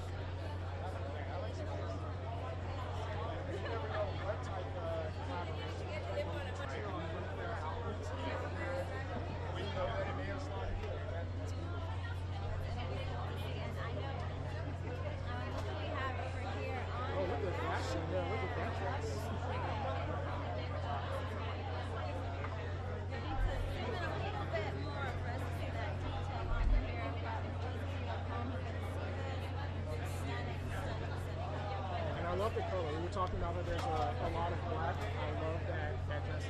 Lots of pops of color.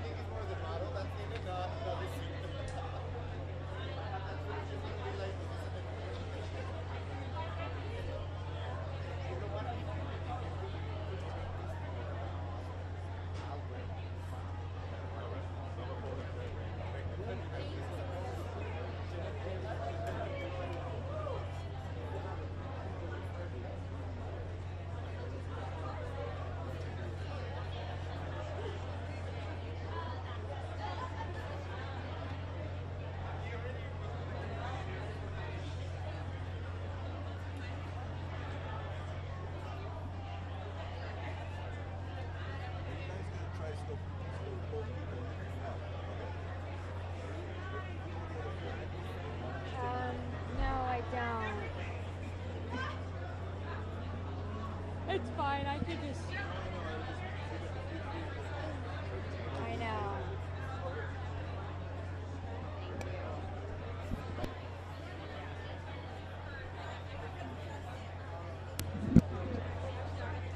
Oh. One of my favorites. Everybody else asks me who's my favorite. One of my favorites. Remember this, one of my favorites. Oh, thank you. I appreciate it. We put something together. Try to clean up. But coming out of the ashes, though, right? You went into Ghost's closet. You know, he couldn't wear this. Ghost could never wear this, bro. Way too flashy. Tommy would have issues with me wearing this. You are one of my favorite people to talk to. You are such a joy and such an inspirational person. It's very humbling, bro. No, I mean, it's true. Because I said it before the interview began. I said, you're one of my favorite people. A real journalist, man. I really appreciate you. No, I appreciate you. But I mean, first off, you told me years ago that you would be here. You told me years ago that you would put out an album, and I think at that point, nothing was solidified, but you said you're going to do it. You're gonna do it. So what's it like finally putting out music and having it be so well received? Unbelievable. All of the countless hours of listening to Marvin and Nina Simone and LL on into Tupac and NWA at moments, back over to George Benson and Stevie Wonder.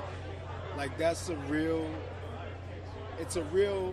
joyous moment in my life, but then me trying my hand at music and then learning I was pretty good was one thing. Then being told by your peers in the academy and even to you, nah, you're not pretty good, oh, you got some stuff. That's a whole nother level of a pinch me moment. So for the academy to go, you're worthy, and we're gonna nominate you for the first studio album I put out, no less. And this is the art form in which I don't put food on the table doing, beyond humbling, man. Crazy. Crazy.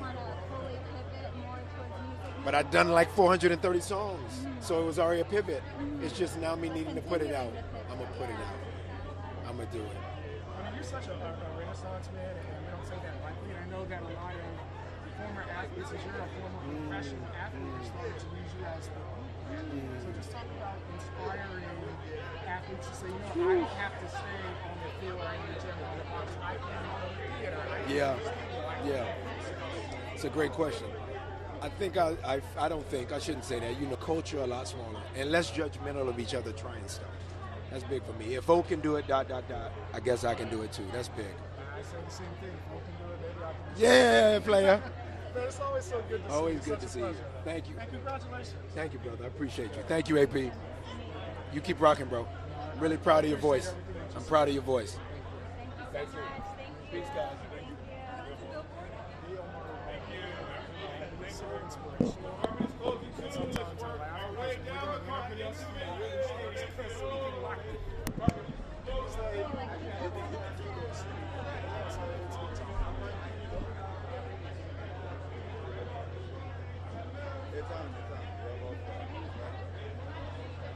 So, or you want to start?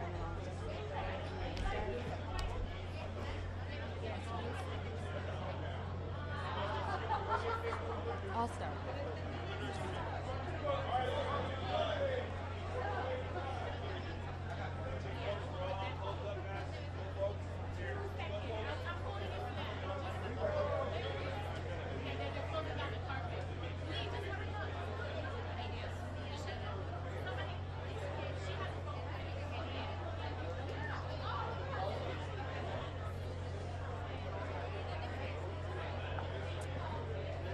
All right, guys, they're just about closing up the carpet and kicking us off, but we want to thank you. But first I wanted to say that I'm really sorry about interrupting Babyface earlier.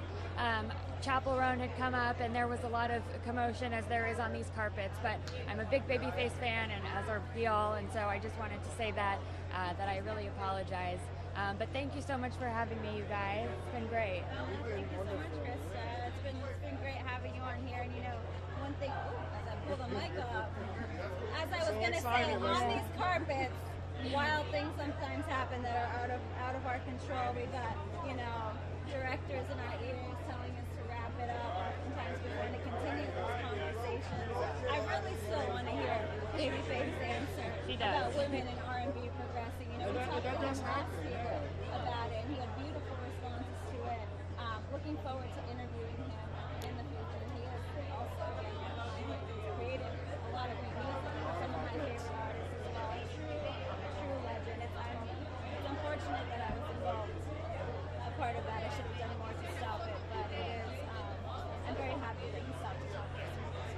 also, you know, and it was unfortunate, but also these things happen. A lot of times we're not having live shows, so you know, I'm not saying it's infrequent, but it does happen sometimes. And there's so much craziness on the carpet that sometimes, you know, things happen. But we love Babyface, we love Krista, we love our little trio that we've had today, and we've loved talking to you guys. It's been one of my most fun times of the year, and so I'm thankful to be here another year. Thank you all so much. This was fun, and thank you for joining us on that chat. Go We'll take it ahead to fashion. and let's hit it off to fashion and end the night on this nice Or Janelle. strong note. Looks great. Beautiful, beautiful Janelle walking on here. They have an amazing blue suit on. I love everything that Janelle puts together. I got to Talk about creators. talk to Janelle at their ET costume party, dressed as ET, and they were fully in character as well. That was quite the experience. I'm excited for Janelle as their career continues too.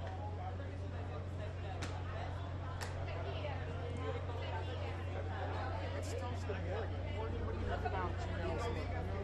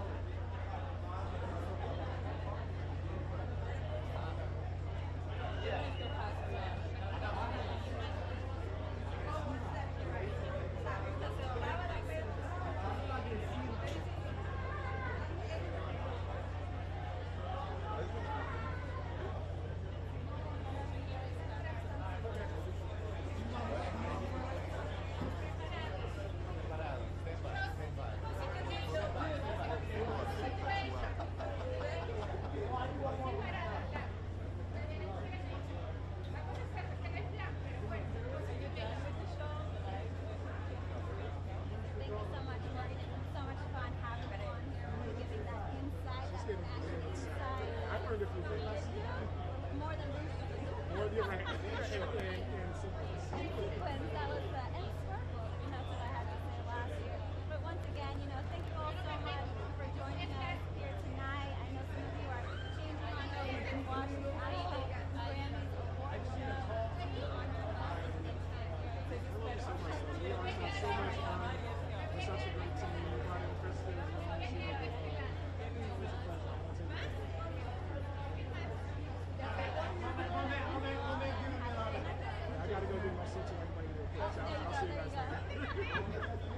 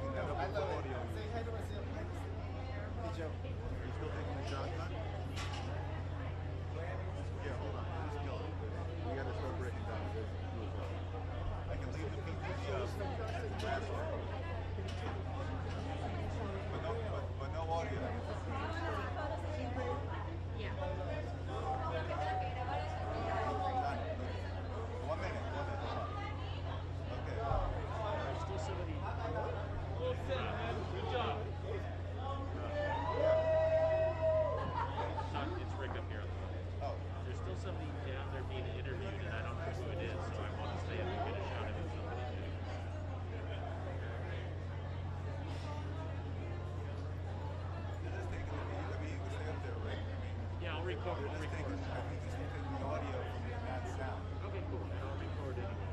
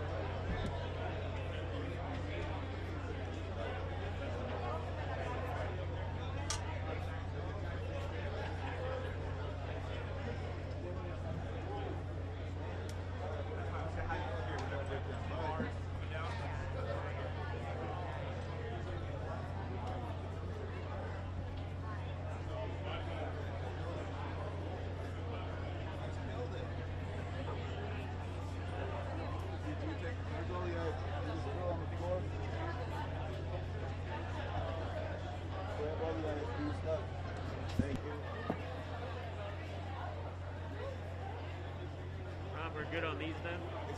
Yeah, all done. Thank you. You're like, we're freezing Hi, them Timmy. out. We're just gonna freeze them out.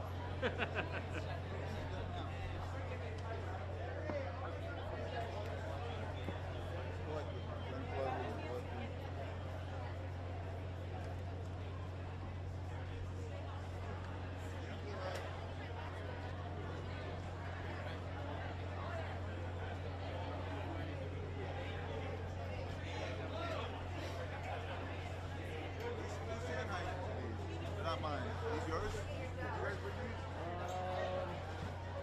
The ones the talent we're using or the ones that are mine? I don't know. These are not mine. I didn't bring these in.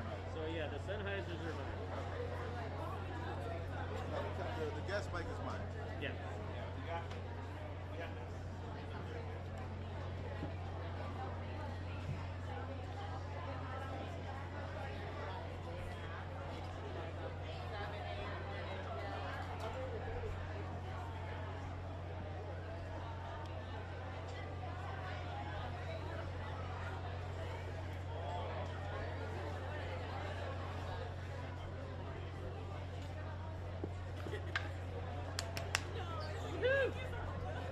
Whatever the case.